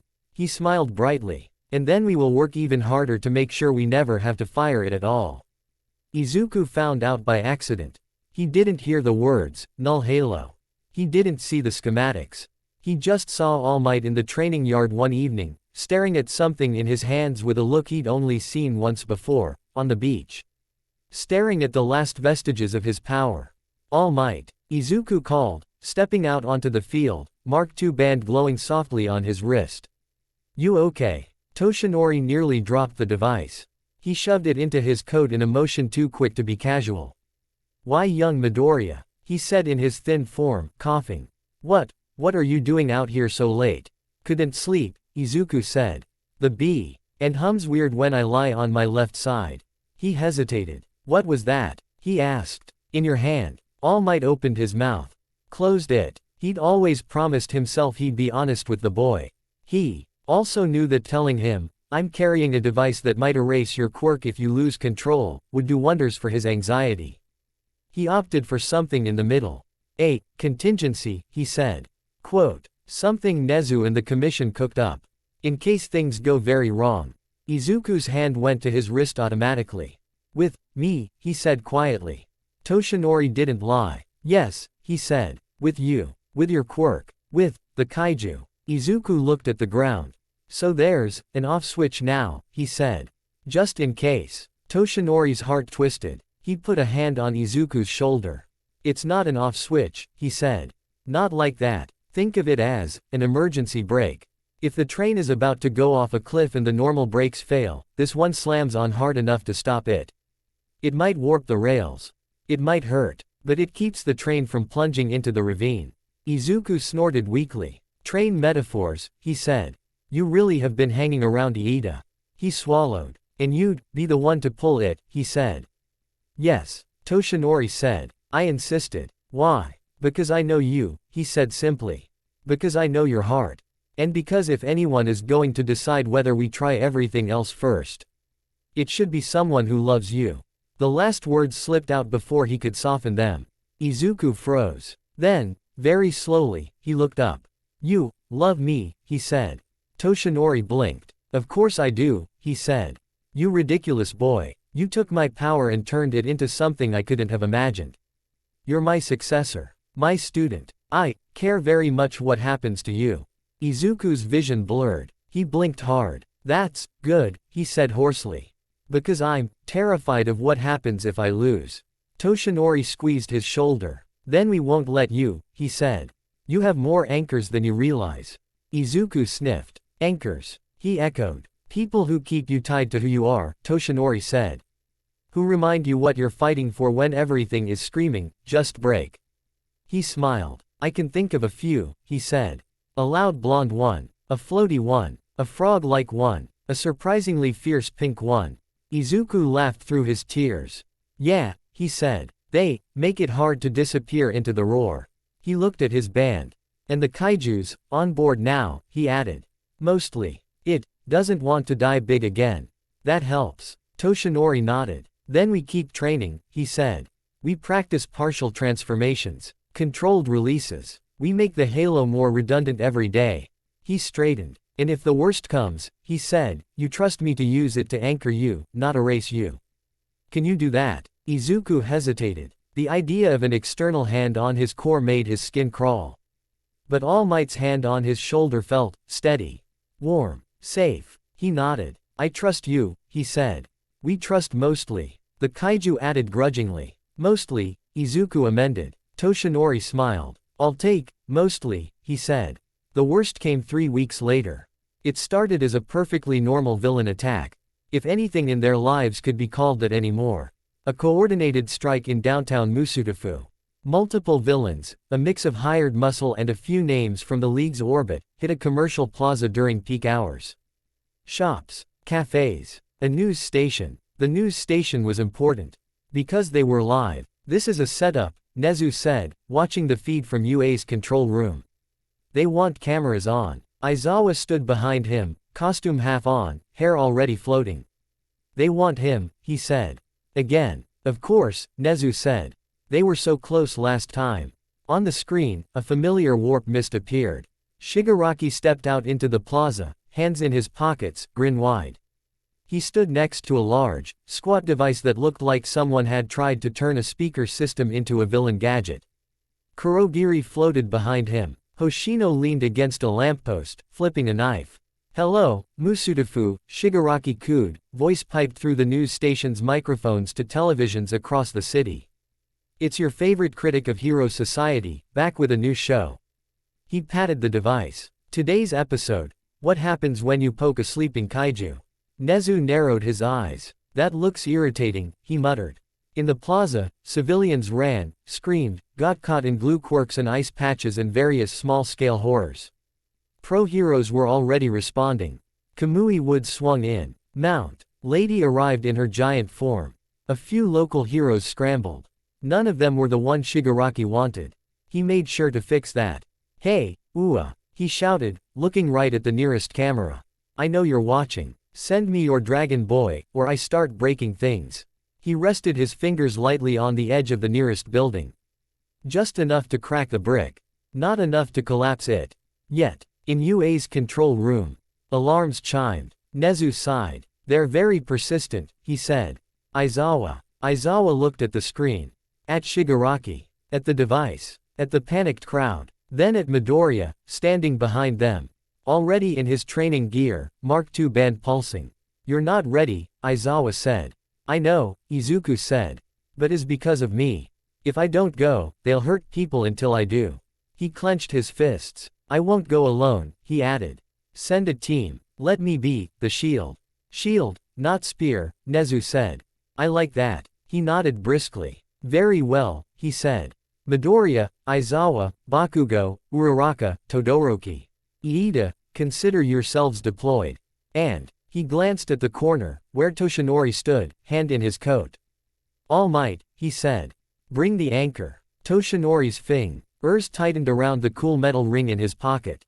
He nodded once. Understood, he said. The plaza felt different when you walked into it knowing everyone was watching. Izuku could feel the eyes. Not just the ones in windows. The ones behind cameras, behind screens across the country. He also felt the device. Even from half a block away, the air around it hummed. The kaiju stirred. Bad song, it said. Fake. Hurts. Yeah, Izuku thought. I hear it. Shigaraki turned as they approached. On there he is, he sang. Right on cue. Our star. Bakugo crackled at Izuku's side, explosions whining in his palms. Todoroki walked on Izuku's other flank, ice already creeping along the ground under his boots, fire flickering faint at his other hand.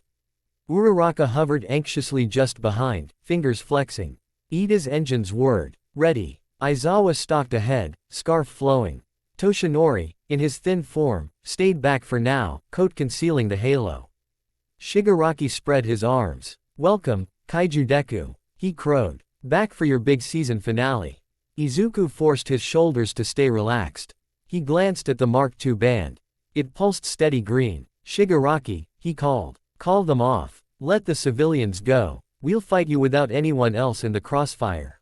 Shigaraki tilted his head. Ah, he said. Listen to you. So responsible. So, hero. He gestured lazily. Villains tightened their circles around captured civilians. Here's the thing, Shigaraki said. I'm not actually here to fight you. Not directly. I'm here to see what happens when I push your limits on live TV. He patted the device. This pretty little thing is a resonance broadcaster, he said. Based on the data we stole from your last tantrum. It sings to your core. Very loudly. On a frequency only it really hears. Hoshino twirled his knife. Doctor had fun with this one, he said. You're going to hate it. Izuku swallowed. Then turned it off, he said. You want me, I'm right here. You don't need this. Shigaraki's smile went sharp. Oh, but I do. He said. Because you've gotten better. More controlled. That's boring. I liked you better when you didn't know if you were going to flatten the block. He reached for the device's switch. Time to see just how stable your little truce with the lizard really is, he said. Aizawa's eyes flared. His erasure snapped out, locking onto Shigaraki and the device. For a moment, the hum faltered. Shigaraki's fingernails stopped cracking the switch casing. Then Hoshino flicked his knife. His cut didn't touch Aizawa. It sliced the air between Aizawa and his target. For a heartbeat, erasure blinked, broken. Shigaraki moved. He slammed his hand down on the switch. The device screamed. Izuku screamed with it. The sound wasn't audible. The effect was. His knees buckled. Mark II band flared from green to yellow to a painful, blinding orange. Every kaiju cell in his body lit up like someone had shoved them all into a single socket. The world tilted. Song too loud. The kaiju roared. Core vibrates. His vision warped. Buildings bent at the edges. Shigaraki's voice sounded distant. Let's see it, he shouted. Come on, kaiju. Give the people a show. Bakugo grabbed Izuku's arm. Oi, he yelled. Fight it, nerd. Uraraka grabbed his other arm. You're not a puppet, she cried. You're you. Todoroki's eyes shot up around the device, trying to muffle its field. The resonance cut through, hitting Izuku's core like a freight train anyway. The band tried to compensate. It couldn't. Circuits fried. Smoke puffed. Not again, Izuku thought, panic rising. Not like this. Not. The kaiju surged. We will not be dragged, it snarled. But the resonance wasn't just pulling. It was shaking, rattling the carefully rewoven threads of his core loose. Fear, anger, exhaustion, pain, everything churned. He felt something in him slip.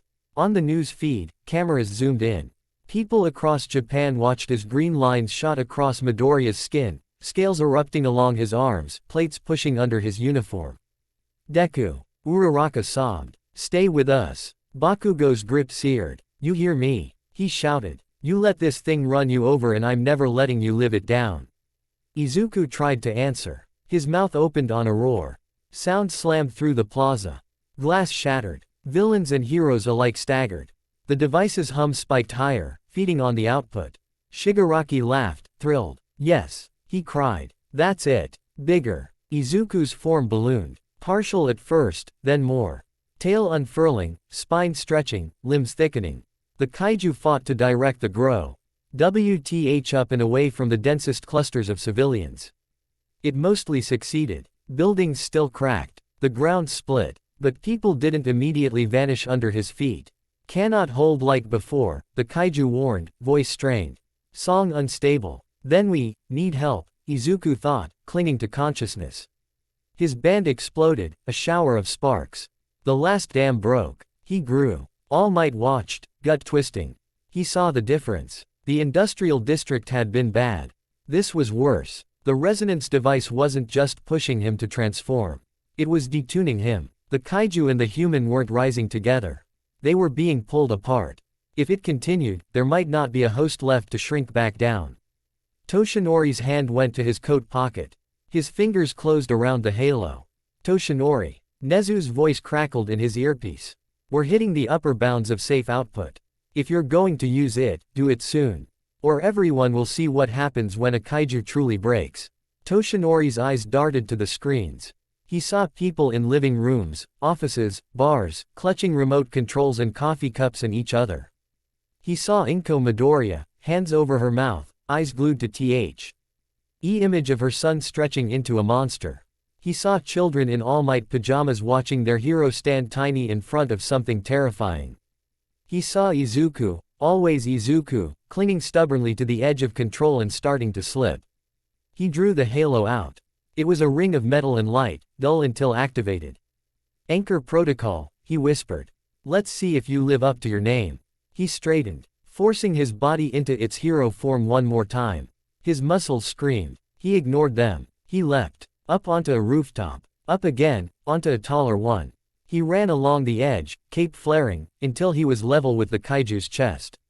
Izuku, huge, scales tearing through the training uniform, thrashed, eyes wild. Toshinori's heart broke at the fear in them. Young Midoriya, he shouted, voice straining. Look at me. The kaiju's head jerked. Golden eyes locked on the tiny figure. For a moment, recognition flickered. The sound came out as a distorted rumble.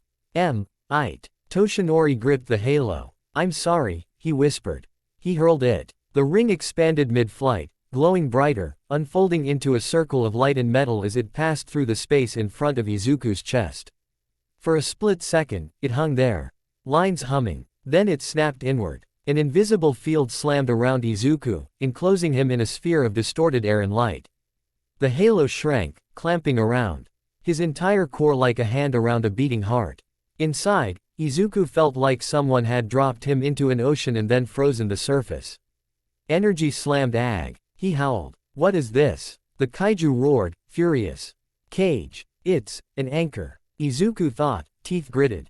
I hope. Outside, Aizawa shielded his face from the blast of wind. What did you do? Bakugo screamed at All Might. Gave him a net, All Might said, panting. Instead of letting him fall without one. In the control room, Nezu watched data spike and fluctuate. Good, he murmured. Good, good. It's binding to the core. Not slicing. Hold, Toshinori. Hold. Toshinori felt one for all flare inside him. Not like before. Not like the glory days. Just a last ember. He pushed it into the halo. Into the field. Into the bond between them. Come on, Midoriya. He muttered through gritted teeth. Work with it. Don't fight it blindly. Steer it. Inside, the ocean rose again. Izuku found himself back on the Scar-Bone Cliff, the green-gold sea churning harder than ever. The kaiju towered, larger than before, edges fraying. Pieces of it broke off in chunks of raw energy, spinning away into the storm. Above them, a ring of light hung in the air. Lines of power descending into the water like anchors. Trap, the kaiju snarled, slamming against the lines. Hate it. Energy rebounded, shaking the sea. Izuku stumbled. Stop, he yelled. You'll break us. Better broken than chained, it roared. No, he shouted. Not like this. Not when there's another way. He looked up. Beyond the ring, faint and distorted, he could see silhouettes. All Might, hand outstretched. His classmates, faces pressed against invisible glass. Their voices were muffled, but he heard snatches. Deku, you're not alone. We're right here. You me. Said to eat katsudon with me after graduation. That last one, unmistakably, was Uraraka. Another voice, sharp and familiar, cut through. Hey! Bakugo's shout rattled the edges of the space. If you let this thing eat you, I'm going to be so angry. You don't get to bail on our rivalry, got it? The kaiju paused. Loud one, it rumbled. He is annoying. He's ours, Izuku said. They all are. He moved toward the kaiju. The giant head swung down, eyes blazing. We are being torn apart, host, it warned. They pull from outside. This ring pulls. The fake song pulls. Then we pull in, Izuku said. Together. The kaiju bared its teeth. How? Izuku looked at the ring. He felt the halo's presence more clearly now. It wasn't just a cage. It was a circle, a limit, a boundary he could press against without falling forever. He thought of something Drive. Hoshizaki had said weeks before. Sometimes, a boundary lets you push safely. Knowing where, too far, gives you room to move. He stepped closer to the kaiju's massive foreleg. Before, he'd always felt smaller. Now, even though the creature had grown, he didn't feel dwarfed. He felt matched. He put his hand on its scales. They were hot, pulsing, alive. Listen, he said. The halo is awful. It hurts. I hate it. You hate it. But it's not here to kill us. Not if we use it right. The kaiju snorted. You trust too much. I trust them, he said, nodding toward the silhouettes. And I trust you. You don't want to die big. I don't want to die at all. The world doesn't want to be crushed. We need a new shape. He looked down at his own glowing chest. At the small version of the core he and the kaiju had touched before. It was fracturing again, cracks racing across its surface. He pictured the halo closing around it. Not as a blade, as a mold. What if we use this pressure? He said, to fuse properly. No more loose bits of you and me pulling apart. No more easy hooks for villains to grab. Just one core. Denser. Harder. Ours. The kaiju's eyes narrowed. Dangerous, it said. If we fail, there is nothing left. If we do nothing, there's nothing left anyway, Izuku said quietly. We either shatter under this or we turn it into something better. He looked up. All Might is out there, he said. Pouring everything he has left into keeping that ring stable. He believes we can use it. That we can come out the other side stronger. I want his last act as a hero to be pulling a trigger that kills us. The kaiju was silent for a long, rumbling moment. Then, slowly, it lowered its head. You always choose the hard path, it grumbled. Izuku smiled, shaky. Heroes do, he said. The kaiju huffed. We are not hero. Maybe not, he said. But you can be a guardian. You already are. You wrapped around my core the first time we fought like this. You helped me steer. Let's make that permanent. He pointed at the core sphere. Together, he asked. The kaiju stared at him. Then it did something he hadn't expected. It shrank. Not fully. Just enough that its head lowered to his level without the world shaking. It brought its massive claw forward. Izuku held out his hand. Where they touched, energy surged. Outside, in the real world, the halo flared. A beam of green-gold light shot up through the distortion field, startling everyone on the plaza. Inside, the core cracked. Then imploded. Not in destruction. In compression. The ring's boundaries pressed inward. Instead of pushing back blindly, the kaiju and Izuku pulled with it, guiding the collapse. Loose threads snapped into place. Fragments fused. The old, jagged edges of their integration, painful, raw, easily snagged by outside forces, melted and reformed into smoother strands. It hurt. It hurt more than any transformation, any cut, any harvester device. Izuku screamed. The kaiju roared. Their voices overlapped. Together, light swallowed them. From the outside, it looked like this. The kaiju in the plaza, thrashing inside a sphere of shimmering air, suddenly froze. The halo ring around him blazed bright green gold. For a heartbeat, he was less a creature and more a silhouette of light. Then the sphere shrank. Not slowly. All at once. The massive body compressed. Plates and scales and bulk folding in on themselves, collapsing toward a single point. The air shuddered. The ground shook. People flinched. The ring contracted until it was no bigger than a hula hoop. Then smaller. Then, there was a sharp, crystal-clear sound, like a bell being struck. The halo shattered into a rain of harmless, glowing fragments that faded before they hit the ground. Where a kaiju had stood, there was only a boy. Midoriya Izuku knelt in the cracked plaza, hand braced on the ground, shoulders heaving. No tail. No plates breaking the skin. No giant shadow. But he wasn't quite the same as before. Faint, scale-like patterns traced his arms and neck, like subtle armor under the skin. His eyes, when he lifted his head, were still green, but with a permanent ring of gold around the iris. The Mark II band on his wrist was gone, melted completely. In its place, a thin line of faintly glowing scales encircled his arm, like a living bracelet. All Might dropped to one knee on the rooftop, coughing. Steam billowed off his body. He shrank in a blink, collapsing into Toshinori. His chest burned, not with power, with emptiness. One for All was gone. Not like when he'd passed it. This was different. Final. He wheezed. Nezu, he croaked into his earpiece. Status. Nezu's voice came back, delighted and strained. The core signature just changed, he said. It's smaller. Denser. There are no loose harmonics. The halo didn't erase his quirk, it helped him reforge it. Toshinori sagged with relief. Bakugo, Uraraka, Todoroki, and the others stared at Izuku. He looked back, dazed. Then he grinned. It was tired and shaky and full of tears. But still me, he said. Uraraka sobbed once and tackled him, arms wrapping around his neck. Deku, she cried. You scared me so much. He hugged her back. Careful but strong. I scared me too, he said, voice thick. Bakugo stomped over, eyes suspiciously shiny. You took long enough, he snapped. If you'd made me watch you turn into a skyscraper again, I'd have yelled, Izuku said. Bakugo sniffed. Yeah, he muttered. Louder. Todoroki stepped up, expression composed but eyes warm. Your flames are intense, he said quietly. In a different way than mine.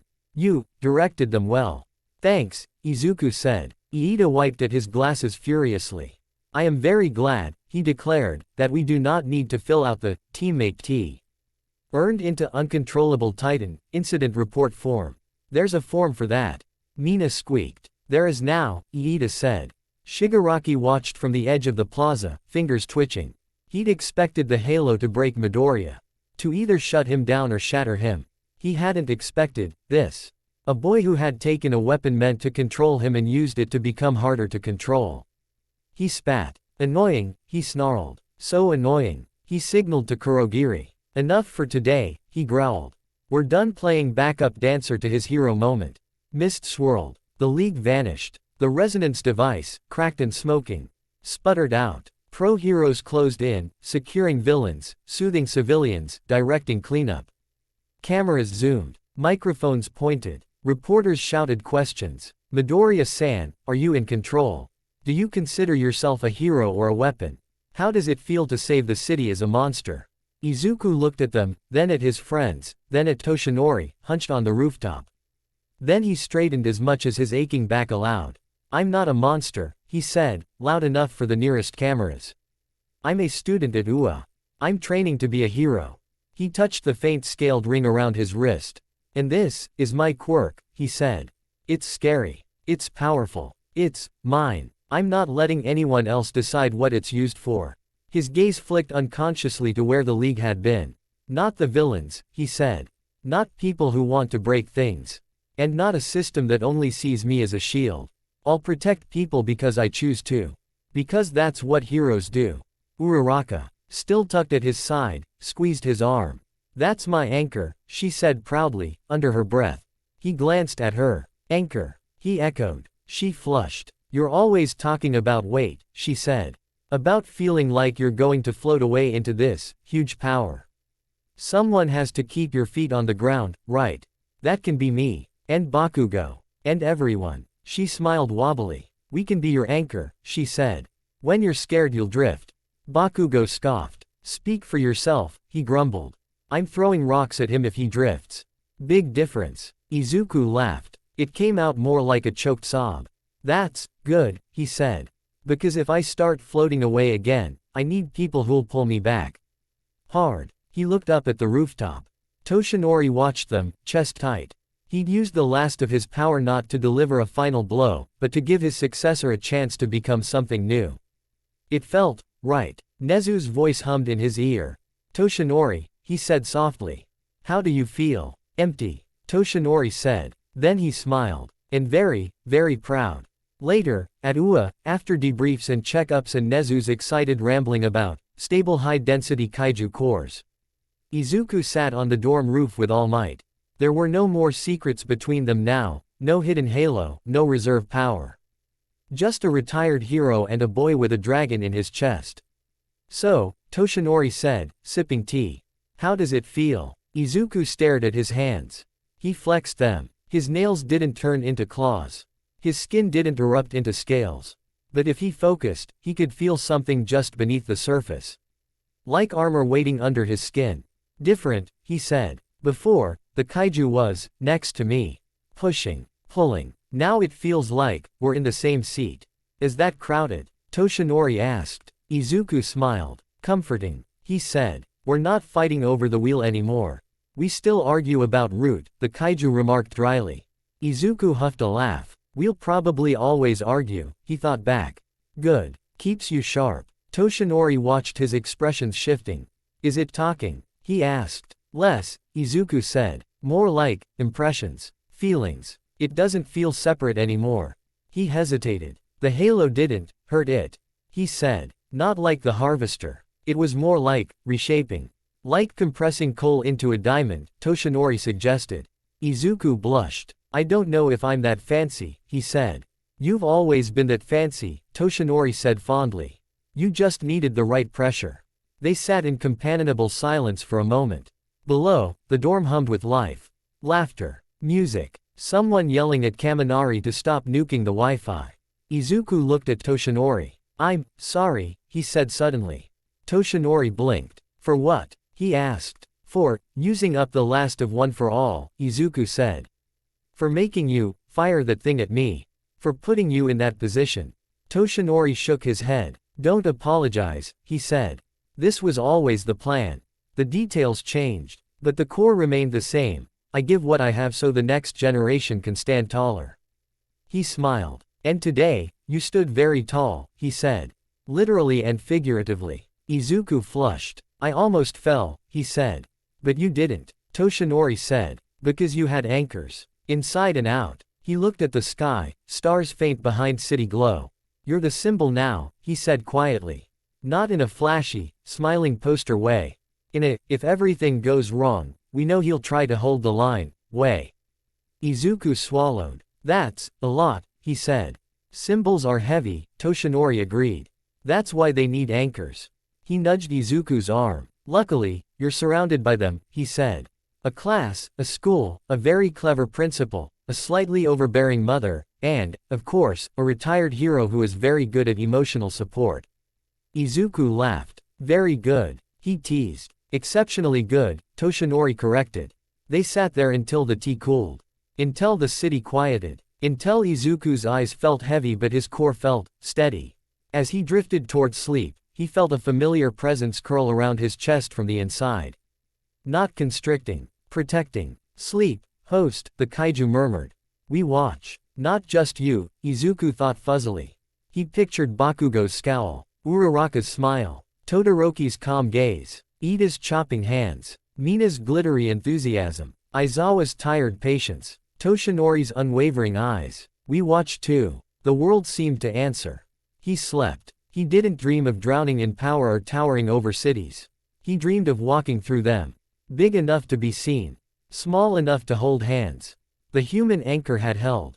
The worst was not over, not with All for One still plotting, the League still licking its wounds, and a hero society still learning how to live with a boy who could be both disaster and defense. But the next time the world shook, Midoriya Izuku would not be a trapped beast breaking his cage. He would be what he'd chosen to become. A living wall. A symbiotic symbol of warning, not to the innocent, but to anything foolish enough to try and break them. And, as Nezu was already drafting posters to say, Kaiju hero, Midoriya Izuku, when the world shakes, he stands. The first thing they rebuilt wasn't the road. It was the footprint. In the industrial district where Izuku had burst from underground, the city decided, after much arguing, not to pave over the massive crater his kaiju form had left. They stabilized the edges. They cleared the rubble. Then, in the deepest part of the depression, the workers poured smooth concrete in the exact shape of his Re-toed imprint and painted it bright green. On weekends, kids came to jump from claw to claw, racing along the outline, donned in the center and roar. Parents watched from the nearby benches, pretending not to smile when the smaller roars ended with giggles instead of panic. Some of those parents still woke up at night thinking of a giant shape against the sky. But every time they passed the footprint, they remembered something else, the way that giant shape had turned away from their homes. Izuku found out about the footprint from a news clip playing in the dorm common room.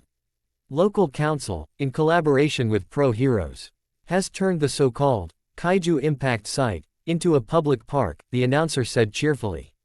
They're calling it Guardian Step. The camera panned over kids chasing each other along the green outline. One boy stopped in the center, puffed up his cheeks, and yelled, "Plus Ultra!" at the top of his lungs. Izuku, sitting stiffly on the couch between Kaminari and Shiro, nearly dropped his mug of tea. He squeaked. That's your big ol' lizard foot. Kaminari grinned. Yup, you're a tourist attraction now, bro. Shiro slung an arm around Izuku's shoulders. Could have been a memorial, he said. This is better. Bakugo snorted from his spot on the floor, stretching after training. Of course they turned your disaster zone into a playground, he muttered.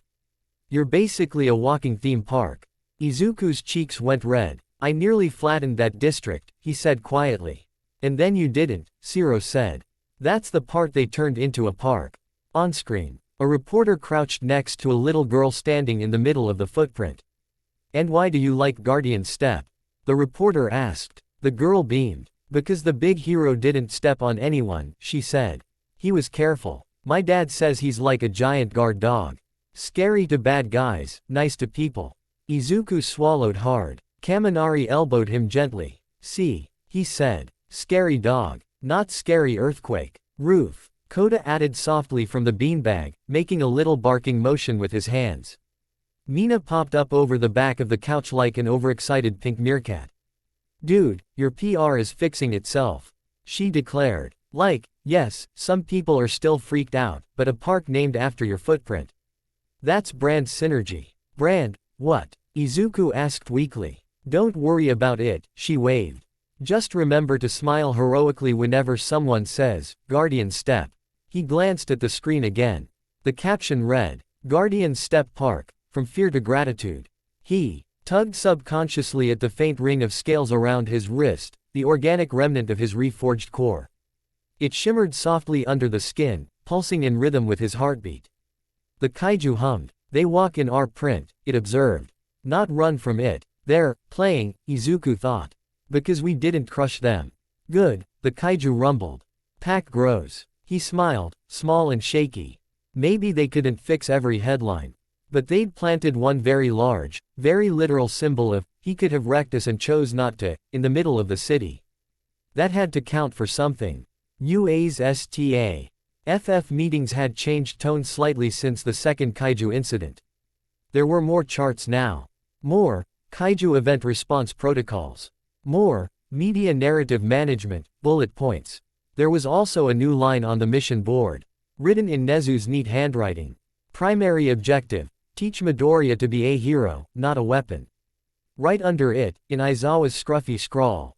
Sub-objective, make sure he doesn't die trying. And in Present Mike's dramatic script.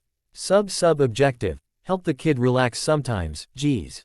The band was gone. Techniques had changed. Training sessions now involved things like controlled claw manifestation exercises. Targeted bone plating deployment. Urban movement while partially transformed no-tail swiping. And Recovery Girl's personal favorite. Quote, resonance exposure tolerance tests with emergency vomit buckets. Every time I think this school can't get weirder, she muttered one afternoon, watching Izuku carefully grow a layer of scales OV. His forearms while Shoji lobbed weighted balls at him, you children take it as a challenge. Izuku winced as one ball bounced off his forearm with a sharp ping. It didn't bruise. It also didn't ricochet wildly. Progress. It hurts less now, he said. The partial stuff. It doesn't feel like ripping as much. Because we are one core, the kaiju noted. No more loose pieces. Yeah, Izuku thought. I like this better. In your control? Aizawa asked from the sidelines, arms crossed. Izuku flexed his fingers. Scales shimmered. For about 4 minutes, I can keep this much without my heartbeat spiking, he said. After that, it starts to itch, like it wants to spread. And you stop before that, Aizawa prompted. Yes, sir, Izuku said. He closed his eyes. The scales receded like a wave going out. He exhaled. Oh my god. That looked so cool, Mina whispered to Jiro from the bleachers.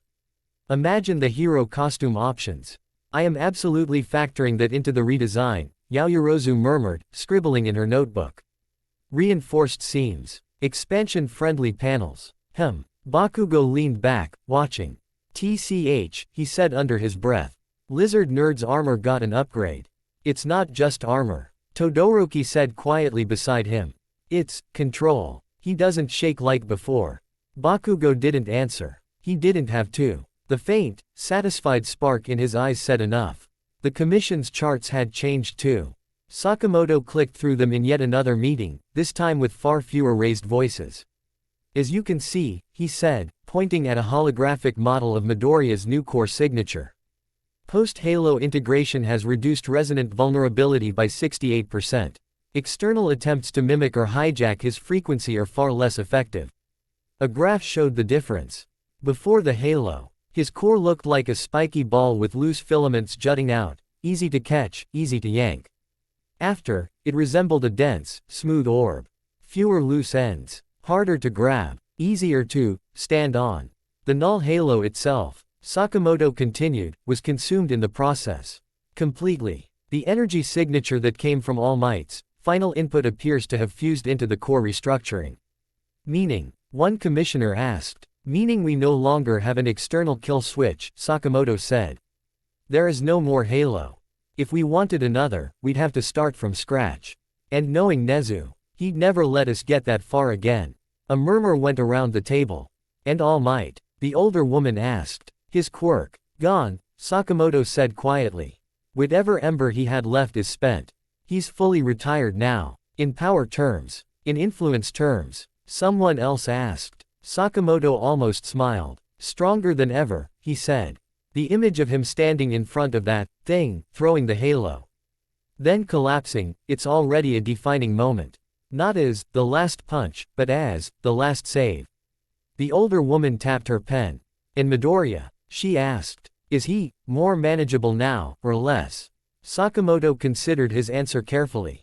More self-manageable, he said. Which is what really matters, if we're being honest. We can't turn him off from the outside anymore. But we also can't easily turn him against the world. The league tried. They failed. Twice. He flicked to a different slide. Surveys. Public opinion graphs. Sentiment analysis from social media. The initial fear. Spike after the industrial incident has mellowed, he said. The downtown event, ironically, improved his image. People saw him nearly lose control and saw him claw his way back, with help from his classmates and All Might. He highlighted he's scary, but he's on our side. If that thing wanted to crush us, we'd know. I feel weirdly safer knowing there's a kaiju who likes kids' parks. One comment, from a warehouse worker, stood out. He looked me in the eye after pulling my coworker from under a beam and said, "Sorry about the mess. Monsters don't apologize. We're moving from unknown horror to dangerous protector." Sakamoto said. Not perfect, but better. So he's becoming what, exactly? A commissioner asked skeptically. A symbol. A deterrent. Sakamoto thought of the park. Of the footprint turned into a game. Of the kid on the news calling him a guard dog. Yes, he said. A symbol. One that warns the right people. Izuku's hero costume redesign took 3 full sessions and a lot of arguing. Tail allowance, Mei Hatsume said, scribbling furiously on a blueprint. You need tail allowance. Elastic materials, segmented armor plates, and expansion joints, ooh, and maybe a tail jet for steering. Absolutely not, Aizawa cut in. Ah, come on, problem child's practically half missile, she protested. Let me make him aerodynamic. He's enough of a hazard without rocket boosters, Aizawa said dryly. Focus on flexibility and containment, not speed. Izuku sat perched on the edge of the workbench in the support lab, clutching a cup of tea Hagakure had pushed into his hands. I don't need more speed, he said. I still need to get used to moving this much weight safely. Power Loader grunted, looking up from his own set of notes. You've got 3 priorities, he rumbled. 1. Suit must stretch and harden around transformations. 2. No loose parts to snag when you grow. 3. Something that reminds the public you're a hero, not a kaiju cosplayer. Mina raised a hand. Can we keep the green theme? She asked. It's kind of his thing now. Maybe black plates with green lines. Ooh, like Tron but lizard, Kaminari said. Hatsume slammed her pen down. I've got it, she declared. Listen, hero costume version, what are we on now? 3, Izuku said faintly. Version 3, she said. Base layer, flexible, fire-resistant, scale-patterned fabric that can expand without ripping. Over that, modular armor plates that line up with your natural plate points, shoulders, spine, forearms, shins. They lock when you partially transform, so your human and kaiju forms look cohesive. She sketched furiously. And the mask? Juro asked from her spot leaning on the wall. Izuku hesitated. The old mask, All Might inspired, with a goofy smile, felt wrong now. He'd changed. He needed something that reflected that. Less face covering, he said slowly. More eyes. People need to see I'm still there. Uraraka prompted gently. He nodded. Yeah, he said. I don't want to hide behind a monster. I want them to see me controlling it. Hatsume nodded decisively. Then we go with an open face helm, she said. Plates along the jawline, a forehead rid. GE that echoes your kaiju horns when you go partial. Protective, but not masking. She scribbled a final flourish and turned the sketchpad around. The design was surprisingly balanced. Green and black, sleek but sturdy. With armor lines that mirrored the faint scale patterns his quirk had left on his skin. The helm framed his face instead of hiding it, with 2 raised ridges that hinted at horns. Without turning him into a full dragon cosplay. It looks, he began. Badass, Kirishima suggested. Reliable, Todoroki said. Very marketable, Mina added. Heroic, Uraraka said softly. Izuku smiled. Like someone who stands in front of things, he finished. Power Loader nodded. We'll build it, he said. And we'll test it. A lot. Explosions. Hatsume asked hopefully. Controlled ones, Recover Girl shouted from down the hall. Yes, Hatsume whispered. Picking a hero name should have been simple. It wasn't. Not after all this. The original classroom exercise, back before USJ, before Kaiju. Before the league, had seen Izuku slap Deku on the board, reclaiming an insult as his identity. Now, the world had given him a new one, Kaiju Deku. He didn't hate it. He didn't love it. It felt incomplete. Like calling All Might, Big Punch Guy. Aizawa gave them another shot at the naming board one afternoon, mostly under the excuse of updating official records to reflect recent adjustments. The rest of the class mostly stuck with their chosen names. A few tweaked. Kirishima turned Sturdy Hero, Red Riot, into Unbreakable Hero, Red Riot, grinning wider than ever. But when it was Izuku's turn, the room went quiet. He stood at the front, marker in hand, staring at the blank space on the board. Take your time, Midoriya, Aizawa said. You've earned the right to think this through. Whispers rippled behind him. Guardian, something. Kaiju Hero, something. Symbol of something. There's gotta be primal in there, Mina hissed to Kaminari. It sounds so cool. Izuku th. Out of all the labels people had thrown at him in the last few months. Weapon, threat, deterrent, monster, asset, risk. He thought of All Might calling him a shield. Of Nezu calling him a symbol of warning to monsters. Of the park called Guardian Step. Of the Kaiju murmuring, "We are Pack Guardian," more than once now when he'd stood between his friends and danger. "We guard core," it said now. "Ours and theirs." He smiled. Then he wrote, slowly and carefully. Symbiotic Hero, Rampart. Silence. Rampart. Iida repeated. It's a wall, Izuku said, turning back to them, cheeks faintly pink. But not just any wall. A fortified one, built to hold against big things. I thought about primal and kaiju and stuff, but those are what I am. Rampart is what I want to be. He swallowed. The symbiotic hero part, he gestured vaguely at himself. That's pretty obvious now. Mina squealed. That's so good, she said. It's like, I'm scary, but my job is to be scary in the way that protects people. Rampart, Kirishima said, testing the sound. Yeah, manly. Kiro. You are very wall-shaped when you grow, Suyu said thoughtfully. Bakugo snorted. Whatever, he said. I'm still calling you Deku. But your brand name's not bad. Aizawa stared at the board for a long moment. Then he nodded. Symbiotic Hero, Rampart, he said. Approved. Izuku exhaled. The kaiju rumbled in quiet approval. Rampart, it tried the word. Wall with teeth. We like. Same, Izuku thought, grinning. Inko Midoriya visited Ua under more security than some foreign dignitaries. Not because she was dangerous. Because her son was. Or had been. Or, could be. The gates buzzed open as she approached with a small bag of food clutched in both hands and her heart trying to punch its way out of her chest. She'd watched everything. The USJ footage. The industrial district fight. The downtown showdown. The halo. She'd seen her little boy stretch into something enormous and terrible and then collapse back down, shaking and apologizing for the mess. She'd heard the arguments on TV. She'd read the think pieces. She'd cried over the monster or hero headlines until she couldn't see them anymore. Then she'd called All Might and said, very calmly, I am coming to see my son. Please don't let any commissioners get in the way. They hadn't. Aizawa met her at the entrance, looking as exhausted as ever. Midoriya-san, he said, bowing slightly. Thank you for coming. She bowed back. Thank you for not expelling him, she said. Or locking him away. Or, I don't know. I imagined worse. We considered options, Aizawa admitted. Then we remembered he's a kid who wants to help people, and we decided a lab accident and villain obsession. He nodded toward the training grounds. He's out there, he said.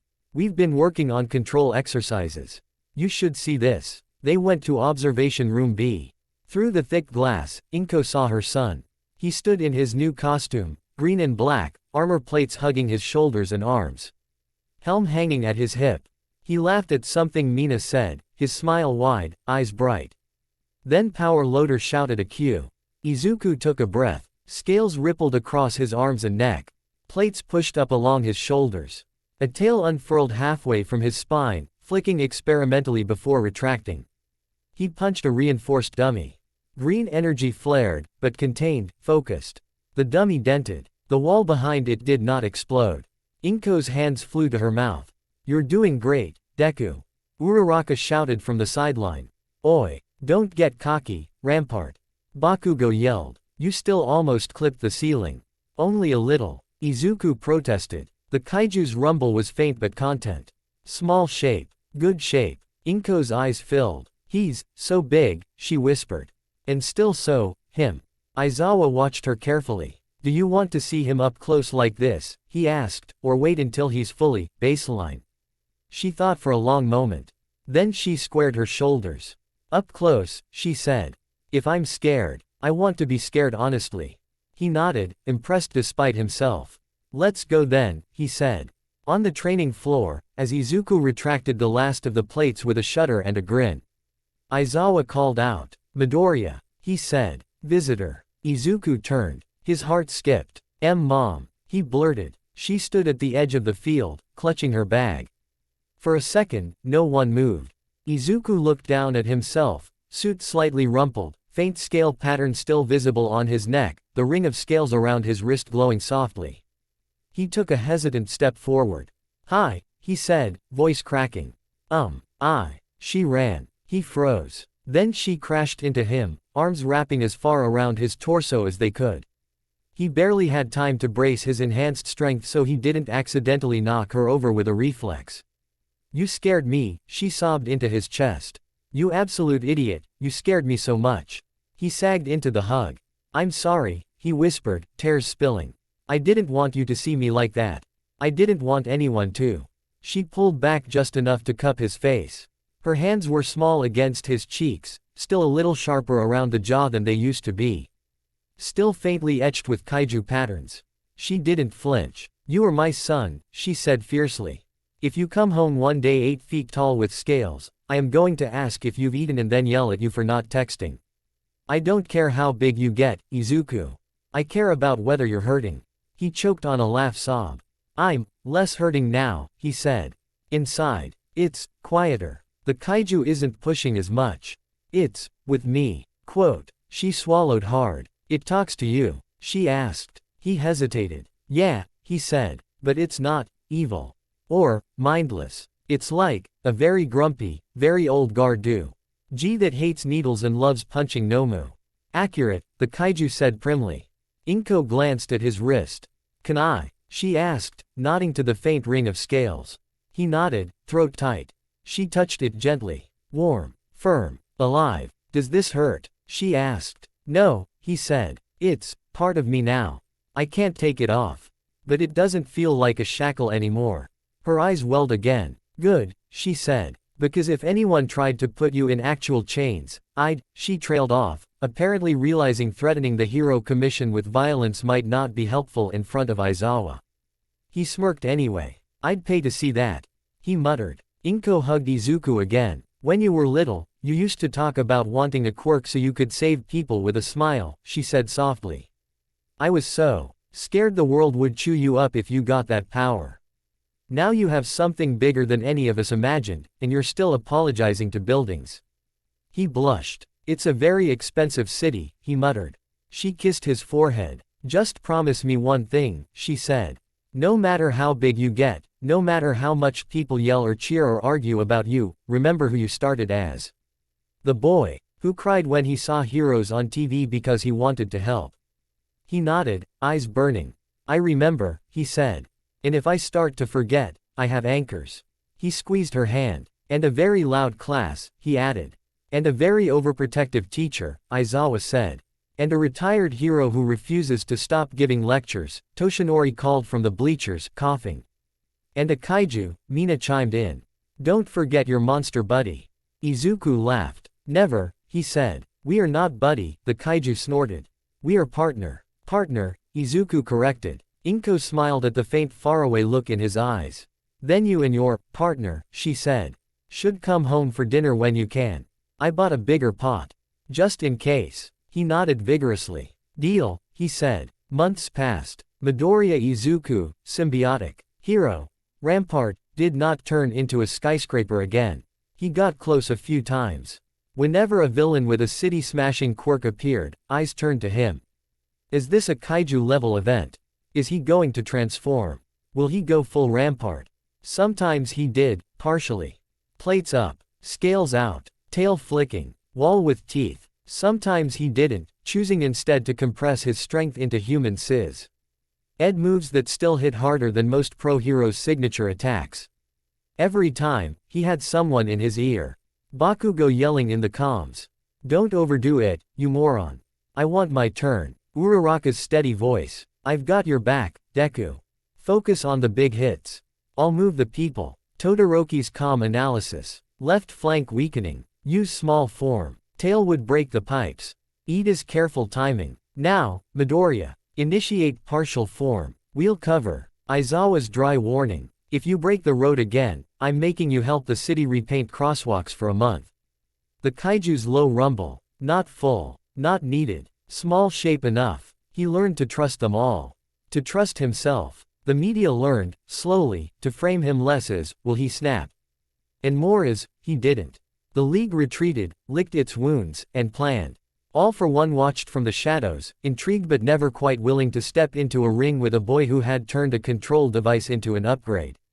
Shigaraki scratched and seethed. "He keeps turning my pushes into his growth," he snarled one night, kicking over a monitor showing Rampart deflecting a collapsing bridge while giggling kids in Kaiju merch cheered from a safe distance. "It's so annoying." All for One chuckled. "That's what symbols do, Tamura," he said. "They adapt. The trick is not to break them. It's to bend the world around them until they're carrying more than they can bear." He smiled behind his mask. "And then, we see what snaps first." Years later, the textbooks would call it the First Continental Quirk Storm, a chain reaction of unstable energy. Why quirks interacting with each other in the atmosphere, threatening to tear open the sky. At the time, the heroes on the ground called it something simpler. The Big One. Storms crackled weirdly over oceans. Cities around the world shook as quirk fields resonated in ways no one had predicted. UA students, grown into pro-heroes, braced under skies that glowed sickly green. In Tokyo, on a high platform built specifically for worst-case scenario responses, Izuku stood in full Rampart gear, looking up at a swirling vortex that made his core hum uncomfortably. Beside him, pro-hero Dynamite Bakugo. Now officially too not that stopped anyone, cracked his neck. "You ready, wall boy?" he asked. "Not really," Izuku admitted. "But I've got anchors." Uraraka floated a cluster of support staff in a gravity bubble nearby. Hair longer now, eyes just as bright. "We'll keep the debris off you," she said. "You keep the sky from falling on us." Todoroki, now a top-ranked hero, stood calm and composed. Ice and flame flickering around him in perfect balance. "I'll stabilize the temperature gradients," he said. "You handle the big resonance." Iida, engines more advanced and hero costume upgraded, chopped the air. "We will execute this plan with utmost precision," he declared. "Because we are heroes." Mina, Kirishima, Tsuyu, and the rest of their generation of heroes took their positions. Below, civilians huddled in shelters. Above, the storm churned. Izuku inhaled. The Kaiju rose with him, not as a separate entity, but as a surge of strength and awareness. "Big storm," it observed. "Bigger than Nomu. Bigger than devices." "Yeah," Izuku thought. "Global scale. We stand," the Kaiju said simply. "Yeah," Izuku agreed. "We stand." He let the transformation rise. Not all the way. Never all the way. Just enough. Plates slid into place. Tail unfurled. He grew, not to skyscraper height, but to something in between. Tall enough to anchor a field that extended across districts, small enough to the buildings didn't vanish under his feet. He spread his arms. Primal energy flowed. The storm above roared. The sky tried to tear. He roared back, not in rage, but in refusal. His core thrummed. Eerie forged sphere at his center lit with green-gold light. He reached up, not physically, but with the resonance that now answered to him more than it answered to chaos. The storm's frequency slammed into him. He braced. "Pull," the Kaiju said. "But not break." He redirected. Where before, he'd fought not to be shaken apart by someone else's song, now he conducted it. He took the wild, fraying energies and bent them, channeled them. Guided them along paths that didn't intersect with cities, with homes, with bodies. Todoroki's ice and flame shoved temperature walls into place where he pointed. Aka lightened structures just before shockwaves hit. Dynamite blasted apart pockets of unstable air. Dozens of heroes across the city synchronized to his cues, voices crackling over comms.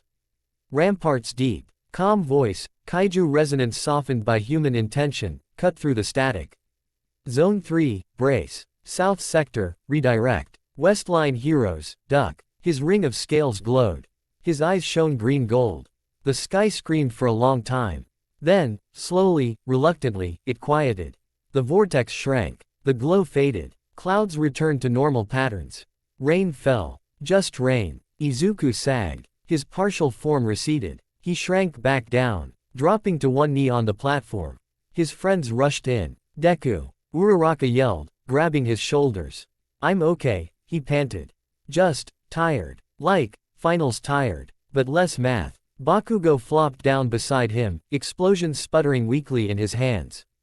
You just used a dragon to hug a storm, he muttered. Show off. Todoroki put a steadying hand on Izuku's back, cooling the residual heat. You anchored a global event, he said simply. Across the world, news anchors gasped. Phones rang. People cried. The headlines the next day weren't, monster or hero. They were, Rampart holds the sky. Symbiotic symbol saves city, again. When the world shook, he stood. In a small apartment, Inko Midoriya turned off the TV, wiped her eyes, and set a fresh pot of katsudon on the table. He's going to be hungry after that, she told no one in particular. At UA, Nezu pinned a new poster to a campus wall. It showed a stylized silhouette of Rampart, not in full kaiju form, but half-armored. Standing between a city and a looming wave of abstract threat. Under it, big bold letters read. When power and fear collide, a symbol chooses WHO to protect. In a quiet moment on UA's rooftop, long after the storm. Izuku stood alone, looking at the city lights. You did well, Toshinori said behind him. Izuku turned, smiling. You shouldn't be up here, he corrected himself. Toshinori-san, the wind is cold. Quote, if I can't handle a breeze, I'm worse off than I thought, Toshinori chuckled, joining him at the railing. They watched the lights for a while. The world will always be scary, Toshinori said. Quirk storms, villains, governments, public opinion. You can't fix all of it. Izuku nodded. I know, he said. But I can stand in front of the part that's trying to crush people. He tapped his chest. And I'm not standing alone, he added. No, you are not, the kaiju agreed. Toshinori smiled. When I started, I wanted to be a symbol of peace, he said. Something that made people feel safe just by existing. He looked at Izuku, at the faint, ever-present scale patterns, at the steady golden ring in his eyes. You're something different, he said. A symbiotic symbol. You don't make the fear go away. You show people that it can be faced, harnessed, turned outward. You're proof that the scariest power in the room doesn't have to belong to the bad guy. Izuku's throat tightened. That's a lot, he said quietly. Toshinori patted his shoulder. You're a lot, he said. In every sense. Izuku laughed. He looked out over the city again. Cars moved like tiny dots. Buildings glowed. Somewhere down there, kids played in the imprint of his foot. Somewhere, villains whispered his name with a mixture of annoyance and caution. Somewhere, people slept easy. Knowing that if something titanic woke up, there was already a titan on their side. He took a deep breath. The kaiju breathed with him. Human, monster, hero, guardian, symbiotic symbol. All of it, at once. Okay. He murmured to the city, to the world, to the storm that would inevitably come again. When you shake, we stand. The wind tugged at his hair, cool and clean. For once, it didn't smell like ash or ozone or panic. It smelled like rain on pavement and food stalls opening for the night and a city that had survived another day. Good, the kaiju said, curling contentedly around his core. We like this world. We will keep it. Izuku smiled. Me too, he thought. And somewhere, deep in his bones and far above in the sky, the echoes agreed. Thanks for watching guys. Hope you all are enjoyed this video. So let's end this video here. Until then, see you in next video. The Nomu's fist came down like Judgma.